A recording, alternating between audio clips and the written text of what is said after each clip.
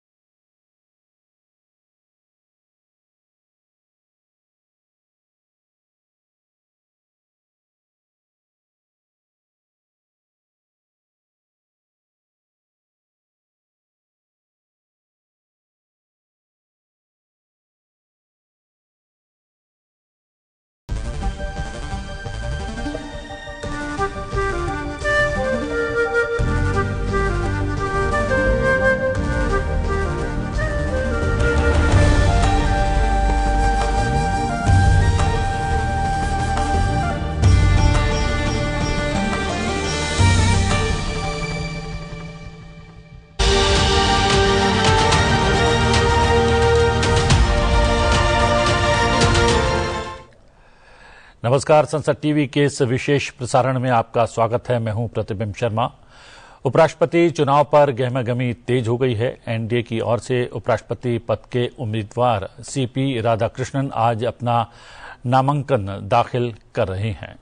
संसद भवन परिसर में आने के बाद सीपी राधाकृष्णन ने प्रेरणा स्थल पर जाकर महान विभूतियों की प्रतिमाओं पर पुष्पांजलि अर्पित की। ये उस समय की तस्वीरें हैं, आप देख सकते हैं अपने टेलीविजन स्क्रीन पर। सीपी राधाकृष्णन जी हैं, उनके साथ किरण रिजिजू हैं। पुष्पांजलि अर्पित करते हुए चंद्रपुरम पोन्नुसामी राधाकृष्णन। हम आपको बता दें कि चंद्रपुरम पोन्नुसामी राधाकृष्णन का राजनीति में 4 दशकों से ज्यादा का अनुभव है। वो महाराष्ट्र, झारखंड, तेलंगाना के राज्यपाल और पुडुचेरी के उपराज्यपाल रह चुके हैं।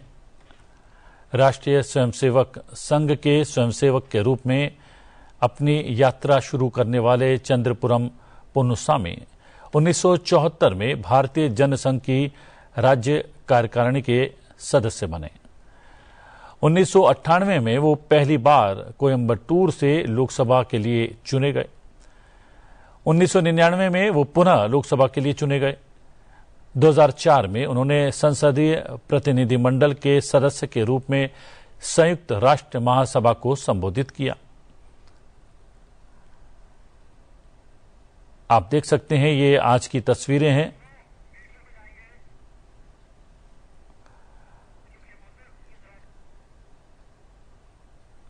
ये आज की तस्वीरें हैं जब आज पुष्पांजलि अर्पित करने के लिए पहुंचे थे।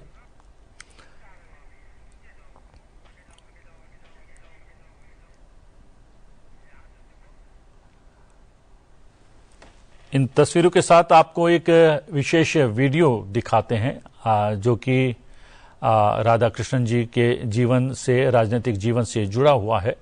आइए एक बार एक नजर डाल लेते हैं।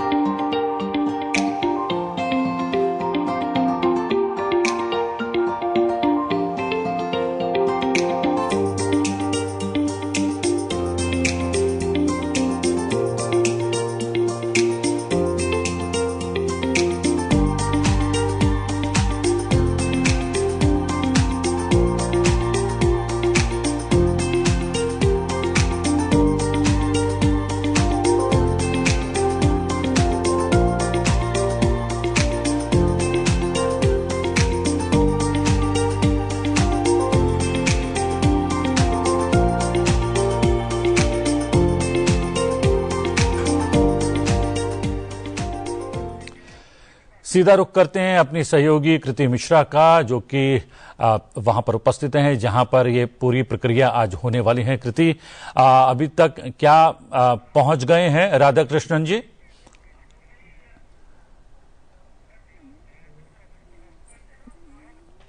जी हाँ, कृति से हम बात करेंगे और जानकारी हासिल करने की कोशिश करेंगे, और जो हमें जानकारी है कुछ ही देर में पहुंचने वाले हैं राधा कृष्णन जी। अपना आज नॉमिनेशन दाखिल करने वाले हैं, उपराष्ट्रपति पद के एनडीए के उम्मीदवार हैं। और ये कुछ देर पहले की तस्वीरें हैं जो कि लगातार हम आपके साथ अपने टेलीविजन स्क्रीन पर साझा कर रहे हैं। कृति हमारे साथ जुड़ गई हैं। कृति, क्या जानकारी है, क्या अपडेट है अभी तक? कहाँ? जी हाँ प्रतिबिंब, बिल्कुल जैसा कि आप जानते हैं आज एनडीए वाइस प्रेसिडेंशियल नॉमिनी का नॉमिनेशन होने वाला है, और मैं अपने कैमरा पर्सन से रिक्वेस्ट करूंगी कि वो थोड़ा सा कैमरा पैन करके हमारे दर्शकों को दिखाएं कि किस तरह से जो पार्लियामेंट हाउस है उसके फर्स्ट फ्लोर पर आप सामने देख सकते हैं वसुधा F101 है। ये पोलिंग डेट के लिए जो जगह है वो फिक्स की गई है। इसके सामने आप गैलरी देख सकते हैं, वहां पर रूम RS28 है जहां पर नॉमिनेशन की पूरी प्रक्रिया होनी है अभी कुछ ही देर में, जो एनडीए के वाइस प्रेसिडेंशियल नॉमिनी है। और जैसा कि हम जानते हैं कि सारे रूल्स और प्रोविजंस हैं उनके साथ, इस बार अगर की बात की जाए तो रिटर्निंग ऑफिसर जो हैं वो राज्यसभा के सेक्रेटरी जनरल हैं मिस्टर PC मोदी, उनके साथ ही असिस्टेंट रिटर्निंग ऑफिसर्स हैं। कुछ ही देर में ये पूरी प्रक्रिया पूरी की जाएगी, और आप देख सकते हैं कि कैसे सिक्योरिटी की जो व्यवस्था है वो पूरी तरह से चाक चौबंद है। लोगों की आवाजाही लगातार हो रही है। कुछ ही देर में अभी हम देखेंगे कि प्रपोजर्स और सेकेंडर्स भी आएंगे और लगातार हम अपडेट अपने दर्शकों तक पहुंचाते रहेंगे। जी प्रतिबिंब। कृति, अगर बात करें कल एक विशेष बैठक जो है इस प्रक्रिया से पूर्व की गई, जिसकी अध्यक्षता स्वयं प्रधानमंत्री नरेंद्र मोदी ने की। उन्होंने अभिवादन किया, स्वागत सत्कार किया राधाकृष्णन जी का। और क्यों ना करें, 4 अलग अलग राज्यों के राज्यपाल रहे हैं। एक लंबी यात्रा है राजनीतिक रूप से देखा जाए राधाकृष्णन की। क्या कुछ कहना है उनकी इस यात्रा के बारे में?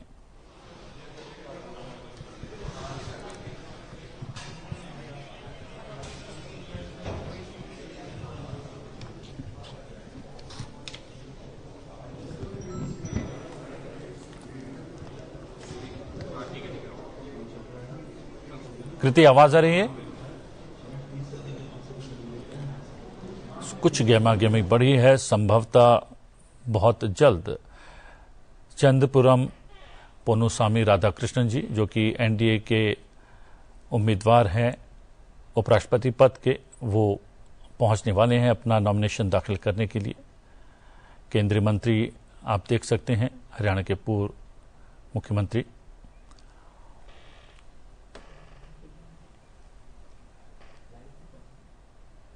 हम लगातार सीधी तस्वीरें आपको दिखा रहे हैं।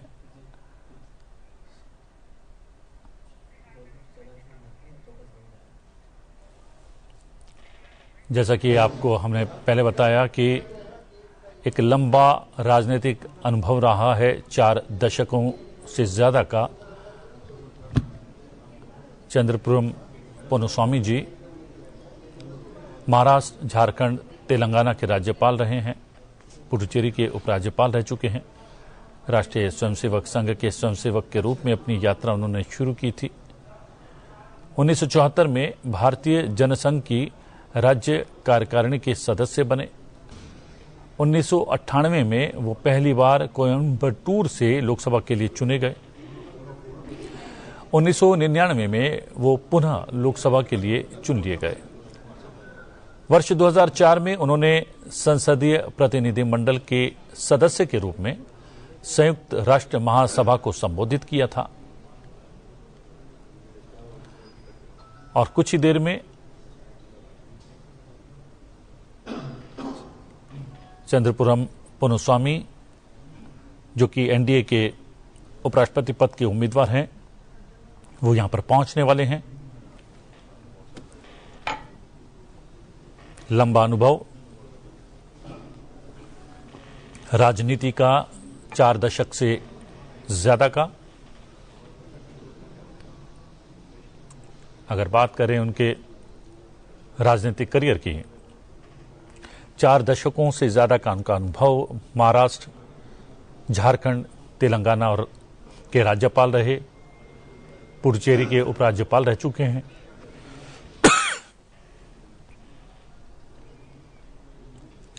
राष्ट्रीय स्वयंसेवक संघ के स्वयंसेवक के रूप में अपनी यात्रा शुरू करने वाले चंद्रपुरम पोनुस्वामी 1974 में भारतीय जनसंघ की राज्य कार्यकारिणी के सदस्य बने।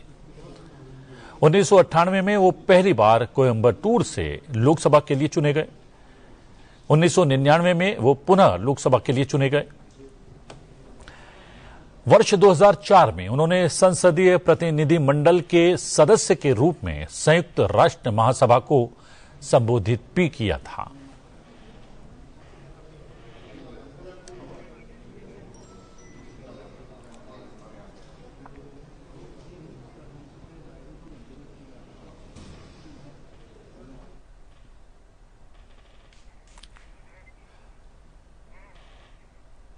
आइए एक ग्राफिक के माध्यम से जान लेते हैं कि कैसे होता है उपराष्ट्रपति का चुनाव। उपराष्ट्रपति का चुनाव परोक्ष होता है, जिसके निर्वाचन मंडल में राज्यसभा और लोकसभा के सांसद शामिल होते हैं। उपराष्ट्रपति के चुनाव में लोकसभा और राज्यसभा के सांसद ही वोट डाल सकते हैं। दोनों सदनों के मनोनीत सांसद भी वोट डाल सकते हैं। उपराष्ट्रपति का कार्यकाल पूरा हो जाने के 7 दिनों के अंदर चुनाव कराना जरूरी है। आप देख सकते हैं प्रधानमंत्री नरेंद्र मोदी हैं, राधाकृष्णन जी हैं, राजनाथ सिंह जी हैं, अमित शाह जी हैं। एक बड़ा अवसर एनडीए के लिए, क्योंकि एनडीए के उपराष्ट्रपति पद के उम्मीदवार अपना नामांकन दाखिल करने के लिए जाते हुए। सीधी तस्वीरें आप देख रहे हैं संसद टीवी पर। प्रधानमंत्री, हम बता दें कि चंद्रपुरम पोन्नुसामी राधाकृष्णन जी का एक लंबा अनुभव रहा है राजनीति का, और वर्तमान में वो महाराष्ट्र के राज्यपाल हैं, और आज वो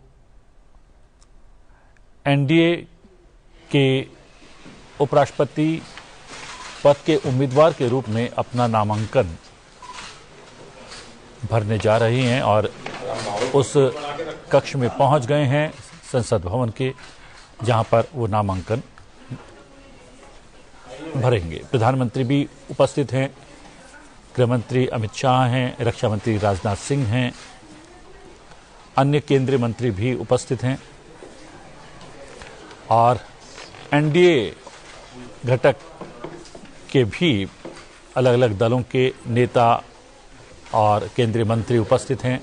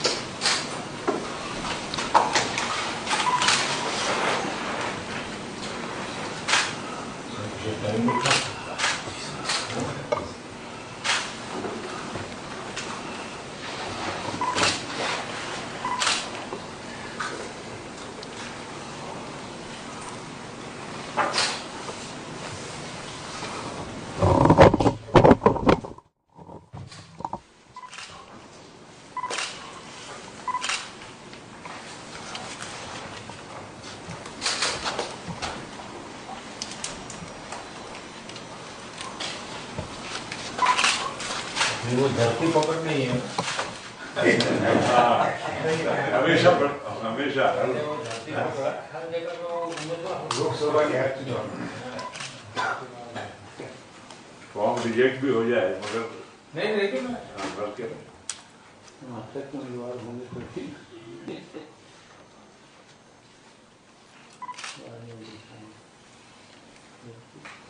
कुछ शब्द या नाम ऐसे पॉपुलर हो जाते तो कारण जुबली चला गया नाम तो यही है।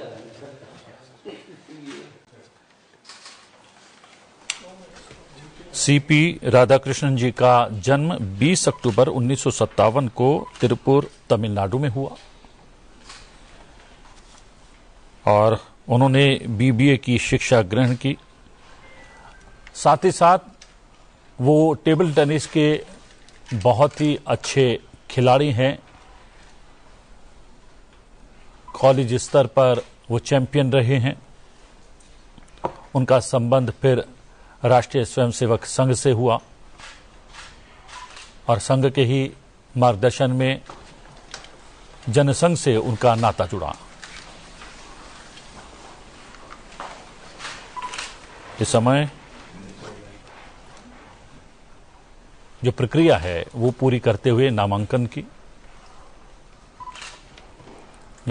इस प्रक्रिया के समय सीपी राधाकृष्णन जी के साथ प्रधानमंत्री नरेंद्र मोदी, रक्षा मंत्री राजनाथ सिंह जी, केंद्रीय मंत्री और बीजेपी के राष्ट्रीय अध्यक्ष जेपी नड्डा जी और एनडीए के भी सदस्य और मंत्रीगण उपस्थित हैं इस अवसर पर। इससे पहले कल एक बहुत ही विशिष्ट बैठक हुई थी जिसकी अध्यक्षता स्वयं प्रधानमंत्री ने की थी और अभिवादन किया था, स्वागत किया था सीपी राधाकृष्णन जी का। उस विशेष बैठक में एनडीए घटक के सभी राजनेता, सांसद, मंत्रीगण उपस्थित थे और आज जब नामांकन की प्रक्रिया पूरी हो रही है एनडीए के उपराष्ट्रपति पद के उम्मीदवार के रूप में सीपी राधाकृष्णन के, तो उस समय भी प्रधानमंत्री, राष्ट्रपति, गृह मंत्री और अन्य केंद्रीय मंत्रियों के साथ साथ एनडीए घटक के भी मंत्रीगण, सांसद इस अवसर पर उपस्थित हैं।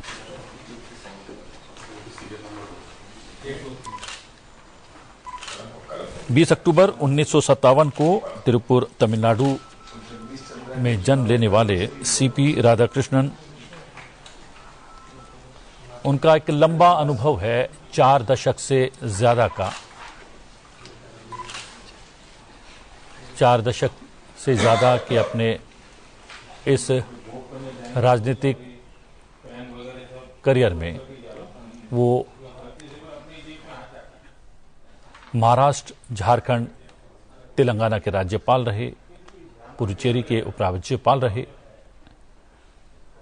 राष्ट्रीय स्वयंसेवक संघ के स्वयंसेवक के रूप में अपनी यात्रा शुरू कर 1974 की बात है जब वो भारतीय जनसंघ की राज्य कार्यकारिणी के सदस्य बने। 1998 में वो पहली बार कोयंबटूर से लोकसभा के लिए चुने गए। 1999 में वो पुनः लोकसभा के लिए चुने गए। बात है वर्ष 2004 की जब उन्होंने संसदीय प्रतिनिधि मंडल के सदस्य के रूप में संयुक्त राष्ट्र महासभा को संबोधित किया था और इस समय देश के उपराष्ट्रपति पद के एनडीए के उम्मीदवार के रूप में अपना नामांकन पत्र दाखिल कर रहे हैं और ये प्रक्रिया अभी चल रही है।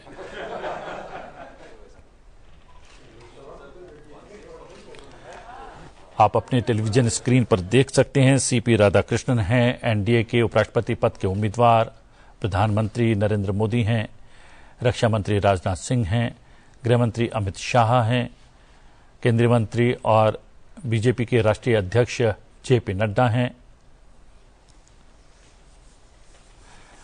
और दाईं तरफ संभवतः सीपी राधाकृष्णन जी के चिराग पासवान जी हैं।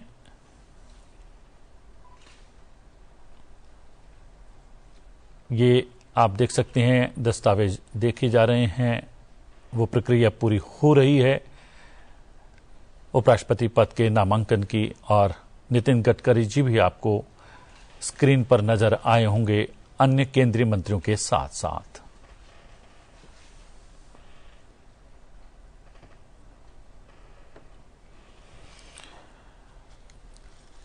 आपको एक बार फिर से बता दें कि 20 अक्टूबर 1957 को तमिलनाडु में जन्म हुआ था सीपी राधाकृष्णन जी का। बीबीए की डिग्री उन्होंने हासिल की। खेलों में विशेष रुचि है। 40 वर्ष से ज्यादा का समय राजनीति में वो पूरा कर चुके हैं। इस दौरान अलग अलग प्रदेशों के राज्यपाल रहे, उपराज्यपाल रहे और 1998 में वो पहली बार कोयंबटूर से लोकसभा के लिए चुने गए। 1999 में पुनः लोकसभा के लिए चुने गए। वर्ष 2004 में उन्होंने संसदीय प्रतिनिधि मंडल के रूप में सदस्य के रूप में संयुक्त राष्ट्र महासभा को संबोधित किया था, जिसका जिक्र आज तक किया जाता है। चर्चित था उनका वो संबोधन। एक कह सकते हैं बहुत सदी हुई 4 दशक से ज्यादा लंबी राजनीतिक पारी, और अपनी राजनीतिक पारी के इस पड़ाव में वो आज एनडीए के उपराष्ट्रपति पद के उम्मीदवार के रूप में अपना नामांकन दर्ज करवा रहे हैं।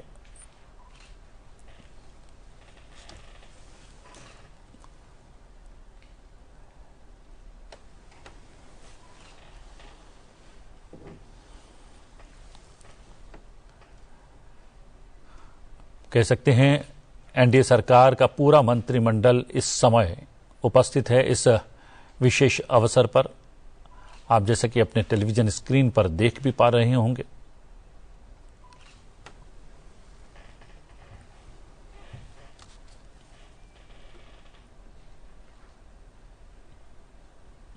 प्रक्रिया चलती हुई नामांकन पत्र दाखिल करने की। अगर इस पूरी प्रक्रिया के बारे में बात करें, उपराष्ट्रपति का चुनाव कैसे होता है, तो उपराष्ट्रपति का चुनाव परोक्ष रूप से होता है और इसके निर्वाचन मंडल में राज्यसभा और लोकसभा के सांसद शामिल होते हैं। सीपी राधाकृष्णन जी आप देख सकते हैं हस्ताक्षर करते हुए। जो प्रक्रिया है नामांकन पत्र भरने की, उस प्रक्रिया से गुजरते हुए, और इस प्रक्रिया की सीधी तस्वीरें आप केवल संसद टीवी पर देख रहे हैं।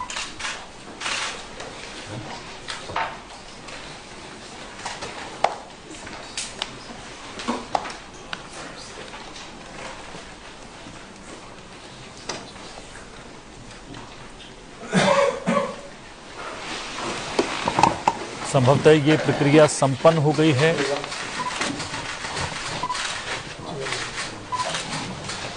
सेक्रेटरी जनरल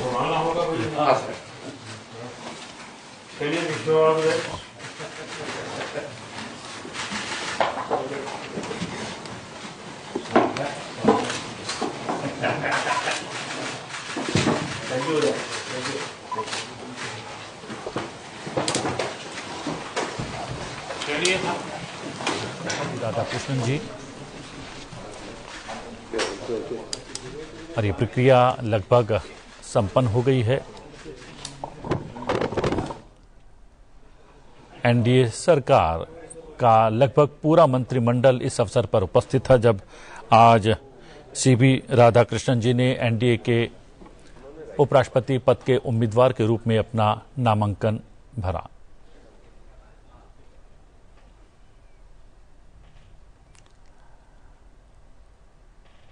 आपको खट्टर जी नजर आ रहे हैं, केंद्रीय मंत्री।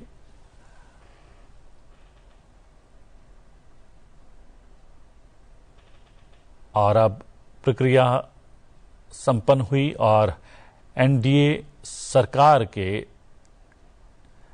तमाम मंत्री जो कि उपस्थित थे, श्री सीपी राधाकृष्णन जी के नामांकन पत्र भरने की प्रक्रिया के दौरान वो सब कक्ष से बाहर आते हुए, बाहर सीपी राधाकृष्णन जी जो कि उम्मीदवार हैं एनडीए के उपराष्ट्रपति पद के, प्रधानमंत्री भी साथ में हैं और सबका अभिवादन करते हुए समस्त मंत्रिमंडल आपको नजर आ रहा है। एक विशेष अवसर है, बहुत ही विशेष अवसर। और आप देख रहे थे सीधी तस्वीरें कि सीपी राधाकृष्णन जी जो कि अभी तक महाराष्ट्र के राज्यपाल हैं और इससे पहले भी 2 अलग अलग राज्यों के राज्यपाल रह चुके हैं। 40 बरस से अधिक का उनका राजनीतिक सफर रहा है और अपने राजनीतिक सफर के इस पड़ाव में अब वो एनडीए सरकार की ओर से उपराष्ट्रपति पद के उम्मीदवार बने हैं और उन्होंने अपना नामांकन भर दिया है, दर्ज करवा दिया है। आइए एक इंफोग्राफिक्स के माध्यम से जान लेते हैं कि कैसा होता है उपराष्ट्रपति का चुनाव। उपराष्ट्रपति का चुनाव परोक्ष रूप से होता है, जिसके निर्वाचन मंडल में राज्यसभा और लोकसभा के सांसद शामिल होते हैं। उपराष्ट्रपति के चुनाव में लोकसभा और राज्यसभा के सांसद ही वोट डाल सकते हैं। दोनों सदनों के मनोनीत सांसद भी वोट डाल सकते हैं। अगर उपराष्ट्रपति के कार्यकाल की बात करें तो कार्यकाल पूरा हो जाने के 7 दिनों के अंदर चुनाव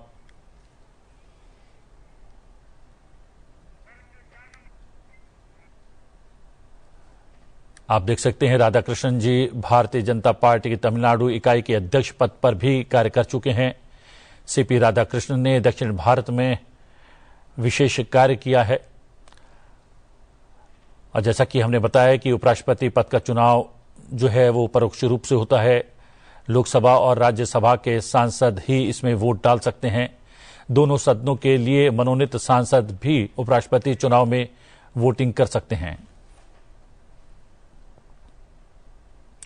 हम बता दें कि उपराष्ट्रपति का कार्यकाल पूरा हो जाने के 60 दिनों के भीतर चुनाव करवाया जाता है। निर्वाचन अधिकारी चुनाव को लेकर एक पब्लिक नोट जारी करते हैं और उम्मीदवारों से नामांकन मंगवाते हैं।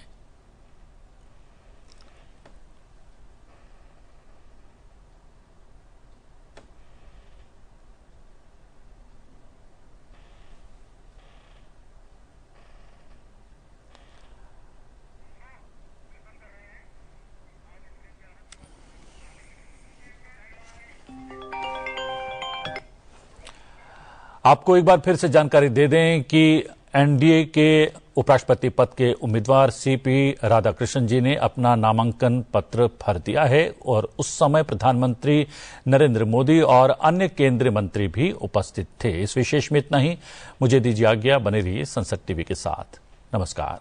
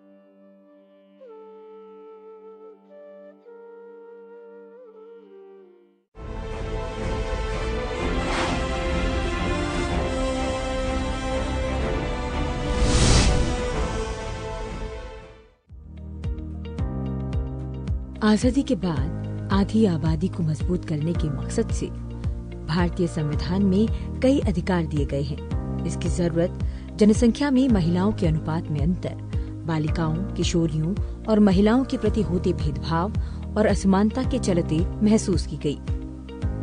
इस विषय पर देश और सरकार के प्रयास और लैंगिक समानता का सिद्धांत भारतीय संविधान की प्रस्तावना मौलिक अधिकारों, मौलिक कर्तव्यों और नीति निर्देशक सिद्धांतों में समाहित है। संविधान महिलाओं को समानता और भेदभाव रहित आधार देता है। अनुच्छेद 14 के तहत महिलाओं को समानता का अधिकार दिया गया है। अनुच्छेद 15 खंड 3 के तहत कोई बात राज्य को स्त्रियों और बालकों के लिए कोई विशेष उपबंध करने से निवारित नहीं करेगी। वहीं अनुच्छेद 16 खंड 1 के अनुसार लोक सेवाओं में बिना भेदभाव के अवसर की समानता है। अनुच्छेद 19 खंड 1 के अनुसार समान रूप से अभिव्यक्ति की स्वतंत्रता है। वहीं अनुच्छेद 21 के तहत स्त्री पुरुष को प्राण और दैहिक स्वाधीनता से वंचित नहीं किया जा सकता। अनुच्छेद 23 और 24 के अनुसार स्त्री पुरुष को शोषण के विरुद्ध समान अधिकार दिए गए हैं। अनुच्छेद 25 और 28 में दोनों को धार्मिक स्वतंत्रता के समान अधिकार दिए गए हैं। अनुच्छेद 29 और 30 के तहत शिक्षा और संस्कृति का अधिकार, अनुच्छेद 32 के तहत संवैधानिक और उपचारों का अधिकार दिया गया है। वहीं अनुच्छेद 39 खंड घ के तहत पुरुष और स्त्री को समान कार्य के लिए समान वेतन का अधिकार दिया गया है। अनुच्छेद 42 के तहत महिलाओं को प्रसूति सहायता प्राप्ति की व्यवस्था का अधिकार दिया गया है। अनुच्छेद 51 खंड ड के तहत ऐसी प्रथाओं का त्याग करने की बात कही गई है जो स्त्रियों के सम्मान के विरुद्ध हो। अनुच्छेद 243 खंड ड के तहत पंचायती राज संस्थाओं में 1/3 आरक्षण की व्यवस्था की गई है। 1993 में हुए 73वें और 74वें संशोधन में महिलाओं के लिए पंचायतों और नगर पालिकाओं की स्थानीय निकायों में आरक्षण का प्रावधान किया गया है, जो उन्हें भागीदारी का मजबूत आधार प्रदान करता है। गर्भवती महिलाओं और शिशुओं को कुछ विशेष कानूनी अधिकार दिए गए हैं। संविधान के अनुच्छेद 42 में कामकाजी माताओं के लिए भी कुछ प्रावधान है। इसी के तहत 1961 में कामकाजी महिलाओं के लिए प्रसूति प्रसुविधा कानून बनाया गया था। 2016 में इस कानून को संशोधित करने के लिए मातृत्व लाभ संशोधन विधेयक लाया गया।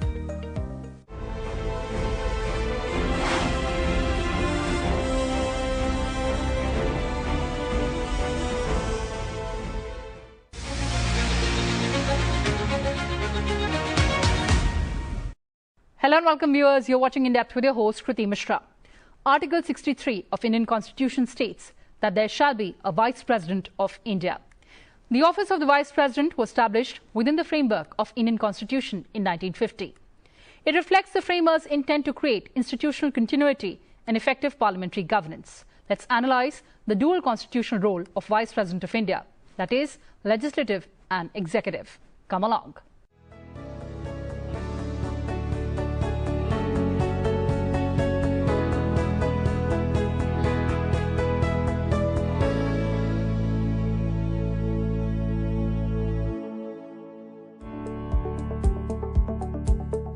Article 63 of Constitution of India provides that there shall be a Vice President of India. Article 64 and 89(1) provide that the Vice President of India shall be ex officio chairman of the Council of States, that is the Rajya Sabha, and shall not hold any other office of profit.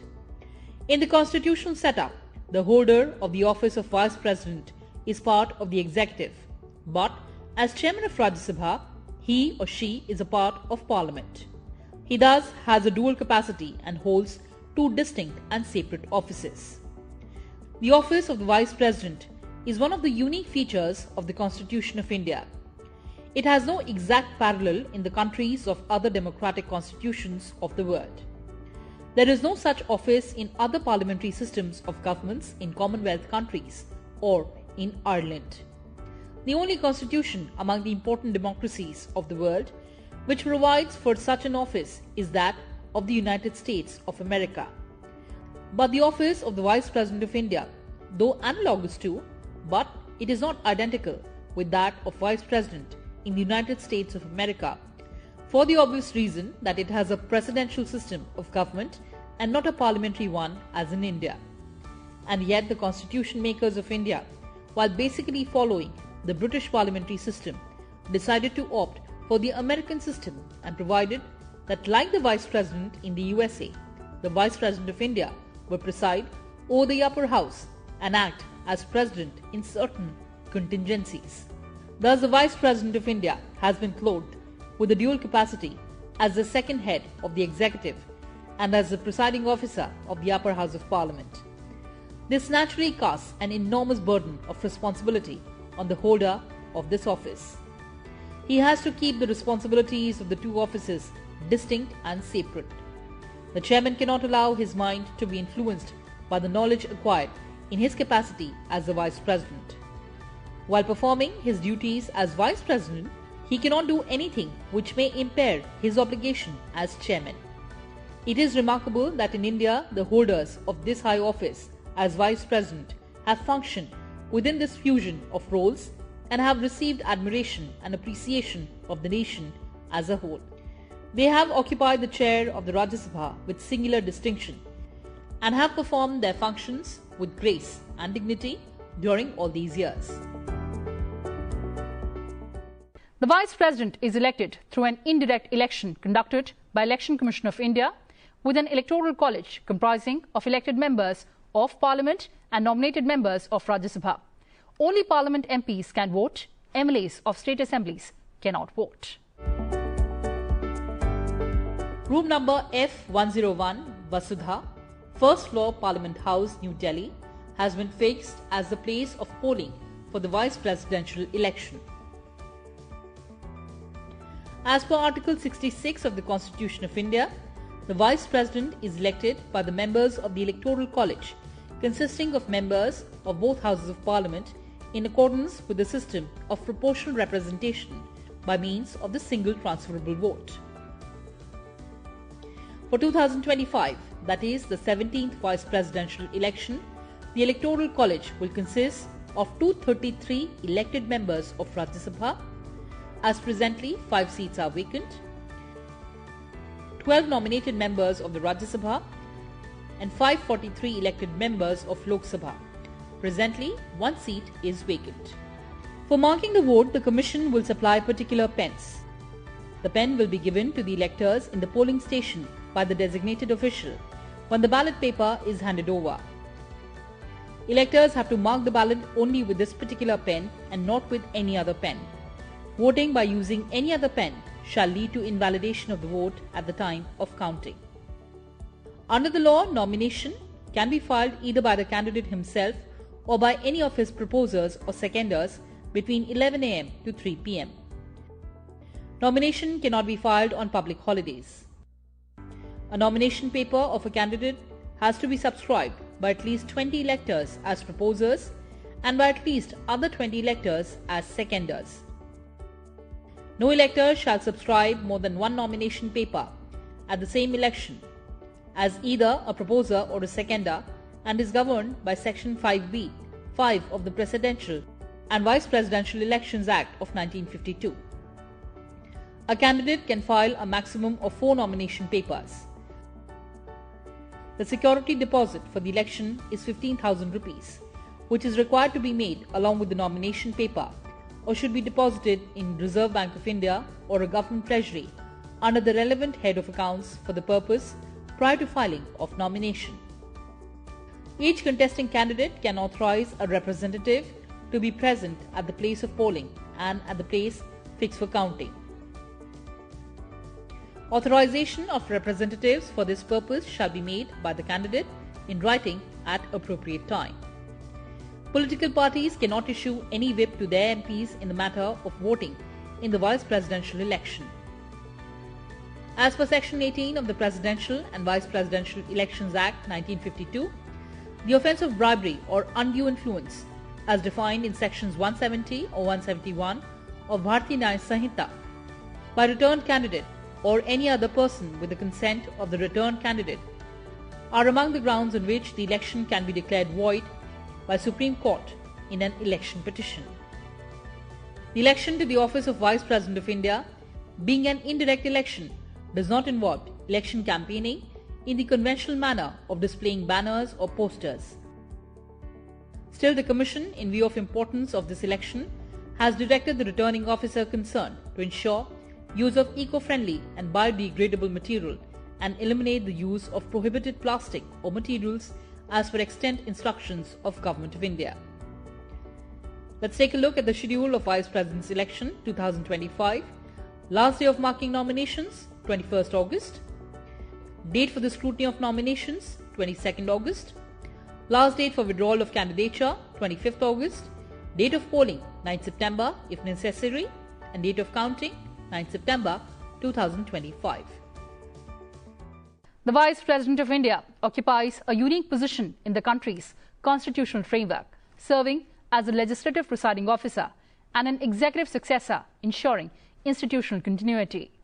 So who elects the Vice President of India? Well, the Vice President is elected by an electoral college which consists of members of Lok Sabha and Rajya Sabha, both elected and nominated members. What is the term of office of the Vice President?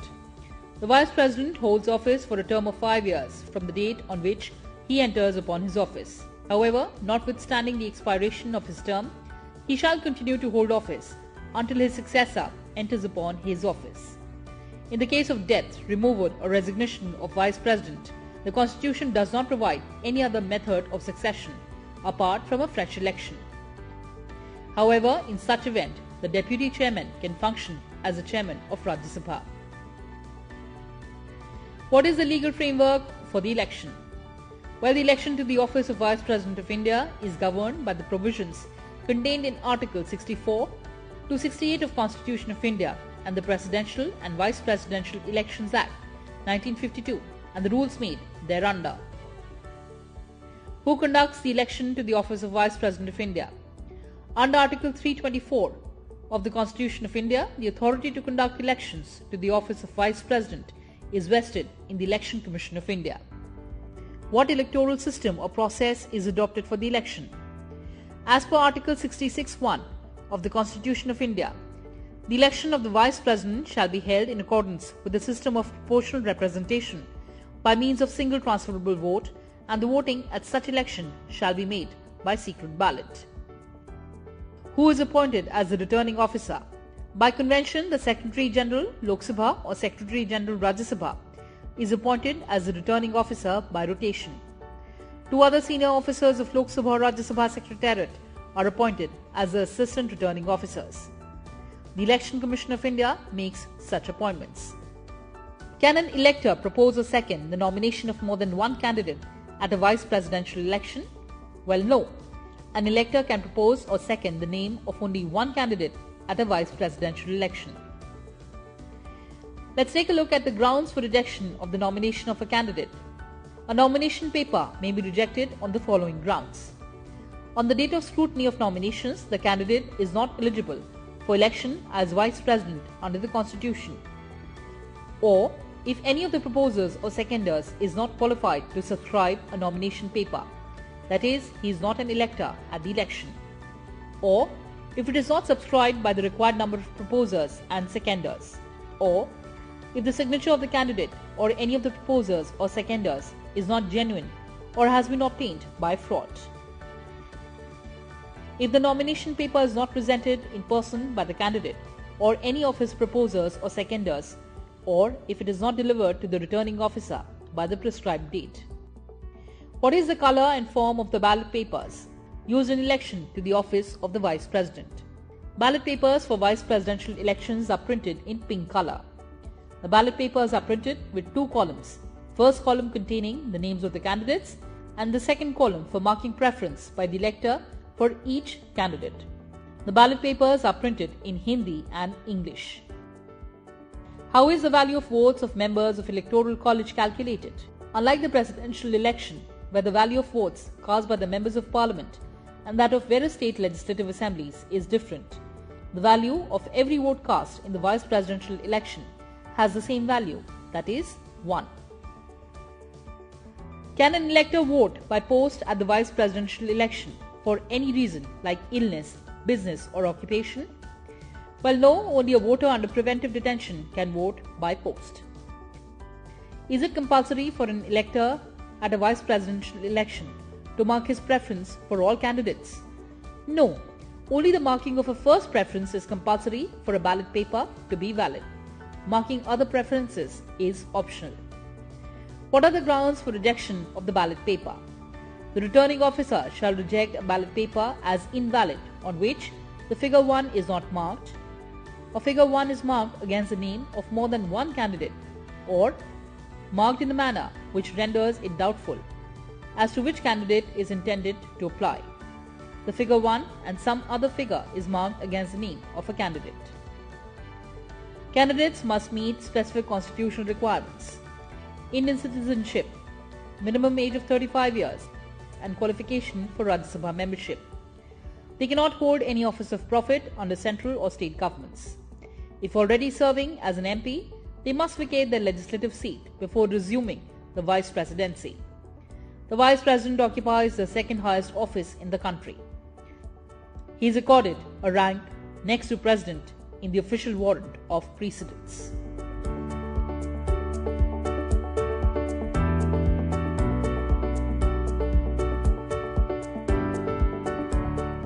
Well, viewers, that's all we had for you in this edition. Thanks for watching and stay tuned to Sunset TV. Goodbye for now from my side.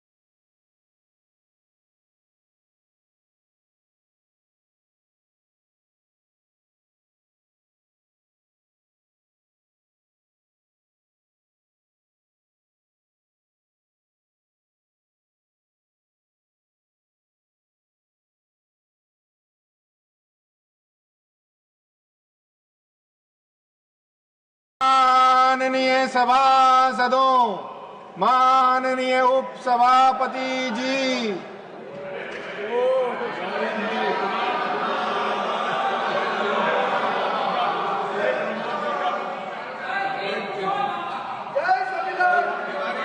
Tiwari Papers to be laid on the table. Sri Ramdas Athawale.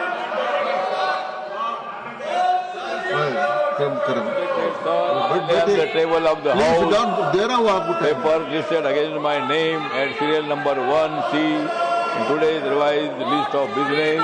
ये हंगामा बंद करो, हंगामा बंद करो.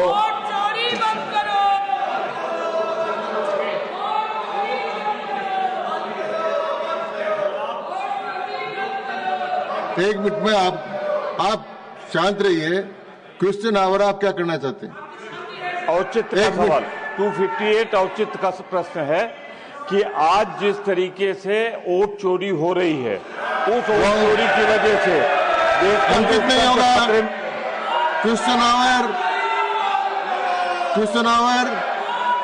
Question number 286 doctor Sikandar Kumar.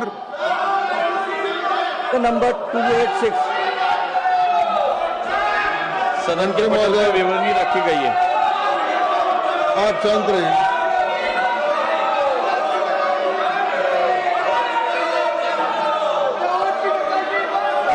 Sir, माननीय मंत्री से मैं जानना चाहता हूं, क्या राष्ट्रीय सहकारी विकास निगम NCDC में किसी विशेष योजना के तहत हिमाचल प्रदेश में सहकारी समितियों के ग्रामीण विकास हेतु वित्तीय सहायता प्रदान की है? यदि की है तो हाँ, अगर नहीं की है तो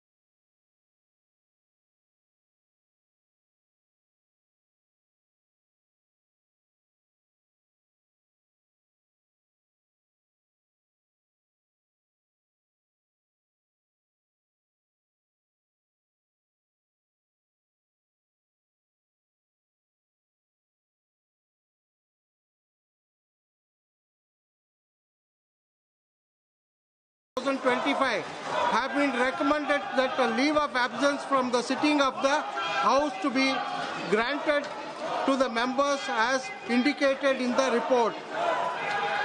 Is it the pleasure of the House that the leave as recommended by the committee be granted? Honorable Speaker, the members will be informed accordingly. Item number 9, Chandrajit Singh, Chennai. Yes, sir, I rise to present a copy each of the 14th, 15th, 16th, 17th, 18th, 19th, and 20th and 21st reports, Hindi and English version of the Standing Committee on Agriculture, Animal Husbandry, Food Processing 2024-25 as listed my name against my name at serial number 9 in today's list of business. Thank you. 7, Kalyan Wajinath Rao Khale.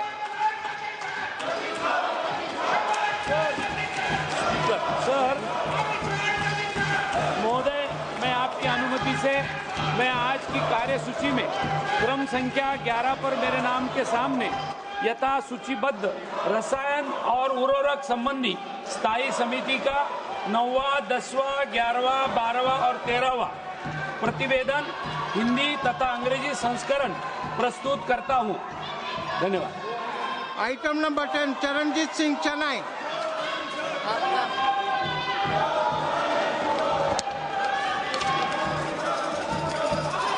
Sir, I rise to lay a copy of the statement, Hindi and English version, showing further action taken by the government on the 13th action taken report of the Standing Committee on Agriculture, Animal Husbandry and Food Processing 2024-25 as listed against my name at serial number 10 in today's list of business.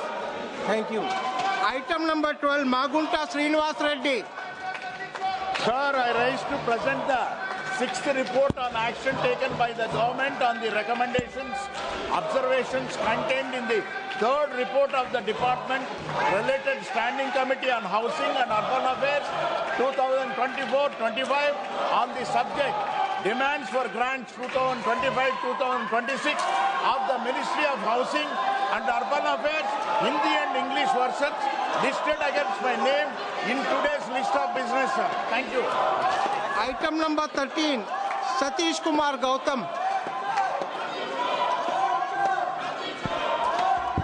महोदय, मैं आज cyber अपराध, जलिस्ट सुरक्षा रोकथाम विषय के संबंध में विभाग संबंधी गृह कार्य संबंधी स्थायी समिति के 254वें प्रतिवेदन हिंदी और अंग्रेजी में एक प्रति सभापटल पर रखता हूं।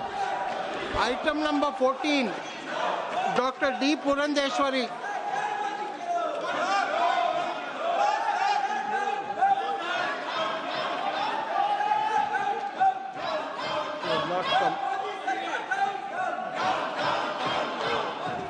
Shri Kamakya Prasad. Sir, I raise to lay the following reports in English and Hindi of the Standing Committee on Education, Women, Children, Youth and Sports as listed against my name at serial number 14 in today's order paper. 369 report on review of functioning and performance of Sports Authority of India and Fellow India pertaining to the appointment of Sports Ministry, Youth and of Youth Affairs and Sports, and 370 report on implementation of Article 15(5) of Indian Constitution regarding special provision for reservation of SC, STs and OBCs in educational institution, including private educational institution pertaining to the Department of Higher Education, Ministry of Education. Thank you, sir. Item number 15, Vishweshwara Hegde Kageri. Speaker, sir, I raise to lay 388th report on overall review of safety in the civil aviation sector in Hindi and English of the Department Related Parliamentary Standing Committee on Transport, Tourism and Culture listed against my name at serial number 15 in today's list of business. Thank you. Item number 16, Chandrasekhar Pemsani. Sir, in pursuance with para 5 of Appendix 1 of Delegation of Financial Power Rules 2024, I would like to lay statements regarding withdrawal of funds from the Contingency Fund of India for expenditure in respect of SATCOM monitoring facility project and for servicing interest on sovereign guarantee bonds raised by MTNL, respectively pertaining to Department of Telecommunications. Thank you. Item number 17, BL Verma.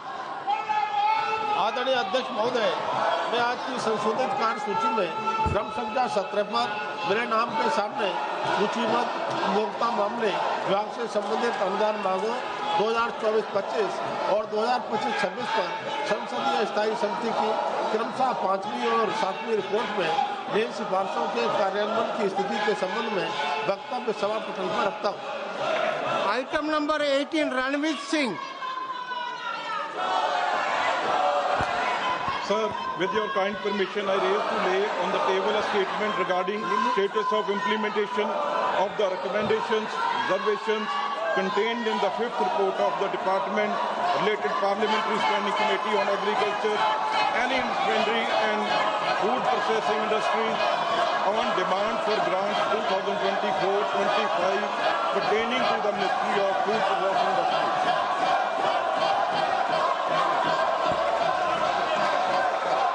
Item number 19, Nimmu Ben Bomania. माननीय सभापति महोदय, मैं आपकी अनुमति से आज की संशोधित कार्यसूची में क्रम संख्या 19 पर अपने नाम के आगे सूचीबद्ध विवरण जो संबंधित संसदीय स्थायी समिति के 6वें एवं 8वें प्रतिवेदन में अनुदान मांगों वर्ष 2024-25 और 2025-26 क्रमशः के संबंध में और 38वें एवं 40वें प्रतिवेदन में गैर हाउसिंग विकास नियामक प्राधिकरण का कामकाज और उचित मूल्य की दुकानों का रूपांतर जो खाद्य और सार्वजनिक वितरण विभाग के संबंध में की गई सिफारिशों के कार्यान्वयन की स्थिति के संबंध में वक्तव्य सभा पटल पर प्रस्तुत करती हूँ। धन्यवाद महोदय। Item number 23, Shri Ashwini Vaishnav.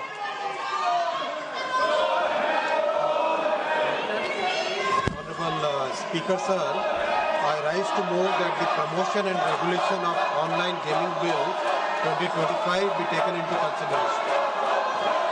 Shri Manish Tiwari ji.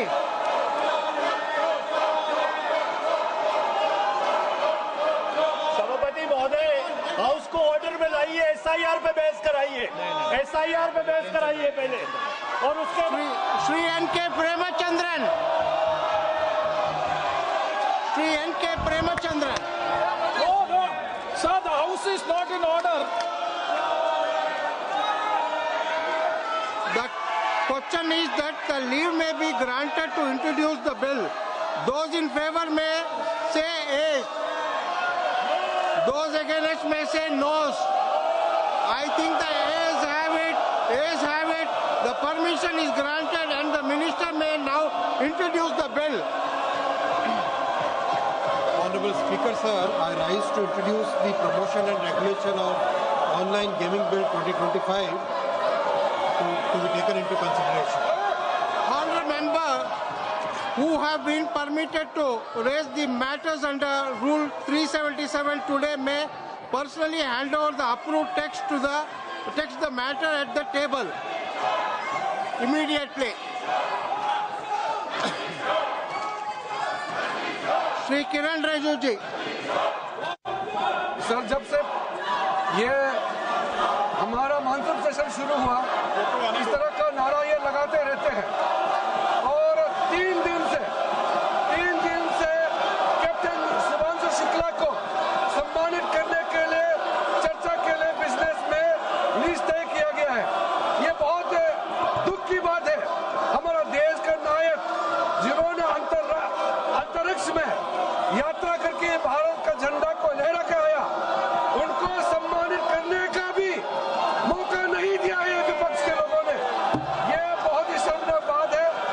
आप लोग बाहर में जा करके आप देखिए कितना खराब लगता है। आपका ये हरकतें दुनिया हंसता है। अब स्कूल के बच्चे भी बोलने लग गए हैं कि मेंबर्स ऑफ पार्लियामेंट ऐसा बिहेव करता है क्या? आप सोचिए, शांति दिमाग से सोचिए।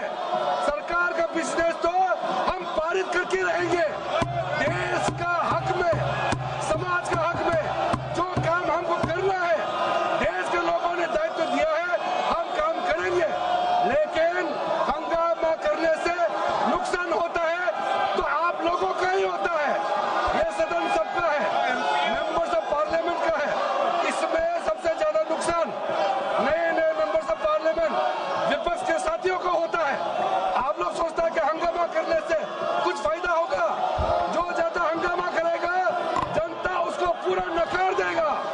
आप लोग कोई सहानुभूति प्राप्त करने वाला नहीं है। इसलिए मैं पुनः आग्रह करता हूँ, आप लोग चर्चा में भाग लीजिए, बिल्स का डिस्कशन में भाग लीजिए। कैप्टन शुभांशु शुक्ला को सम्मानित देने में साथ दीजिए। आपके माध्यम से मैं फिर अनुरोध करना चाहता हूँ सर। लोग देख रहे हैं। Members, I request all you all to go and sit in your respective chairs. House is adjourned to meet again at 2 p.m. today.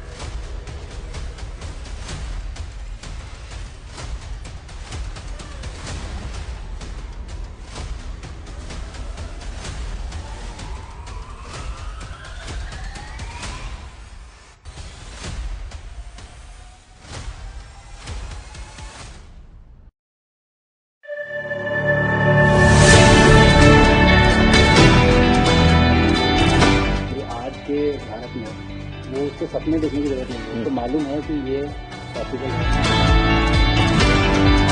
मैंने जो आपको होमवर्क कहा था तो उसका क्या प्रोग्रेस हुआ है?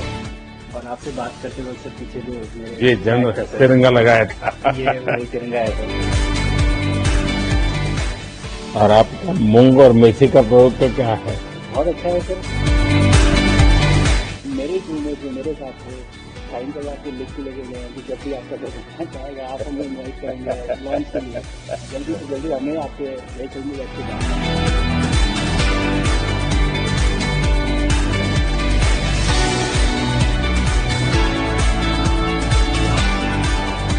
आप लोग जब इतनी बड़ी यात्रा करके वापस पहुंचते हैं काफी कुछ चेंज फील होता होगा। जस्ट मैं समझना चाहता हूँ कि वो किस प्रकार से अनुभव करते हैं आप लोग। सर जब ऊपर भी जाते हैं तो वहाँ का जो वातावरण है, एनवायरनमेंट है, वो अलग है, ग्रेविटी नहीं है। आप जाते हैं उसमें तो सीटिंग अरेंजमेंट वैसा ही रहता है जो, और पूरे 23-24 घंटे उसी में निकालना पड़ता है। हाँ सर, लेकिन एक बार जब आप अंतरिक्ष में पहुंच जाते हैं तो आप सीट खोल के अपना हार्नेस खोल के आप उसी कैप्सूल में आप मूव अराउंड आप जा सकते हैं, इधर उधर चीजें कर सकते हैं। कितनी जगह है उसमें? बहुत तो नहीं है सर, लेकिन थोड़ी बहुत है। मतलब आपका फाइटर जेट का कॉकपिट है उससे तो ज्यादा अच्छा है। उससे तो ज्यादा अच्छा है। बट पहुंचने के बाद सर काफी कुछ चेंजेस होते हैं, जैसे पूरा आपका हार्ट स्लो हो जाता है, तो वो कुछ बदलाव होते हैं और वो फिर लेकिन 4-5 दिन में बॉडी आपकी यूज टू हो जाती है, वहाँ आप नॉर्मल हो जाते हैं। और फिर जब वापस आते हैं तो फिर वही दोबारा से वही सारे चेंजेस आप मतलब चल नहीं सकते वापस आते हैं, तो चाहे आप कितने भी स्वस्थ हो। मुझे बुरा नहीं लग रहा था, मैं ठीक था, लेकिन फिर भी जब पहला कदम रखा तो मैं मतलब गिर रहा था तो लोगों ने पकड़ रखा था मुझे। फिर दूसरा तीसरा, हालांकि मालूम है कि चलना है, लेकिन वो ब्रेन जो है वो उसको टाइम लगता है सर वापस समझने में कि अच्छा अब ये नया एनवायरमेंट है, नया वातावरण है। यानी सिर्फ बॉडी का ट्रेनिंग नहीं है, माइंड का ट्रेनिंग ज्यादा है। माइंड का ट्रेनिंग है सर, बॉडी में ताकत है, मांसपेशियों में ताकत है, लेकिन वो ब्रेन की रीवायरिंग होनी है, उसको दोबारा से ये समझना है कि ये नया एनवायरमेंट है। अब इसमें आपको चलने के लिए इतनी ताकत लगेगी या इतना एफर्ट लगेगा, वो वापस से समझते हैं सर। सबसे ज्यादा समय से वहाँ कौन था, कितने समय का? इस समय सबसे ज्यादा समय लोग एक टाइम पे करीब 8 महीने तक लोग रह रहे हैं। इसी मिशन से शुरू हुआ है कि 8 महीने तक रहेंगे। अभी वहाँ जो लोग मिले आपको, उनमें से कुछ लोग हैं जो कि दिसंबर में वापस आए। और आपका मूंग और मेथी का प्रयोग का क्या है? बहुत अच्छा है सर। मैं इस बात से बहुत सरप्राइज था कि लोगों को इसके बारे में पता नहीं था, इन चीजों के बारे में। फूड बहुत बड़ा चैलेंज है सर एक स्पेस स्टेशन पे। जगह कम है, कार्गो महंगा है, आप कम से कम जगह में ज्यादा से ज्यादा कैलोरी और न्यूट्रिशन आपको पैक करने की हमेशा कोशिश रहती है, और हर तरह से प्रयोग चल रहे हैं सर। और इनको उगाना बहुत सिंपल है, बहुत ज्यादा रिसोर्स नहीं चाहिए स्पेस में। छोटा सा एक आप डिश में थोड़ा सा पानी डाल के उनको छोड़ दीजिए और वो बहुत अच्छे से 8 दिन बाद वो स्प्राउट होना शुरू हो गए थे स्टेशन में, मुझे देखने को मिले। तो हमारी जो ये टिपिकल जो हमारे कंट्री की जो सीक्रेट्स हैं, मैं बोलूंगा सर, जैसे ही हमें ये मौका मिला कि हम माइक्रोग्रेविटी रिसर्च में पहुंच पाए, ये वहां पहुंच गए।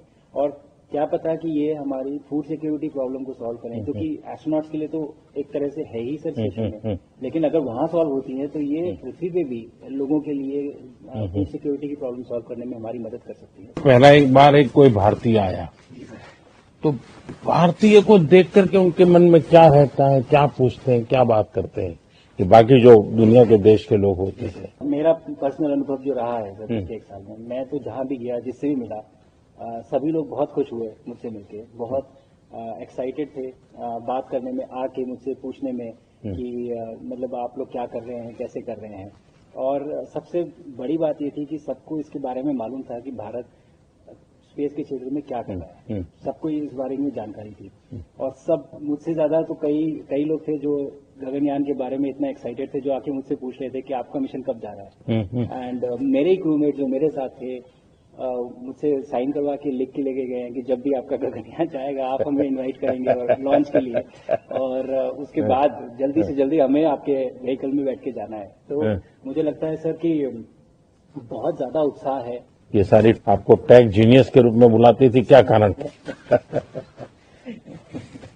नहीं सर, वो लोग मुझे लगता है बहुत काइंड है और जो इस तरह से बोलते हैं, बट मेरी जो ट्रेनिंग रही है सर, जो एयरफोर्स में ट्रेनिंग रही है और उसके बाद हम लोग ने टेस्ट पायलट की ट्रेनिंग की सर, तो मैं एयरफोर्स में जब गया था तो मुझे लगा था कि पढ़ाई नहीं करनी पड़ेगी, बट मुझे उसके बाद बहुत पढ़ाई करनी पड़ेगी, मुझे पता नहीं था।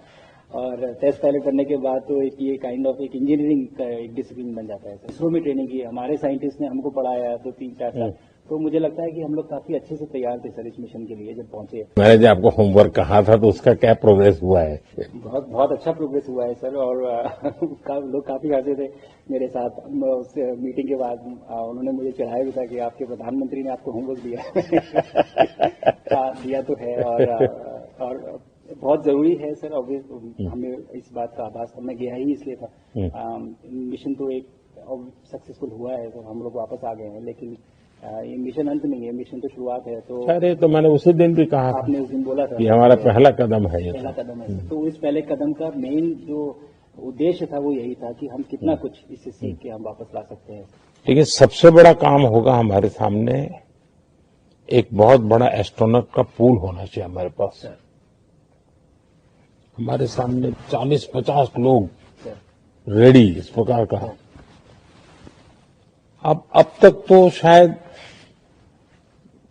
बहुत कम बच्चों के मन में होता होगा, हाँ यार ये कुछ अच्छा है, लेकिन अब आपके आने के बाद शायद वो विश्वास भी बहुत बढ़ेगा, आकर्षण भी बढ़ेगा। जब मैं छोटा था, राकेश शर्मा सर पहली बार गए थे 1982 में, और एस्ट्रोनॉट बनने का सपना कभी मेरे मन में नहीं आया है, क्योंकि हमारे पास कोई प्रोग्राम नहीं था। बट मैं जब इस बार गया सर स्टेशन में, तो 3 बार मैंने बच्चों से बात की। एक बार लाइव इवेंट था सर, और 2 बार वीडियो के थ्रू उनसे बात की। और तीनों इवेंट में सर एक बच्चा था हर इवेंट में जिसने पूछा कि सर मैं कैसे एस्ट्रोनॉट बन सकता हूँ। तो मुझे लगता है कि ये अपने आप में हमारे देश के लिए बहुत बड़ी सफलता है कि आज के भारत में वो उसको सपने देखने की जरूरत नहीं है, उसको मालूम है कि ये पॉसिबल है, हमारे पास ऑप्शन है और हम बन सकते हैं। और आपने जैसा कहा सर कि ये जिम्मेदारी है मेरी, मुझे लगता है मुझे बहुत मौका मिला कि मैं अपने देश का रिप्रेजेंट कर पाया हूँ, और अब ये मेरी जिम्मेदारी है कि अब मैं ज्यादा से ज्यादा लोगों को यहाँ तक पहुँचाऊँ। अब स्पेस स्टेशन और गगनयान जो हमारे बड़े मिशन है, उसमें आपका एक्सपीरियंस बहुत काम आएगा।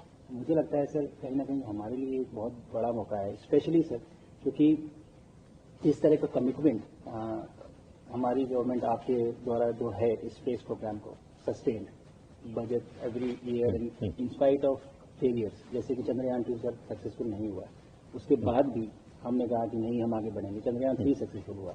ऐसे ही फेलियर होने के बाद भी अगर इतना सपोर्ट मिल रहा है और ये पूरी दुनिया देख रही है, तो कहीं ना कहीं सर हमारी इस समय क्षमता भी है और इस समय पोजीशन भी है, हम यहाँ पे एक लीडरशिप रोल एक्वायर कर सकते हैं सर। और बहुत बड़ा एक टूल होगा अगर एक ऐसा स्पेस स्टेशन जो लेड बाय भारत, बट बाकी लोग आके उसका हिस्सा बने। मैंने सुनी सर आपने जो आत्मनिर्भरता इन स्पेस मैन्युफैक्चरिंग वाली आपने बात की, तो ये सारी चीजें एक ही तरह से जुड़ी हुई है। जो विजन आपने जो अभी दिया है हमें, ये गगनयान का और बैस का और फिर मून लैंडिंग का, बहुत बड़ा ड्रीम है। हम अगर आत्मनिर्भर बन के करेंगे तो अच्छा करेंगे। बिल्कुल सर। मैंने काफी सारी चीजें सर स्पेस के फोटोग्राफ वगैरह कोशिश की भारत की लेने की। ये भारत यहाँ से शुरू से ये ट्रायंगल, ये बैंगलोर है सर, ये हैदराबाद क्रॉस हो रहा है, और ये जो फ्लैश आप देख रहे हैं सर, ये सारी बिजली चमक रही है सर, बिजली जो पहाड़ों में हो रहा है सर। और ये क्रॉस होती है जो डार्क एरिया आता है सर, ये हिमालय आ जाता है। और ये ऊपर की तरफ जो जा रहे हैं सर, ये तारे हैं सारे, और ये क्रॉस करते ही ये पीछे से सूरज आ रहा है sir.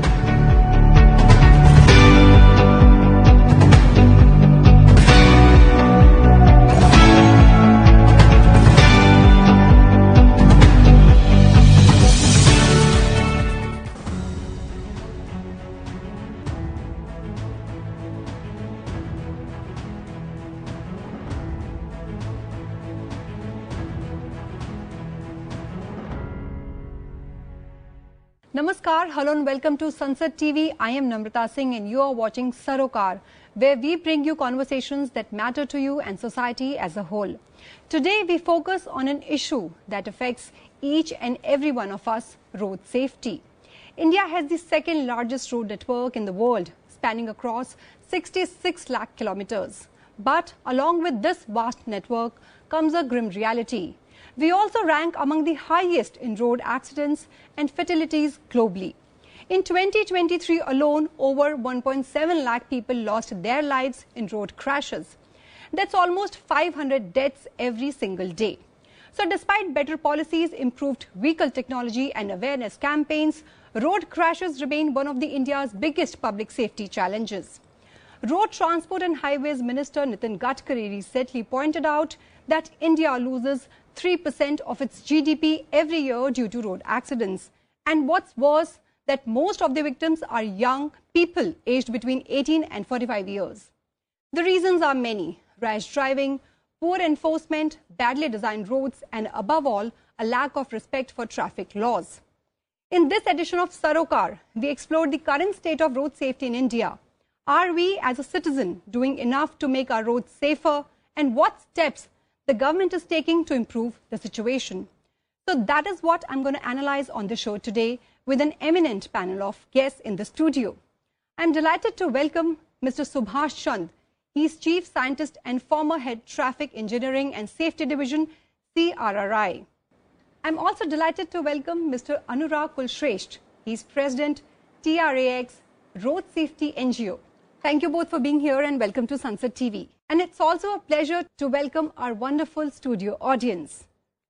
Let me begin the discussion with you, Subhashji. You know, over 1.5 lakh people succumb to road accidents in our country every year.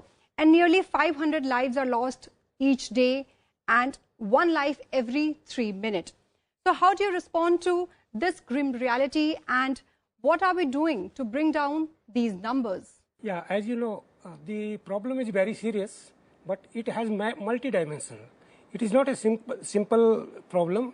It has got its many phases. It starts from road infrastructure. It starts from which include roads and road vehicle. Then there is engineering. Then there is how to manage road safety and traffic. Then there is other part which are involved, which know the education, enforcement, and post-crash treatment. And above that is the society. So everything, if we work together, then only this problem can be taken care of. So everybody has to step up. Everybody. Yes.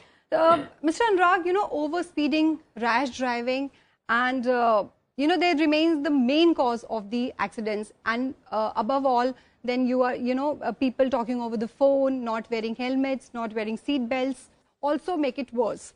So how can we change this sort of mindset among people? Before that, I want to say one thing.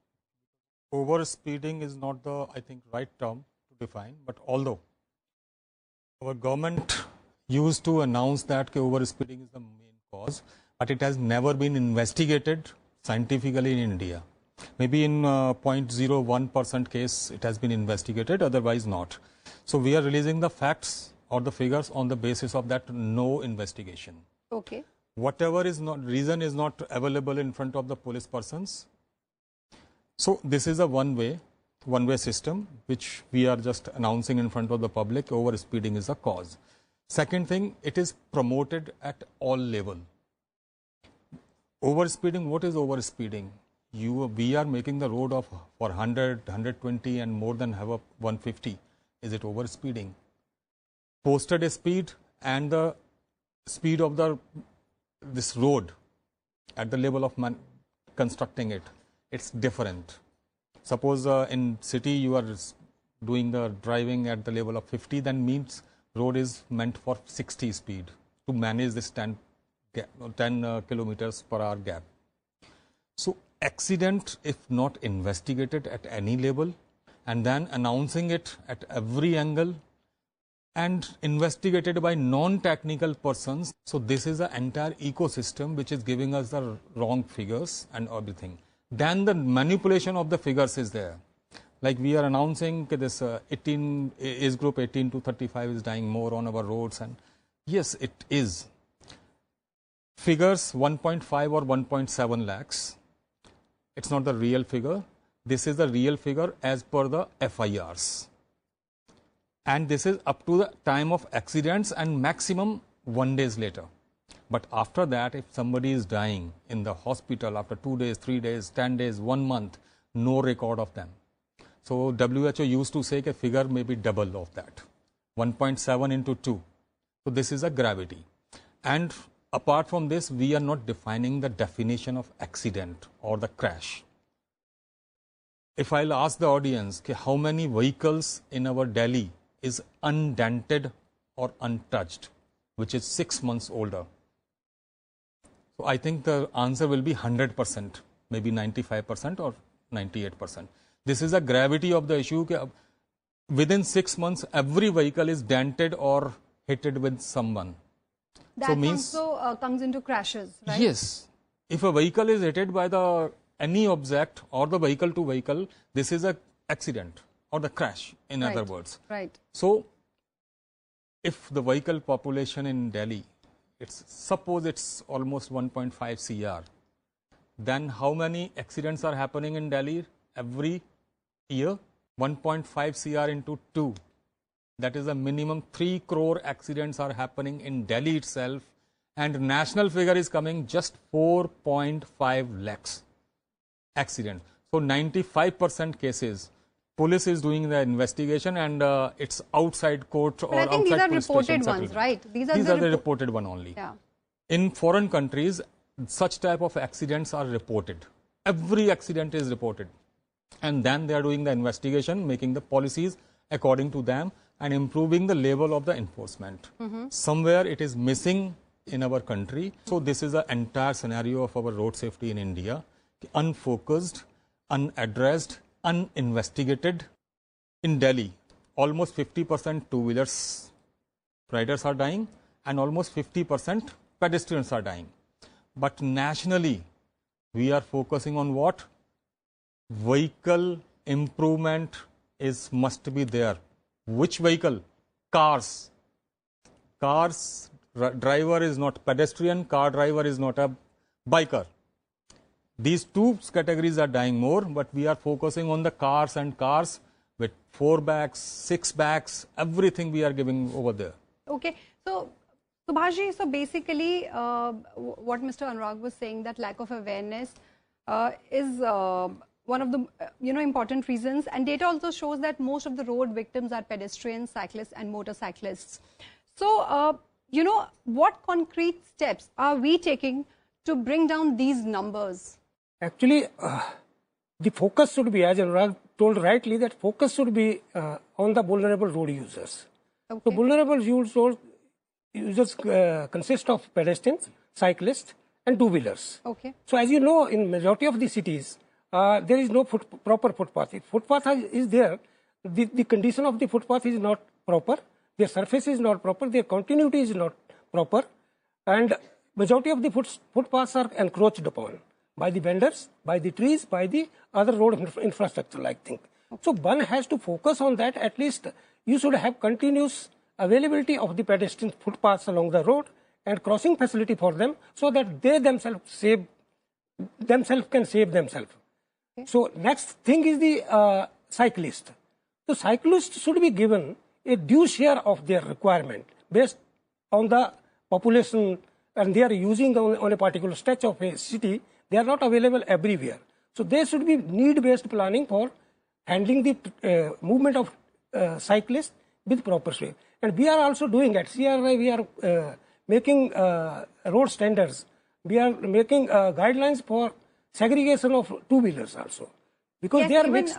Even my next question was on that safe road infrastructure is the key to preventing accidents. Yes. So, but problems like poor design roads, then potholes, then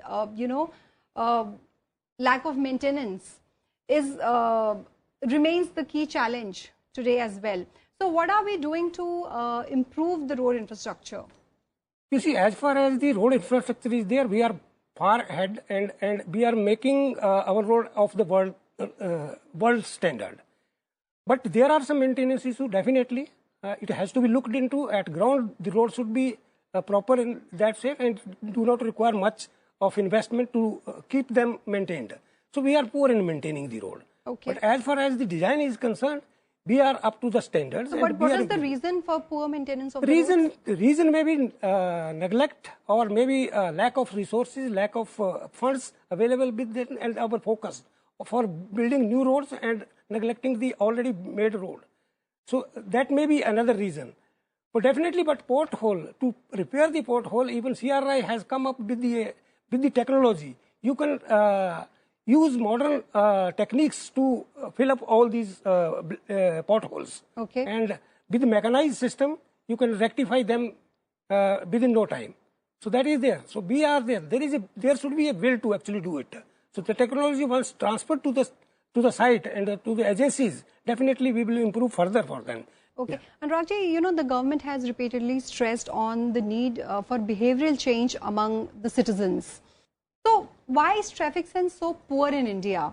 I mean, you know, from loud honking to breaking rules, ignoring lanes, ignoring traffic lights. So what steps are we taking to bring the real change? Actually, frankly, road user behavior cannot be changed directly. It can be changed only by improving the infrastructure and then the management, that is the enforcement. I'm just giving you one report about this, if you're having the time. Sure, sure. Recently, one channel has given the details about the aggressiveness in India. So, means we are having the aggressiveness up to almost as an average 70% people are abusing. And then in Delhi, pedestrians are dying more and two-wheelers are dying more. It's 5% increment in the figures in terms of fatality. The number of accidents are reduced, okay, but deaths are increased. So they are happy with that figure. Second thing, helmet. I already discussed here that 99% ladies are wearing substandard or fake helmets, but there's no check on this. Although they are manufactured in Delhi NCR, 99% manufacturing is in Delhi and NCR, but there's no check. 75%, because there's a ISI mark on the helmet. Out of that, 75% helmets are fake. They are having the fake stamp of ISI and it is being sold in our market. Two-wheelers people are dying more. That's why I'm giving this figure. Then about the pedestrians. 80% of Delhi's roads are not having the footpath. And whatever, 20% are having the footpath, they are not walkable even in 90%. Not walkable means encroached, broken, full of vegetation, trees are planted over there, and one of the rules of green tribunal, because every tree must be having a 6 feet muddy space out of the tree. Okay. So all the footpaths are destroyed, all the means 90%. So almost just we are having the footpaths 5%. Then pedestrians, zebra crossings in Delhi. You must have seen this police notice on a number of poles. Stop before stop line. Means you have to stop before stop lines. Right. In 99% case in Delhi, on our zebra crossing, there's no stop line. Only zebra crossing is there. Second thing, lane movement. Delhi police is just focusing on the traffic regulation. They are meant for this, not for traffic management. Because lane discipline, school audience is there. Lane discipline is the key enforcement anywhere inside the schools also, which we are teaching already to the students. Because through the lane management, we can stop rash driving, unnecessary overtaking, whatever speeding, over speeding, whatever the terms are there in case of negligent driving and all, we can stop this, but no focus. Second thing, we are having, I think you must have seen the 3 traffic signals or 4 traffic signals on the crossings. Right. In Delhi, nobody knows why these traffic signals are there, 3 signals, 4 signals. Nobody knows about it. That was a lane designated traffic signals. Means left signal for left movement, straight signal for straight movement, and right signal for the right turn. But not even a 0.1% of Delhiites knows about it. That is awareness. With the technology, we are not aware of that. Road designs, like we have discussed, 99% of the crossings or the roundabouts in Delhi, they are faulty. They are pro-accident designs are there. They are not telling us what we have to do. And even the lane marking also. In 90% case, lane markings is wrong. We don't have any lane balancing. Like if road is there, then sub flyover is there. Then there's no balancing of the lane marking. Means 3 and 3.5 meter lane marking on the road. Then on the flyover it is 4 meter. And there's no matching. So we are confused. On every flyover, when there is a nose, means a diversion point, there's no specification, there's nothing, lane marking is there. Everybody is confused. But in light of this, do you think that formal driving training or, traffic sense education is essential to make people aware of these rules? No, actually, first we have to create proper infrastructure. Then it can be enforced. Then people will be aware of that. As I have already told you, discussed here, 99% ladies are wearing substandard helmet. Right. If government is not stopping this, why the people will having any demand for that? They are happy with 100 rupees helmet. They are happy with that size of the helmet. And interestingly, there is a penalty if these people are wearing the substandard or topi helmet. Basically, proper implementation, you're saying that proper enforcement is necessary, proper implementation of the rules is necessary. And because today we have advanced technologies like speed cameras, then traffic surveillance systems, stricter laws have been introduced though. But despite these tools, do you think lack of strict enforcement, Subhashji, lack of strict enforcement of traffic laws remain a major challenge in the country? Yeah, of course, that is there because there is always need for enforcement. Any infrastructure can work only when it is properly enforced and it behaves the way it has been designed. So what is happening actually, even police people, there is always a shortage of police people. Everywhere police cannot be present. So there are technology, we can use the technology like ATMS, Advanced Traffic Management Systems. We can use the AI for chalaning, we can use these for speed management also. So everywhere if people are aware that I am always watched, whenever I am violating anything or I am doing a wrong thing, I am being watched and I may be challaned. Then people will start behaving that way also. Ultimately, he has to respond for his own safety. And there is requirement of having a capacity building at every level. Even traffic police need the capacity building. As I rightly told, they don't know how to design a system, how to manage the traffic at an intersection, how to manage the pedestrian at a footpath at the corner of the intersection. You know there are everywhere near the intersection, all the bus stops are there. All the buses are stopping there. All the vendors are concentrated over there. All the pedestrians are standing right at the left turns or right turn at the intersections. All the exits when traffic gets green, all the exits are blocked. They have been fantastically designed. Their width is calculated based on the traffic volumes. The signal has been designed based on the traffic volume and the saturation capacity of any signal system. But there are fixed signal, and if the exits are blocked, how the people will be moving in that? And these things forces the people to violate. And it becomes a chaos system. As if nothing is there, a rule of the law is not there. That is why the infrastructure is not behaving the way it should behave. So there is urgent need of employing each and every scientifically designed road infrastructure and its road signs and marking. Road signs and marking are the not ornamental things. They are the true sense they are conveying between the drivers and the user. Why people are behaving different way while traveling in the metro? Because the environment, the kind of infrastructure. Because they are much stricter. They are stricter also. They are always watched upon. And infrastructure also is designed the way the people should behave. That's why but you have to follow the rules. So you have to follow the rule, and your infrastructure is visible on that. So you are always guided. The arrows indicating that you have to take the right turn, then you have to be on the right lane. But if there is wrong arrow, if there is no arrow, then people will not be guided. So they will be moving the way they want to move. Anuragji, road safety in India is just not a health concern, but it's a serious economic issue because, Union Minister Nitin Gadkari pointed out that we lose nearly 3% of our GDP every year due to road accidents. So in light of this, what is the way forward to tackle this crisis more effectively? Actually, the investigation system continued in India is wrong. There are two types of things, short-term measurement and long-term measurements. In short-term, what is the report is there? Do the lane marking is not there, do the lane marking, road sign is not there, put the road sign. If maximum in case of road traffic lights are required, then this is an investigation at short-term measurements. And in long-term measurements, there is a requirement of flyover is required, underpass is required, and this type of interventions. But in between that, as he is saying very well, proper designing of each crossings, and even I am saying that 99% crossings are poorly designed. So at least channelize these crossings properly, and there's no investigation out of that, short term and long term, and here we are zero.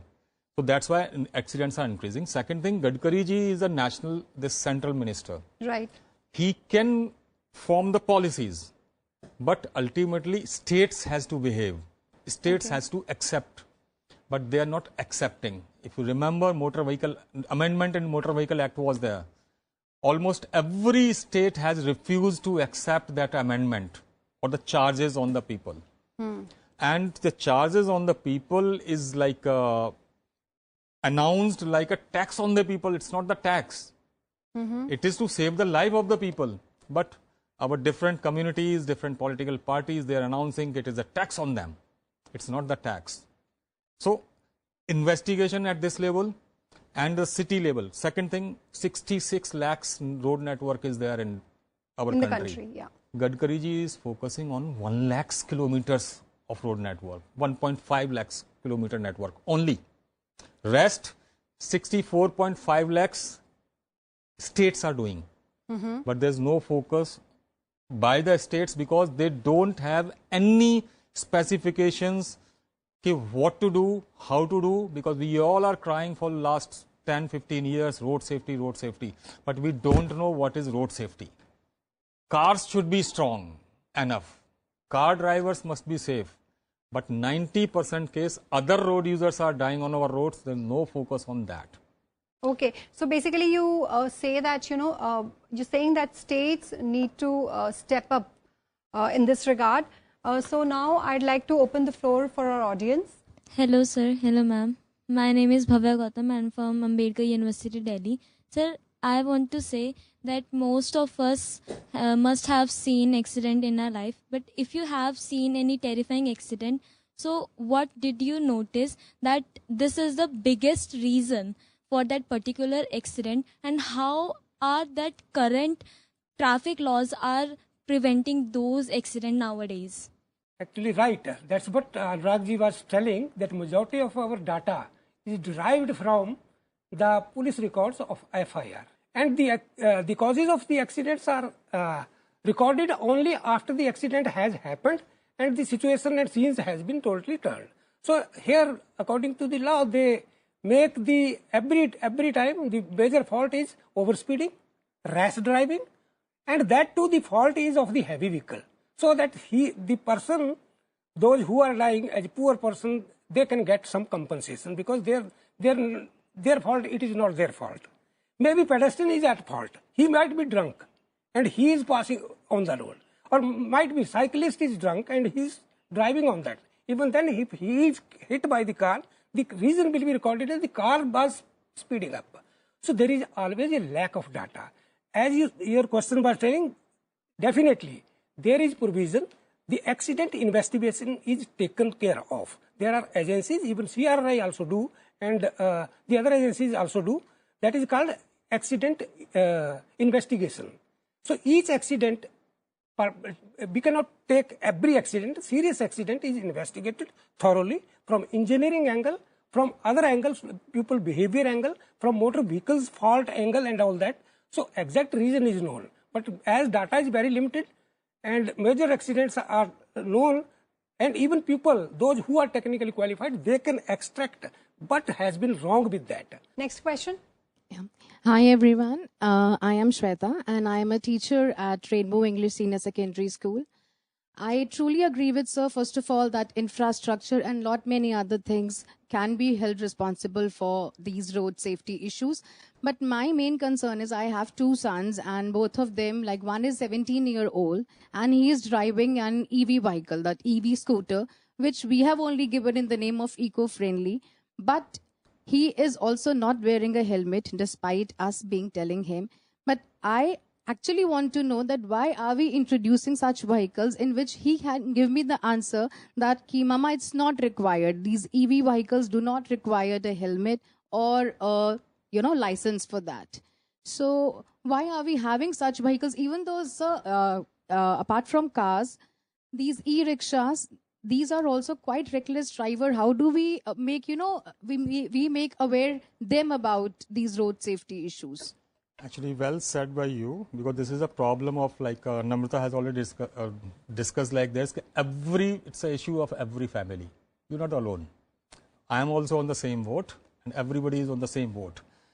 Number one, misconception: if a person is driving an e-bike on the road where the high-level vehicles, other vehicles are moving with different speed, and our person without license is safe on that. I don't know. This is a mistake of our policy makers.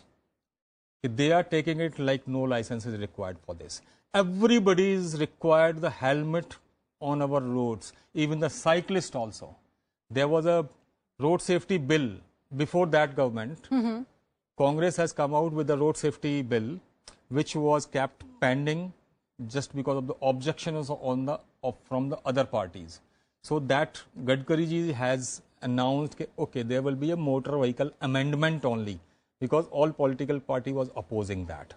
In that particular scenario, in that particular bill, there was a provision to make compulsory helmet for the cyclist also. But it was kept pending. Second thing, we are governed on our roads through Motor Vehicle Act, which is saying everything about the vehicles, not other road users, cyclists, pedestrians, no focus in that bill. So we have to have number of policies related to this. Till the moment we are not having the policy, we all will be confused. Second thing, because there is no public demand, public is happy whatever is going on. If pothole is there, they are happy. Few media person, social media people, they are raising the voice. Otherwise, everybody is happy. With the opened mail hole, they are passing regularly, but no objection. So we are the people, or the type of society we have. There's no observation, there's no vigilance. We are not vigilant for that, and react and forget it.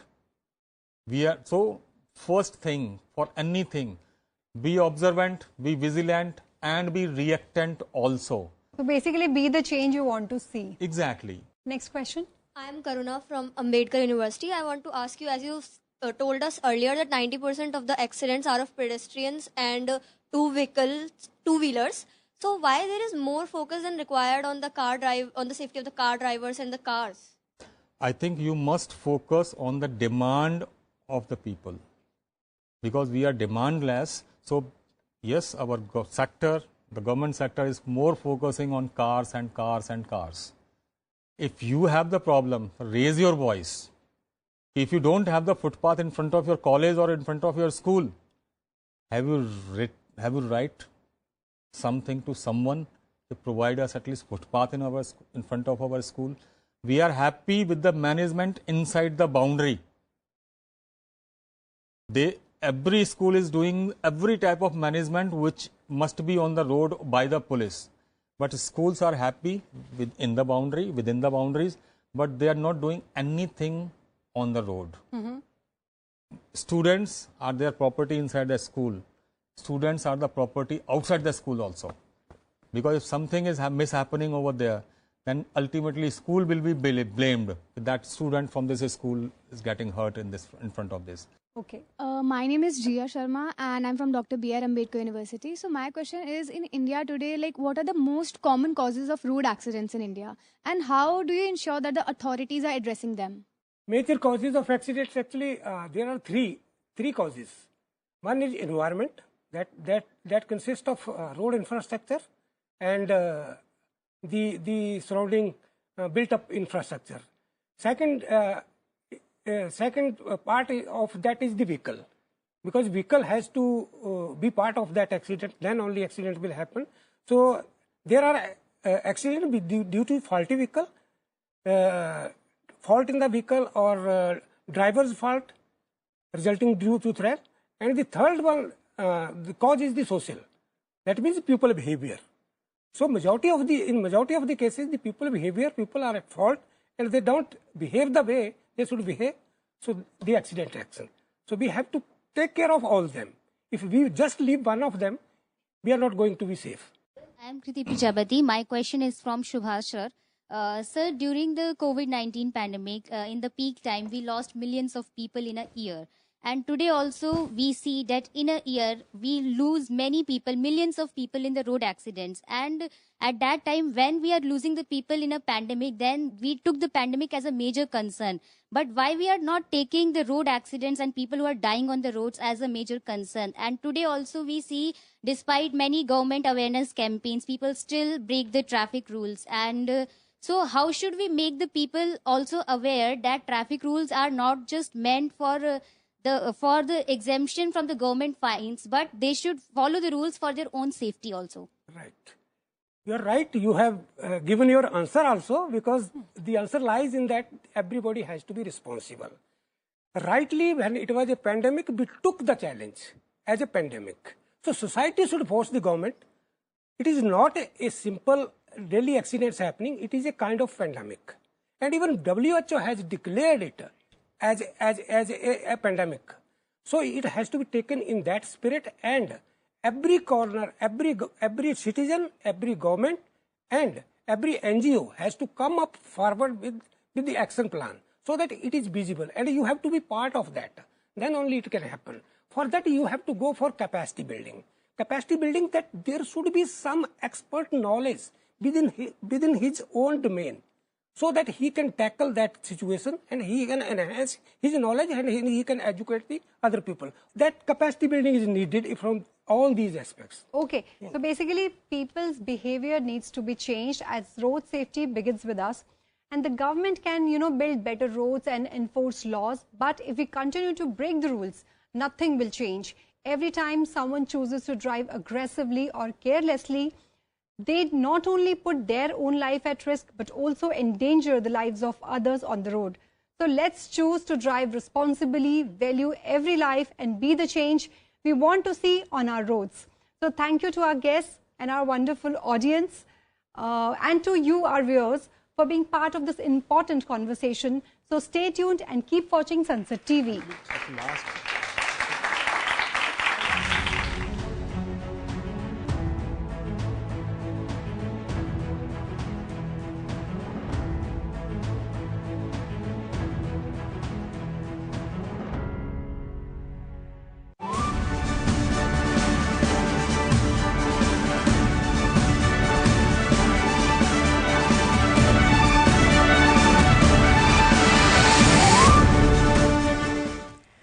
Namaskar viewers, hello and welcome to Sunset TV. I'm Tina Jha, you're watching Perspective.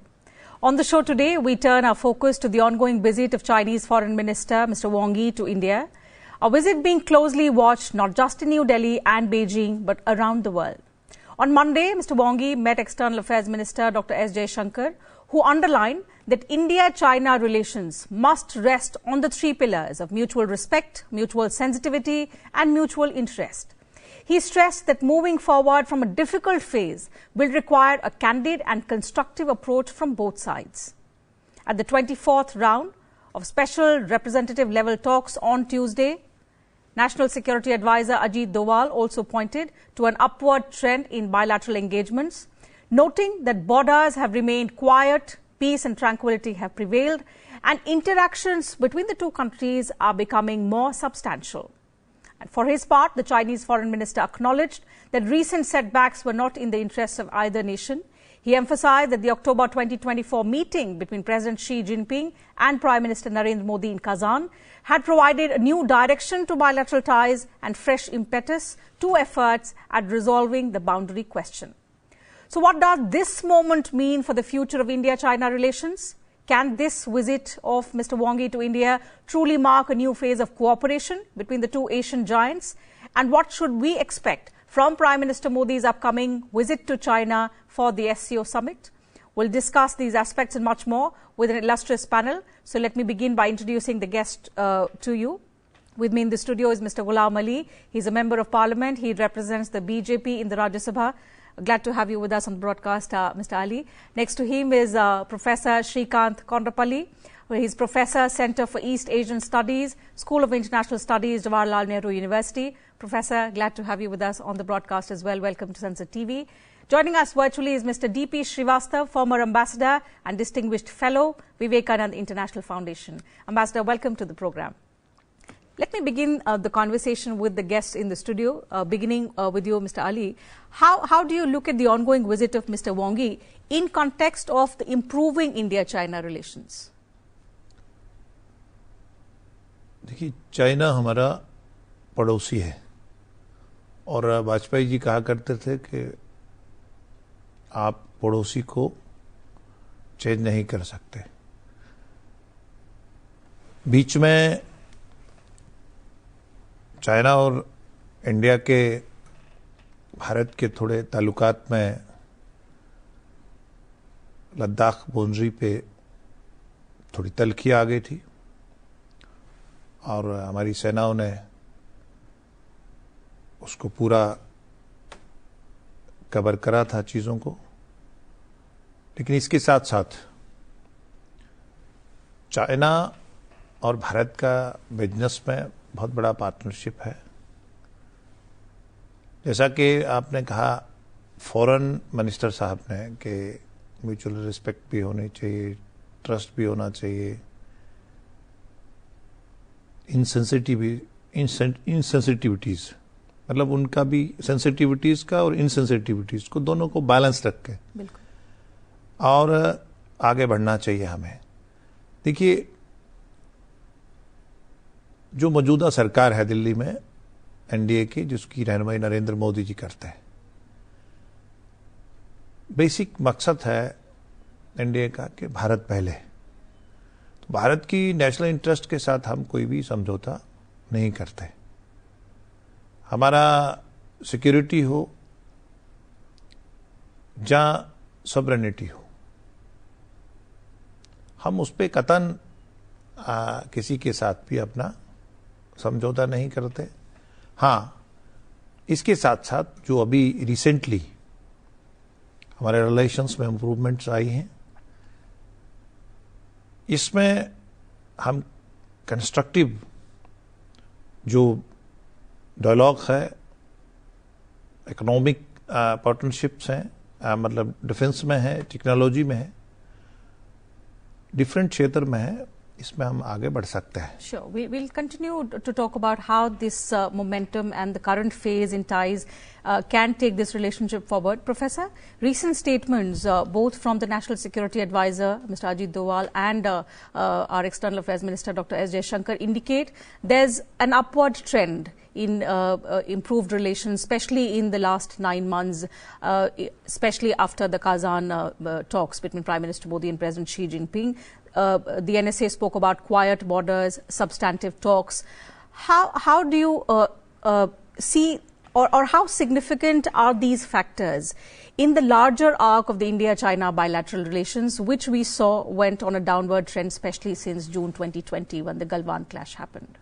I think Foreign Minister Wangi's visit is very significant because of the last 9 months of the trend that has that included Foreign Secretary Vikram Misri's visit to Beijing and Mr.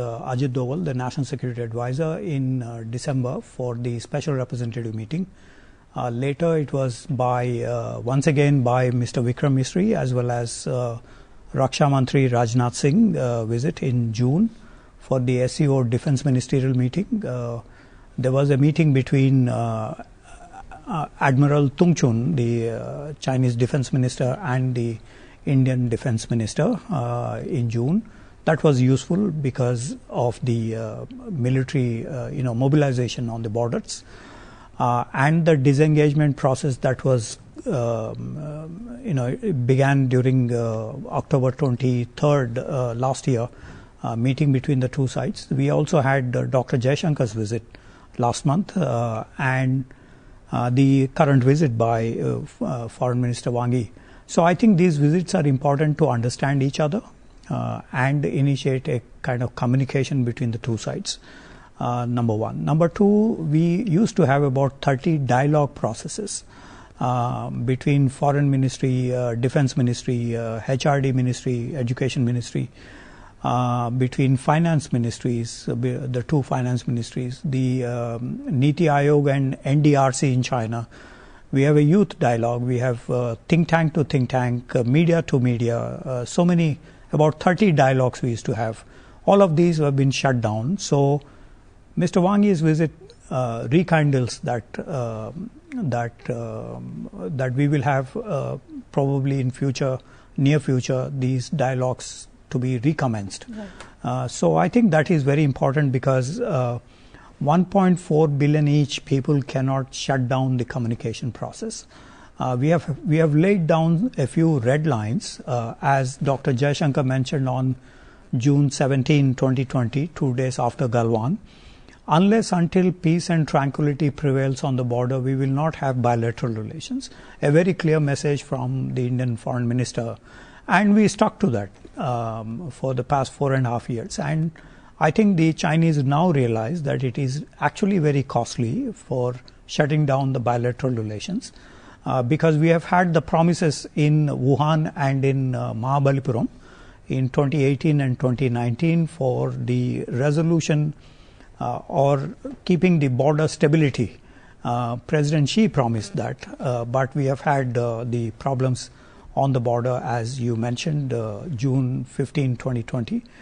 So the visit is important because we now rekindle those dialogue processes between the two sides. Certainly. Peace and tranquility is something that India set as a prerequisite for the bilateral engagement. Ambassador, fortunately, what the National Security Advisor, following his meeting with Mr. Wang Yi, has said, and it comes as good news, is that the borders are now quiet. Peace and tranquility have prevailed at least over the last 9 months. What does this indicate, especially in context of the confidence building measures between India and China? You know, the border relations have to be seen in the long-term perspective. There has definitely been improvement since Galwan, and it is hoped that the visit of Chinese Foreign Minister to India, and this will be followed by our Prime Minister for SCO Summit, will further reinforce this trend. But we have to wait and watch how this impacts on a long-term basis. And we also have to keep in mind the contemporary international situation, which is in a state of flux, both for China and for India.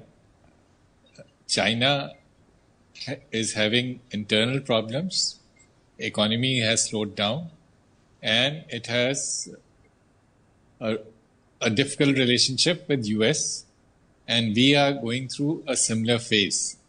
So I think this will be, in this probably is one of the immediate reason which has brought about a convergence in their position. And we do hope that we can build on it on a lasting basis. Okay, since we're talking about building hope, Professor, I'll come back to you and try and understand. You said 1.4 billion people cannot shut down on China. We know as two large economies in Asia, two large economies in the world, we are interconnected. There is a positive momentum that has been generated through consistent efforts over the last few months. How can this new phase of positive engagement now expand to further cooperation in areas of trade, of connectivity and regional stability also? We do not know. We are just building the blocks right now after the disastrous June 2020 incident where 20 Indian soldiers were killed and China said 4 of their soldiers were killed. So we do not know because we are still in the discussion phase at the moment, and we have actually a lot of differences on all of these issues. So for instance, trade, for example, cumulatively in the last 20 years, China had $1.4 trillion of surplus over India in the bilateral trade. In other words, when President Trump was imposing a lot of tariffs because there is unfavorable balance of trade, we could have also resorted to some kind of pressure on the trade issues. But we did not. We stuck to the WTO market economy status, and we allowed the Chinese goods to enter into the Indian market. China did not show any one of those favors to India. For example, none of our software companies have functioned in China. They were not able to sell their products. And none of our pharmaceutical companies could be allowed into the China market. Even though we produce a lot of generic drugs, and there are 180 million liver patients in China. When they come to India, they pick up individually much of these medicines. So there is a problem in terms of the market economy status for China, yet we allowed them to function in the Indian market. So these need to be resolved, market status, because Foreign Minister Wang Yi himself mentioned about no trade protectionism. So they need to open up based on this. Secondly, while peace and tranquility overall prevails on the border, we have not had de-escalation and de-induction so far. As we are talking now, there is at least 70,000 Chinese troops on the border in the Ladakh sector alone, the Aksai Chin Ladakh sector alone. So that poses concern because we do not know what is for tomorrow. What is the situation for tomorrow? So fingers crossed on those issues. Let's hope that the positive momentum generates some fruitful results in context of improved India-China relations. But as a member of Parliament, which are the areas that you would see both neighbours perhaps building their relationship or sort of resetting their ties back into trade, technology, regional security? Which are the areas where India should focus more particularly on with China? देखिए बहुत खूबसूरत कहा आपने कि हमारा pre conditions हैं, जैसे आपने कहा कि डोवाल साहब ने कि स्टेबिलिटी और ट्रैंक्विलिटी के लिए हमें प्री कंडीशंस हैं, क्योंकि चाइना के पास नौजवान जो हैं यूथ, इंडिया के पास यूथ है, ह्यूमन रिसोर्स है। चाइना के पास इतना नौजवान जो है वो कम पड़ गया है। उससे क्या है कि अगर वो एंगेज रखेगा हमारे साथ बॉर्डर पे अपना आर्मी को, जहाँ हम वहाँ एंगेज रहेंगे, तो हम जो अदर सेक्टर्स हैं जैसे इंफ्रास्ट्रक्चर्स हैं, जहाँ अदर चीज़ें हैं, उस पे हम डिफेंस पे हैं, जहाँ बाकी उस पे हम ब्रीथ नहीं ले पाएंगे। तो चाइना भी समझता है और इंडिया और चाइना के लिए ये ज़रूरी है कि वो, और बड़ी मेजर पॉपुलेशन वाले देश हैं, कि वो इस तरफ बढ़े और ये अच्छा स्टेप है। इसके साथ साथ हम इंटरनेशनल प्लेटफॉर्म्स भी हम शेयर करते हैं, जैसे आपका एससीओ है, जहाँ ब्रिक्स है, जहाँ ये हमारे एजेस हैं अदर बड़ी इकोनॉमीज के सामने। लेकिन जिस तरह हम फोमा है, जहाँ आपने पूछा कि किन सेक्टर्स में हम बढ़ सकते हैं, सेमीकंडक्टर्स है, जहाँ रिन्यूएबल एनर्जी है, इसमें हम जो इस वक्त की ज़रूरत है, और क्लीन एनर्जी है, इस तरफ हम आगे बढ़ सकते हैं, और जिसमें इंडिया काफ़ी आगे बढ़ा है। जैसे हम एक पावर निकल के आए हैं कि अमेरिका ने जैसे हम पे टैरिफ सिंगल फिर डबल प्रेशर डालने की कोशिश करी। हमारी अपॉर्चुनिटीज़ ज़्यादा बढ़ रही हैं। जितना अमेरिका हम पे प्रेशर डालेगा इतना ही हमारा अपॉर्चुनिटी बढ़ता है, क्योंकि अमेरिका और यूरोप में भी वो है, यूरोप पूरा हमें 23 देश हमारी तरफ देखते हैं, वो हमसे बिजनेस करना चाहते हैं। क्योंकि अमेरिका उनका ग्रीनलैंड की तरफ बढ़ रहा है, तो अमेरिका और उनके डिफरेंसेस हैं कहीं ना कहीं वो। तो हमें इस कम्प्लेक्स रिलेशन से चाइना के साथ हमारे अच्छे रिलेशन से चाइना को भी लाभ है, हमें भी लाभ है, और हम एक इन्फ्लुएंस हमारा जो रीजनल इन्फ्लुएंस है और इंटरनेशनल जो हमारा एक अच्छी ताकत उभर के आएंगे, इस तरह हम आगे बढ़ेंगे. Based on what you've said, I'll take the next question to Ambassador. Ambassador, it's said, and especially in context of the ever-changing geopolitics, you have no permanent enemies, you have no permanent friends. I seek your apology well in advance, because in no way I want to give the credit of our diplomats who worked so hard on bringing us to this stage of a thaw with China. But the buzz and the talk about the US President Donald Trump having played a significant role in bringing India and China together is making the headline. It's being said that the tariff war unleashed by President Donald Trump has brought India and China together.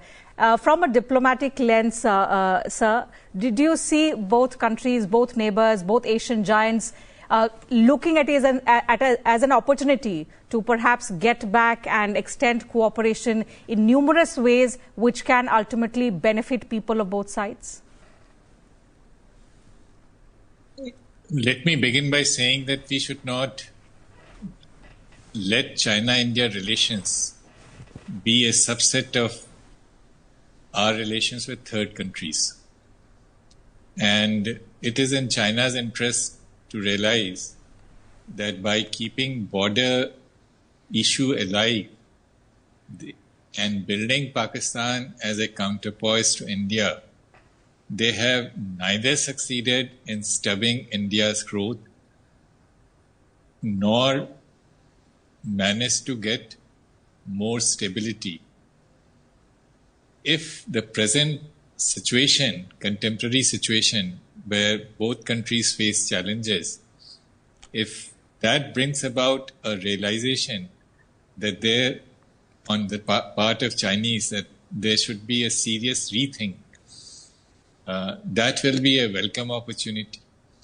Otherwise, this will be one more comma in a long process. Immediately, I think that what they can do is to open up their doors to the Indian exports, which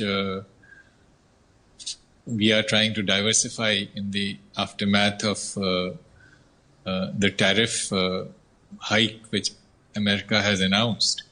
And it is also in China's interest to look for to diversify away from the American market. So there are some opportunities, and let's at least start with that. The larger background which I have mentioned will probably take a little more time.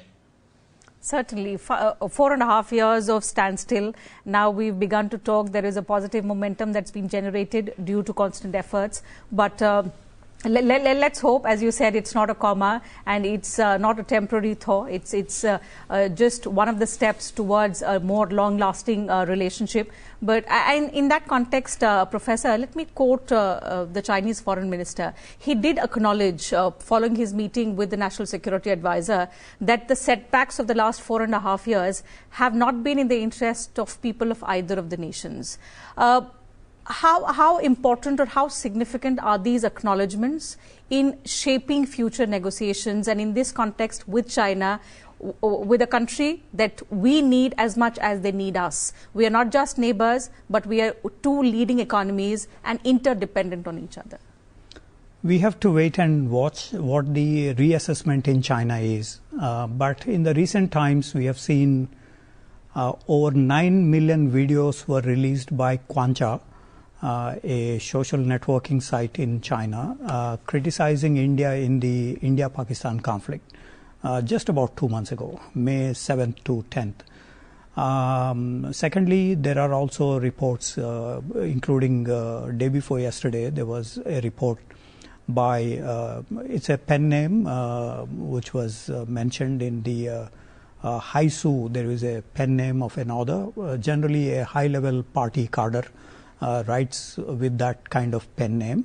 We don't know the veracity, but mentioning about the burdens of the Trump administration's tariffs on India, and India is more malleable in the sense of becoming pro-China in this context of tariff increase. So we have different views within China on this.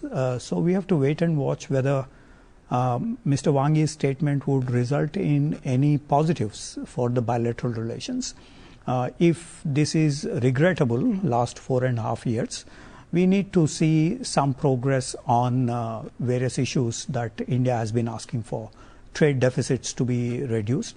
This is a demand in 2010, not now. 15 years, for the past 15 years, we have been asking for trade deficits to be reduced. We are not asking for the moon. Those issues we used to discuss before Nuclear Supplies Group membership, United Nations Security Council membership endorsement. China is the only country which doesn't endorse the... we are not discussing these issues. We are discussing mundane issues. Even mundane issues are not being resolved. So I think we need to wait for a while to see what's the progress on the ground. And for example, on the border, we have no de-escalation and de-induction. Powerful offensive equipment is mobilized on the border. They have not been removed yet. So we need to see our ISR capabilities have to detect if there is any, and then suggest in these dialogues that we need to actually move. We need to walk the talk. Absolutely. Following Kazan, there was some movement. Let's hope that, at the high-level dialogues that take place in future, there will be a push towards achieving all of these objectives. But now all eyes are on Prime Minister Modi's visit to China to attend the SCO summit.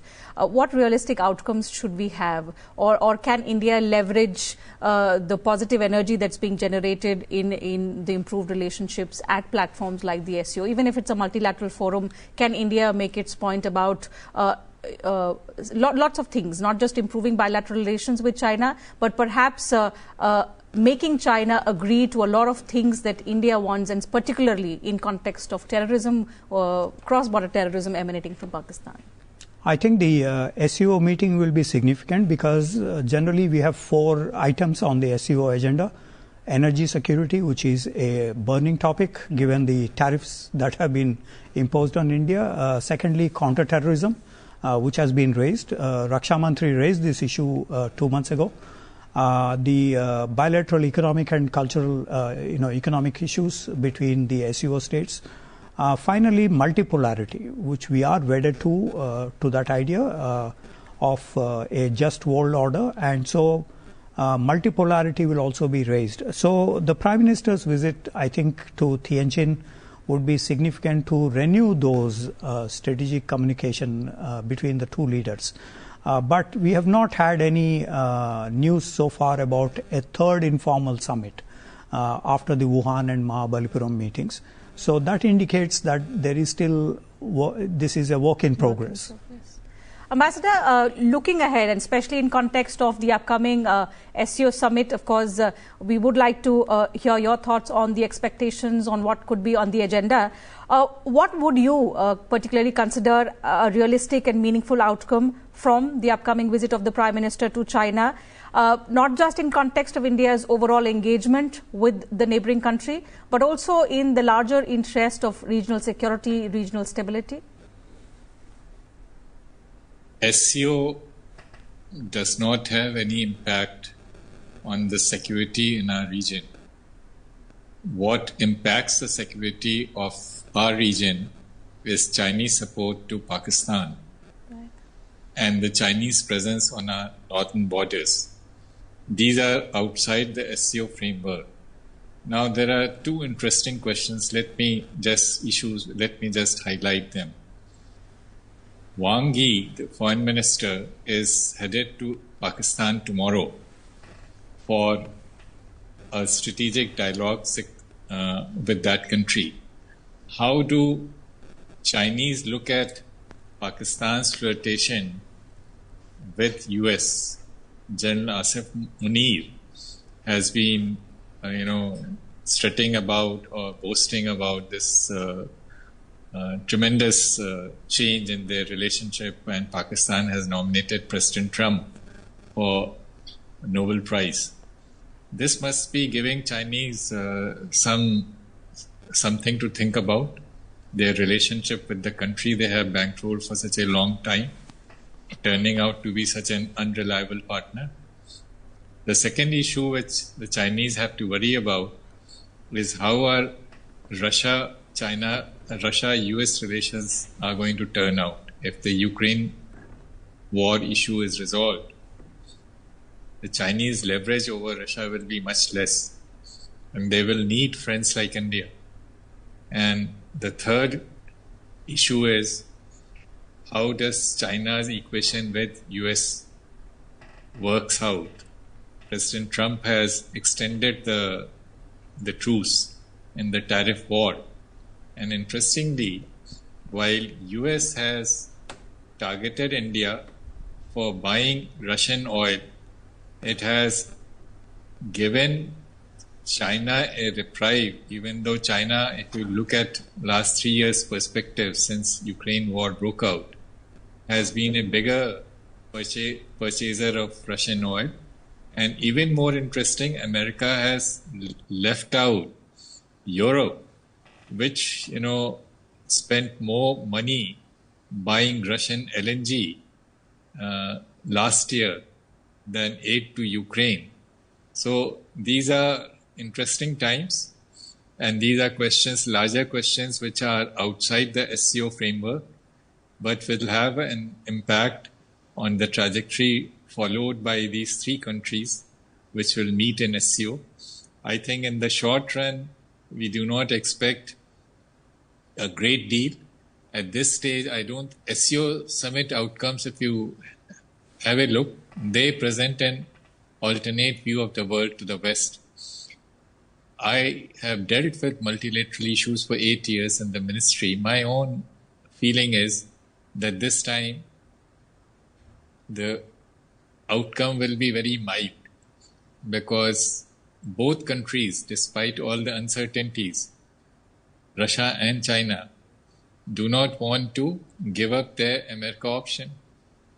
And that brings me to the point that for us also, America is not the problem. We run a $40 billion surplus with them. Our problem is China, with which we have a $97 billion deficit.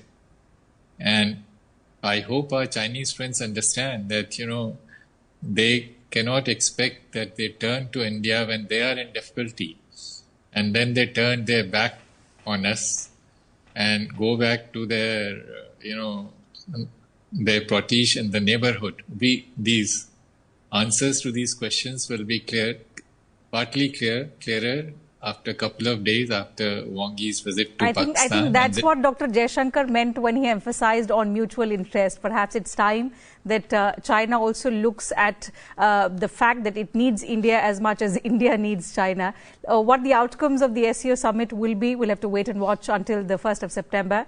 But for now, we'll have to wind up the conversation. The important takeaway is that the Chinese foreign minister is in India. It's a significant visit. He's had meetings with Prime Minister Modi, with the External Affairs Minister, with the National Security Advisor. There is a positive momentum that's been generated over the last few months in the India-China relationship, and we hope that it's just the beginning of the long-lasting relationship for India and China, the two Asian giants.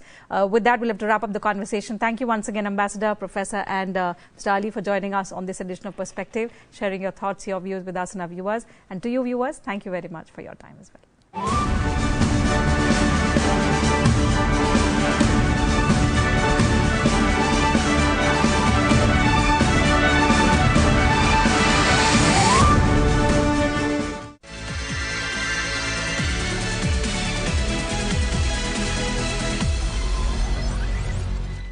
Hello and very warm welcome viewers. You're watching the special presentation of Sunset TV, Samvad, with your host, Priti Mishra. And joining us right now is a very special guest, Ports, Shipping and Waterways Minister of India, Mr. Sarvanand Sonowal. Sir, welcome to Sunset TV and thank you so much for joining us. Sir, first of all, let me begin by asking you about the bill that has been passed by Parliament recently, Bill of Lading Bill 2025.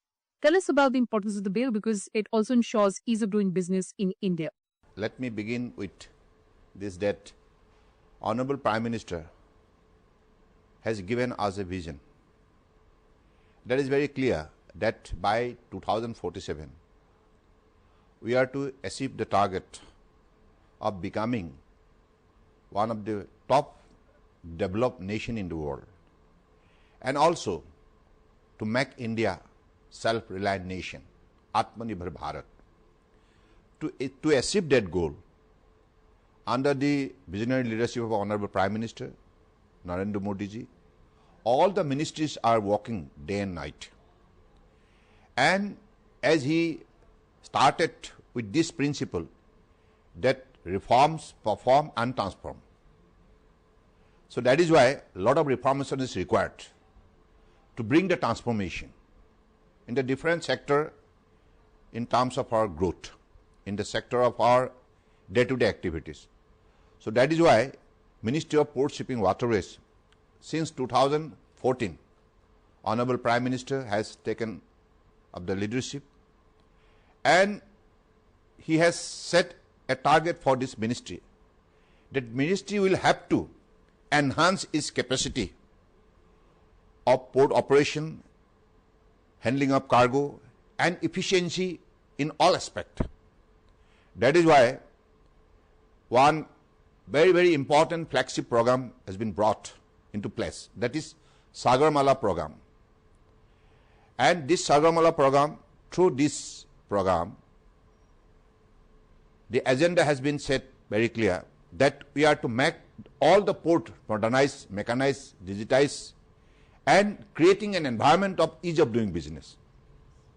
Then port-led connectivity enhancement, railway connectivity, road connectivity, all other concerned ministry connected with exim trade, they are to be integrated, and an ecosystem should be developed so that this handling of cargo efficiency can be enhanced.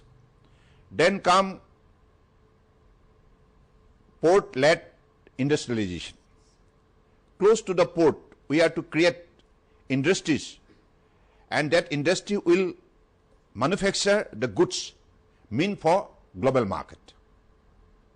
It should be located close to the port so that, like, the transportation become easy and logistic costs can be minimized. Then come coastal community development. Right from Gujarat to West Bengal, there is more than 7,500 kilometer length of coastal area. We have different, state and also union territories. For the development of coastal community, we are to undertake different scheme, like creating fishing harbor and giving fishing vessels, and also creating the institutional mechanism for maritime skill development, so that we could create employment opportunity and also entrepreneurship. So this is one of the vertical of Sagarmala program. And then come coastal shipping and inland waterways. In both the sector, we'll have to give importance for coastal shipping as well as inland water transport. So because of this particular initiative, in the last 10 years' time, lot of development have taken place. Now in all the verticals, even World Bank Logistic Performance Reports Index speak the volumes of our growth, how we could able to double the cargo handling capacity from 2014 to 2025. So this is the power we could able to generate because of the Honorable Prime Minister's vision and his dynamic leadership, and because of his initiative, policy program, and also quality governance, good governance. So I believe this is the way this ministry has been performing and creating exemplary success story.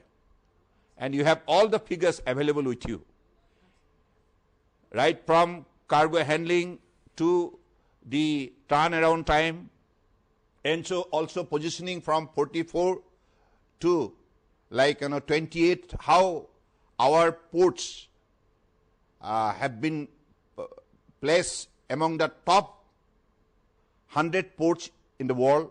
So that's the way in all the verticals our growth story has started and ultimately created confidence among the traders, among the stakeholders.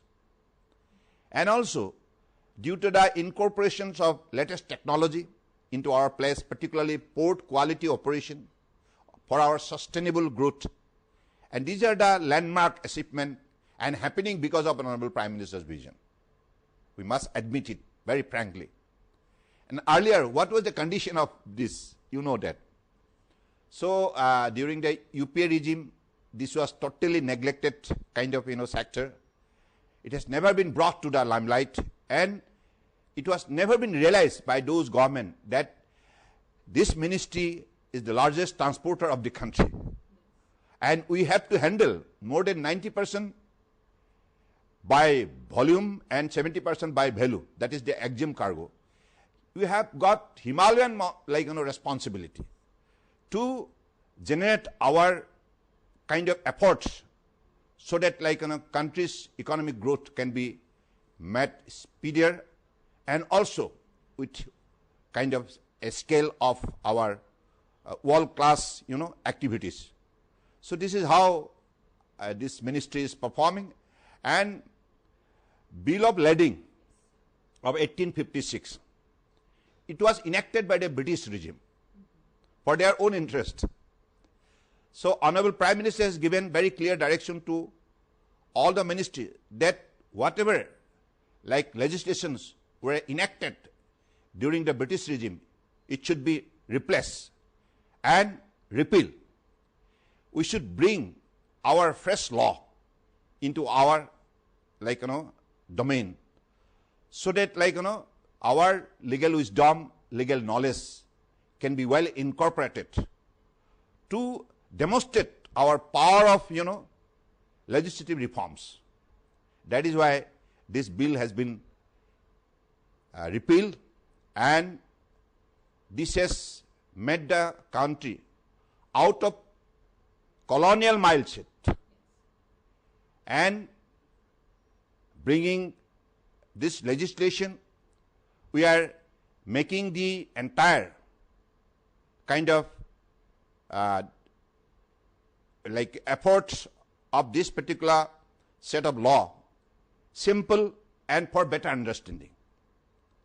Simplifications and better understanding is the key to this reform, because this reform is going to empower our stakeholders, whether it is shipper, carrier, consignee, endorsee, and the transfer of right of suits and liabilities has been very clearly given to the kind of consignee and also the endorsee. So this is the significance of this particular reforms, and ultimately this will help for effective governance, effective implementation of this particular set of law. So this is the remarkable changes we have brought, and ultimately, as this is a kind of legal document, this is treated as a legal document, this Bill of Lading, and this legal document will empower our stakeholders and also to make the entire business transaction trustworthy. That is why we have incorporated some numbers of clauses so that whatever provisions are there in this act can be effectively implemented by the stakeholders and make the entire transaction trustworthy, credible, and more easy for business. Absolutely, sir. You talked about Prime Minister's vision. There's a lot of focus on the shipping industry, whether it's Make in India or in fact dismantling the ship. How do you see the Prime Minister's vision being translated on the ground? Of course, it would be translated into ground. We have started to articulate into action. And now that is why ecosystem has now been developed in such a manner. You will be happy to know a lot of shipbuilders, leading shipbuilder of the world, they are coming and joining hands with the Indian kind of stakeholders So that reflects how Honorable Prime Minister's vision is now like making into a reality now. So that is why, with the help of the kind of state government, coastal state government, and we are creating clusters for shipbuilding, and also creating the ecosystem, so that like equipments and kind of parts which should be applicable for shipbuilding will be manufactured within India itself. So that's the way we are targeting to make India by 2047 one of the top 5 shipbuilding nation in the world. And it is possible because whatever Honorable Prime Minister says, it is always articulated in action, and that is why India is growing faster, and that is why India could able to make itself one of the top, leading economy in the world, and now we could able to position ourselves one of the 4th largest economy. By 2028, we are becoming the 3rd largest economy. Why it is happening? Why it was not happened before 2014? Because those governments were having no business, no no vision, no kind of this thing policy, and no good governance. So that is why they have failed. Now Honorable Prime Minister has brought all the changes, good governance into place, which has empowered every citizen, and generated self-confidence. Yes, I could also contribute for the growth of the country. So this is how he has integrated the more than 142 crores people in the country through the principle of kind of Ek Bharat, Shresth Bharat, and also making everyone empowered, and also providing social security and economic upliftment. That speaks the volume of his broad mind for the cause of the people of the country, and also to make India one of the leading developed nation by 2047. Finally, sir, before we wrap up this conversation, your vision of port-led development of India. Yeah, of course, I want that whatever Honorable Prime Minister is giving us the vision, that's the a target we are to fulfill, and that is why we are making our all the ports whether it is chairman, deputy chairman, or all the officers involved, workers involved, all other stakeholders involved, because our ministry going on the principle of PPP mode, and whatever project we have been undertaking, it is all being implemented through this principle. And that is why, because of the success story, now many more stakeholders are coming forward and trying to join hands with us, because they know that joining hands with our ministry means success, success, success. On that note, sir, and all the very best for all your successful endeavors in future as well. Thank you so much for talking to Sunset TV. Thanks, docs.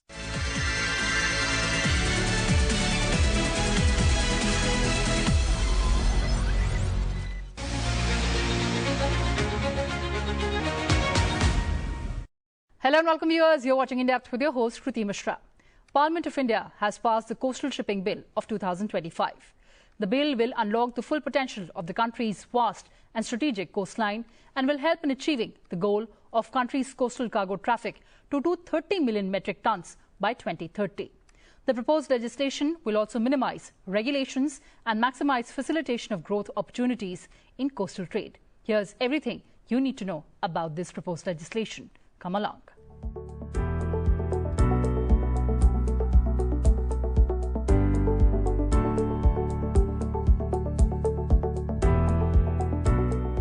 In a historic moment towards boosting the coastal economy of the country, the Coastal Shipping Bill 2025 was passed by the Rajya Sabha.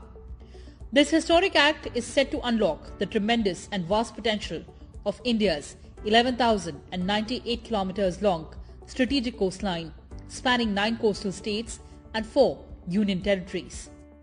The bill was proposed for adoption by Union Minister of Ports, Shipping and Waterways, Sarbanand Sonowal. The bill, which was earlier passed by the Lok Sabha on April 3, 2025, seeks to simplify and modernize the legal framework governing coastal shipping, replacing a part of Merchant Shipping Act 1958 with a new age progressive legislation aligned with global norms. Introducing the bill in the Rajya Sabha, Union Minister Sarbanand Sonowal stated that the legislation is central to India's ambition of increasing its coastal cargo share by 230 million metric tons by 2030 while strengthening the maritime sector's contribution to Atmanirbhar Bharat and Viksit Bharat. This is not merely a legal reform, but a strategic enabler of economic growth, employment and logistics efficiency. The bill reduces regulatory burdens, enhances competitiveness of Indian vessels and aligns with Prime Minister's vision to make India a global maritime hub. The Coastal Shipping Bill 2025 comprises of 6 chapters and 42 clauses. It introduces a simplified licensing system for coastal shipping and lays down the framework for regulating foreign vessels engaged in coastal trading. Additionally, the bill mandates the formulation of a national coastal and inland shipping strategic plan to guide future infrastructure development and policy direction. The legislation also provides for creation of a national database for coastal shipping, enabling real-time access to authentic and regularly updated data.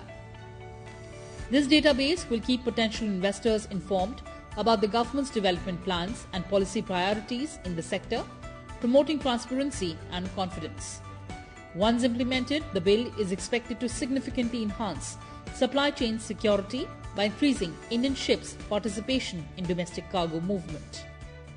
The government is working on a mission mode towards building an Atmanirbhar Bharat.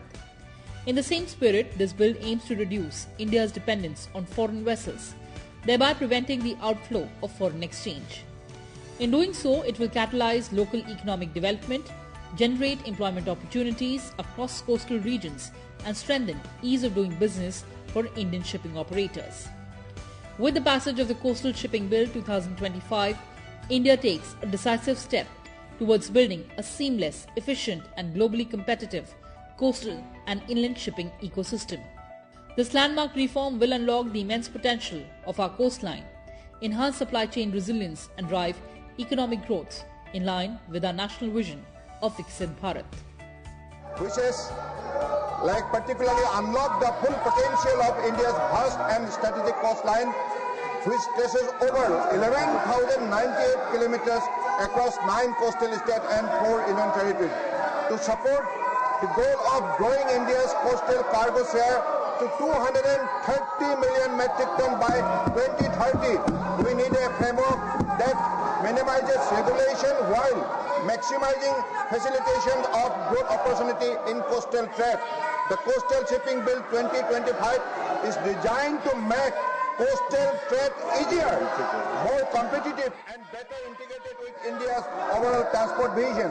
Sir, presently regulation and licensing of coastal shipping is governed by Part 14 of the Marine Shipping Act 1958. The current bill provides a holistic, forward-looking and progressive legal framework suited to today's commercial realities in line with the globally prevalent cabotage practices. This bill is a part of the larger vision of our Honorable Prime Minister Narendra Modi ji to undertake a series of legal reforms which in the past 11 years have led to increased growth and developmental of maritime and shipping sector. Honorable Sir, this bill contains 6 chapters and 42 clauses that mainly consist of provisions of licensing and regulations of foreign vessels in coastal trade, formulations of national coastal and inland shipping strategic plan, creation of a national database for coastal shipping. This bill will reduce the compliance burden for Indian ships in line with the mission of ease of doing business. It betters numbers of Indian ships handle cargo. It will ensure supply chain security for the country. This is very significant. Supply chain security for the country, prevent escapement of countries' foreign access by reduced dependence on foreign ships, and enable creation of glowing local economy with versatile employment opportunity. Easy accessibility to authentic and periodically updated data through the national database on coastal shipping, along with information of the strategic plan for the development of infrastructure on coastal and inland routes, will keep potential investors better informed about the development plan and policy priority of the government in the sector. Sir, with this, I want to request you, sir, This bill are very significant bills, very important, very reformative like kind of initiative, and I believe the members of the House will definitely help this bill to pass. The question is that the Coastal Shipping Bill 2025 as passed by Lok Sabha be taken into consideration. Those in favor will please say aye. Those against will say no. I think the ayes have it, the ayes have it, the ayes have it, the motion is adopted. Let's take a look at the highlights and key provisions of the bill. Services to be also covered under coasting trade. Under the Act, coasting trade refers to the carriage of goods and passengers from one place or port in India to another. The bill expands this definition to include provisions of services. Services include exploration, research, and any other commercial activity except fishing. License for coasting trade and certain other purposes. The Act requires license for all vessels engaging in coasting trade. The bill states that vessels wholly owned by Indian persons will not need a license. For purposes other than coasting trade, the bill requires licenses for vessels that are not wholly owned by Indian persons. These are vessels that are hired by Indian persons, non-resident Indians or overseas citizens of India, and are operating between Indian and international ports or between international ports. OCIs hiring vessels for operating exclusively outside India will not require a license. The licenses will be issued by the Director General of Shipping, who is appointed by the central government. The Director General may permit a vessel registered under the Inland Vessels Act of 2021 operating in inland waterways to engage in coasting trade. Revocation of licenses. The Act empowers the Director General to modify or revoke licenses. The bill specifies the grounds for modification, suspension or revocation of licenses. These include violation of terms of license or an existing law, or failure to comply with directions of Director General. Revision of penalties. Under the Act, engaging in coasting trade or taking a vessel to sea without a license is punishable with imprisonment of up to 6 months, a fine of up to 1,000 or both. The bill increases the maximum fine to 15 lakh or 4 times the gains from an unlicensed voyage, whichever is higher. The Act empowers the Director General to issue directions on subjects such as class of passengers or cargo that may be carried and diversion of routes. Failure to comply with its directions is punishable with imprisonment up to 6 months, a fine of up to 1,000 or both. The bill replaces the punishment with a civil penalty of up to 5 lakh rupees or 2 times the gains made from contravention, whichever is higher. The Director General may seek information on subjects such as transaction records and fares. Failure to provide details correctly or on time is punishable with imprisonment of up to 6 months, a fine of 500 or both. The bill increases the fine to 50,000 rupees. Vessels may be detained for certain offences. The bill also provides for detention of vessels as a punishment for certain offences, such as operating without a licence, violating directions of Director General, and providing false information.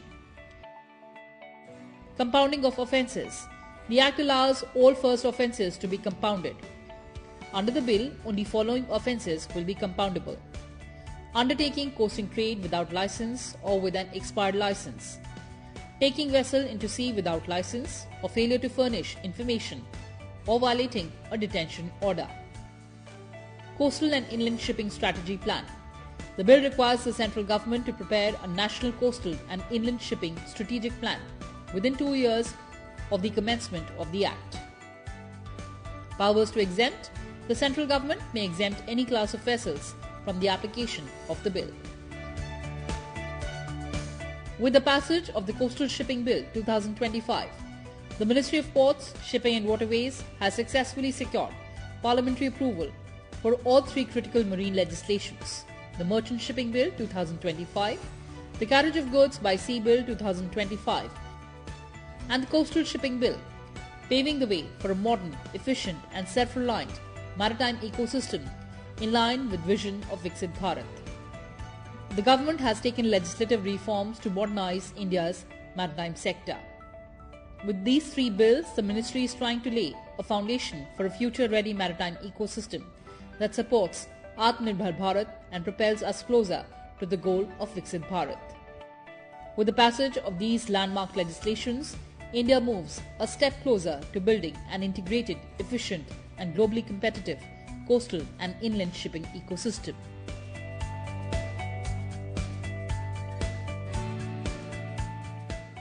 Well, viewers, that's all we had for you in this edition. Thanks for watching and stay tuned to Sunset TV. Goodbye for now from my side.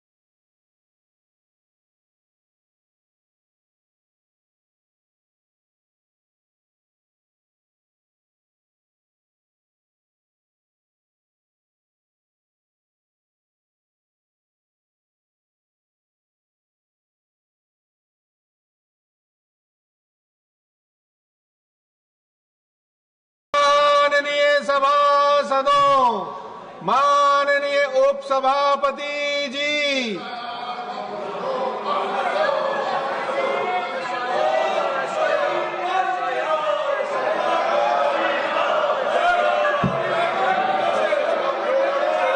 Honorable members, the Indian Institute of Management Amendment Bill 2025. The bill was listed in the revised list of business for today, subject to receipt of President's recommendation required under Article 117 in bracket 3 of the Constitution. The same has been received today. Now, Sri Dharmendra Pradhan. Chairman sir, let me. Please, go to your seat. Go to your seat. Go to your seat. No, no. I'm thankful to. This is not the way, honorable members. Yesterday, you are a senior member. What the juniors will learn from you. In Lok Sabha. Please go to your seat. Please go to. You can go to your seat. Please. विधेयक को अनुमति दिया है। Chairman साहब, आसाम और विशेष करके north east हमारे देश की एक बहुत महत्वपूर्ण इलाका है। वहाँ के युवाओं की, वहाँ की नागरिकों की, वहाँ की समाज की आगे बढ़ने की एक जज्बा है। और जब से देश के प्रधानमंत्री माननीय नरेंद्र मोदी जी बने हैं, उन्होंने मिशन पूर्वोदय के तहत, एक्ट ईस्ट के तहत प्रतिदिन सरकार की ओर से पूर्वोत्तर के लिए कैसे ज्यादा काम किया जाए, नॉर्थ ईस्ट को कैसे और सुविधा दिया जाए, विशेष करके युवा वर्गों को कैसे ज्यादा सुविधा दिया जाए, इसीलिए हम लोग कार्य कर रहे हैं और उसके लिए प्रयास भी कर रहे हैं। आसाम में जो जनरल डेवलपमेंट एक्ट बनी भारत सरकार और आसाम सरकार के बीच में, वहाँ की संगठनों के साथ में, वहाँ एक अपेक्षा थी नॉर्थ ईस्ट में पहले से शिलोंग में एक इंडियन इंस्टीट्यूट ऑफ मैनेजमेंट था। आज IIM न केवल भारत में एक प्रतिष्ठा बनाई है, IIM दुनिया में अपनी छाप छोड़ी है। IIP की IIM की ओर से आज जो छात्र पढ़ते हैं, उन्होंने दुनिया की अनेक देशों में अपने महत्वपूर्ण प्रभाव रखा है। आज विदेश में भी IIM की कैंपस खुले, ये अपेक्षा रहती है।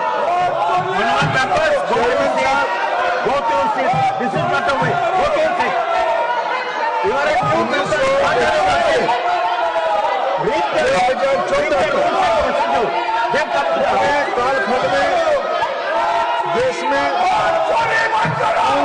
13 IIM खुल चुके थे। जब माननीय प्रधानमंत्री नरेंद्र मोदी दायित्व लिए पिछले 11 साल में और 9 नया IIM खुला गया है। ये IIM की संख्या भी बढ़ के 21 हुआ है। ये IIM 20 राज्यों में काम कर रहा है।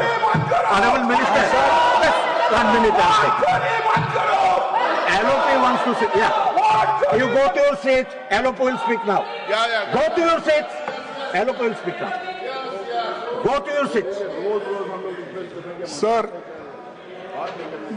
आपने मुझे बोलने के लिए मौका दिया, इसलिए मैं आपका आभारी हूँ। सर, हम रोज ये मुद्दा उठा रहे हैं।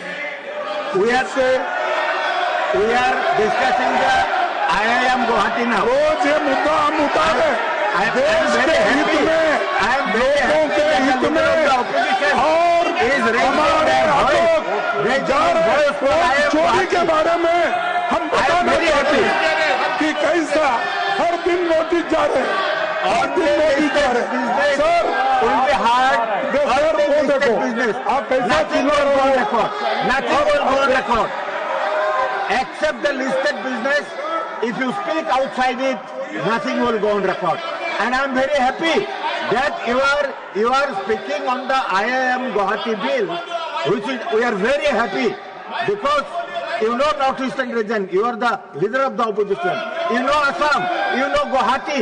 So please cooperate and speak only on the subject, only on the listed bill. I will not be happy to take out whatever you say from the record. So nothing will go on record except the IIM Guwahati bill. You speak on that, speak on subject, we will be very happy. Sir, देखिए हर दिन हम इसीलिए ये मुद्दा उठा रहे हैं। ये देश का महत्व का मुद्दा है। अगर वोटिंग पावर नहीं रहेगी, आप नहीं रहेंगे ना हम रहेंगे, न इस देश के लोकतंत्र रहेगा। लोकतंत्र को बचाना है, संविधान को बचाना है। In the beginning, only on the subject, the IIM Guwahati bill, if you speak, that will go on record, but not all.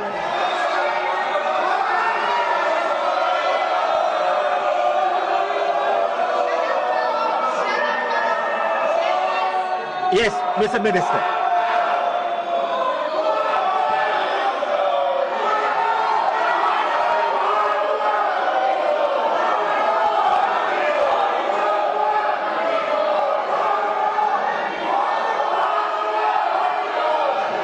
Honorable members, we maintain the decorum of the house.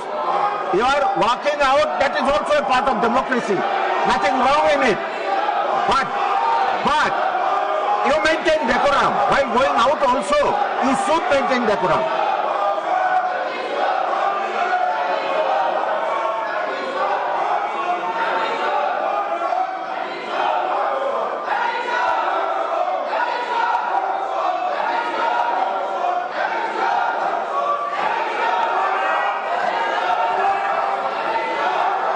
Please maintain the decorum of the house. You have already, you are walking out. Mr. Derek, your party is walking out, isn't it? Your party is walking out, isn't it? So please maintain decorum. Please maintain decorum. Minister, you can continue. Sir थोड़ा house के order में आ जाए, बहुत महत्वपूर्ण विषय में चर्चा हो रही है।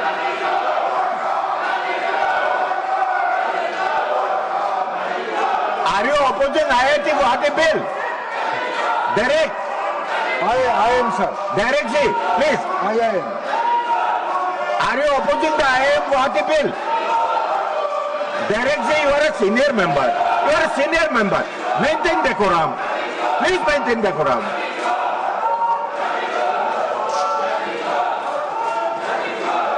चेयरमैन साहब, जैसे अभी आपकी अनुमति से मैं वर्णन कर रहा था, जैसे मैं आपकी अनुमति से ये वर्णन कर रहा था, आज भारत दुनिया की एक उभरते हुई अर्थनीति, चौथे बड़े अर्थनीति बन चुका है।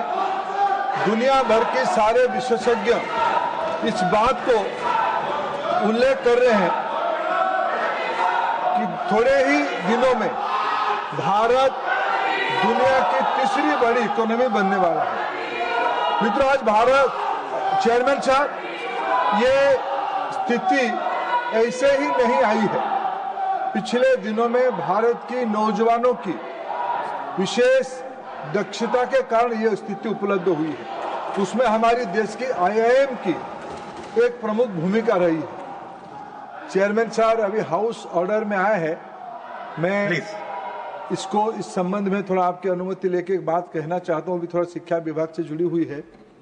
सारे जो प्रतिपक्ष के लोग देश की बड़ी हानि कर रहे हैं, बड़ी अहित काम कर रहे हैं, संसद चलने नहीं देते हैं, गरीबों के पैसे से टैक्स से ये संसद चलती है, ये कार्रवाई होती है।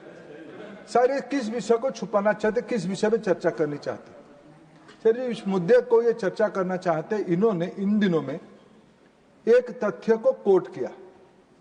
एक स्वयंसेवी संगठन है, थिंक टैंक है, CSDS, उन्होंने महाराष्ट्र चुनाव की एक डाटा उद्देश्य के साथ, जो अखबारों में मैं पढ़ के समझ पा रहा हूं, with a malafide intention that agency has posted few data by a important person of the institution, कोई एक महानुभाव है, उन्होंने जानबूझ के भ्रम देश में फैले, जिसको ये विपक्ष विशेष करके कांग्रेस पार्टी वाले उस विषय को आगे बढ़ाए। आप सब्जेक्ट में आइए। मैं आता हूं सर, देश की हानि हो रहा है सर, ये विषय इसीलिए मैं उल्लेख कर रहा हूं कि मैं देश के शिक्षा विभाग के दायित्व में हूं।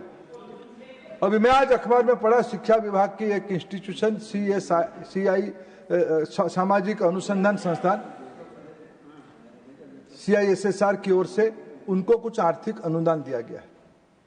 सर, भारत सरकार की पैसा लेके भारत की कॉन्स्टिट्यूशनल सिस्टम को चुनौती देना ये उचित बात नहीं है, अच्छी बात नहीं है।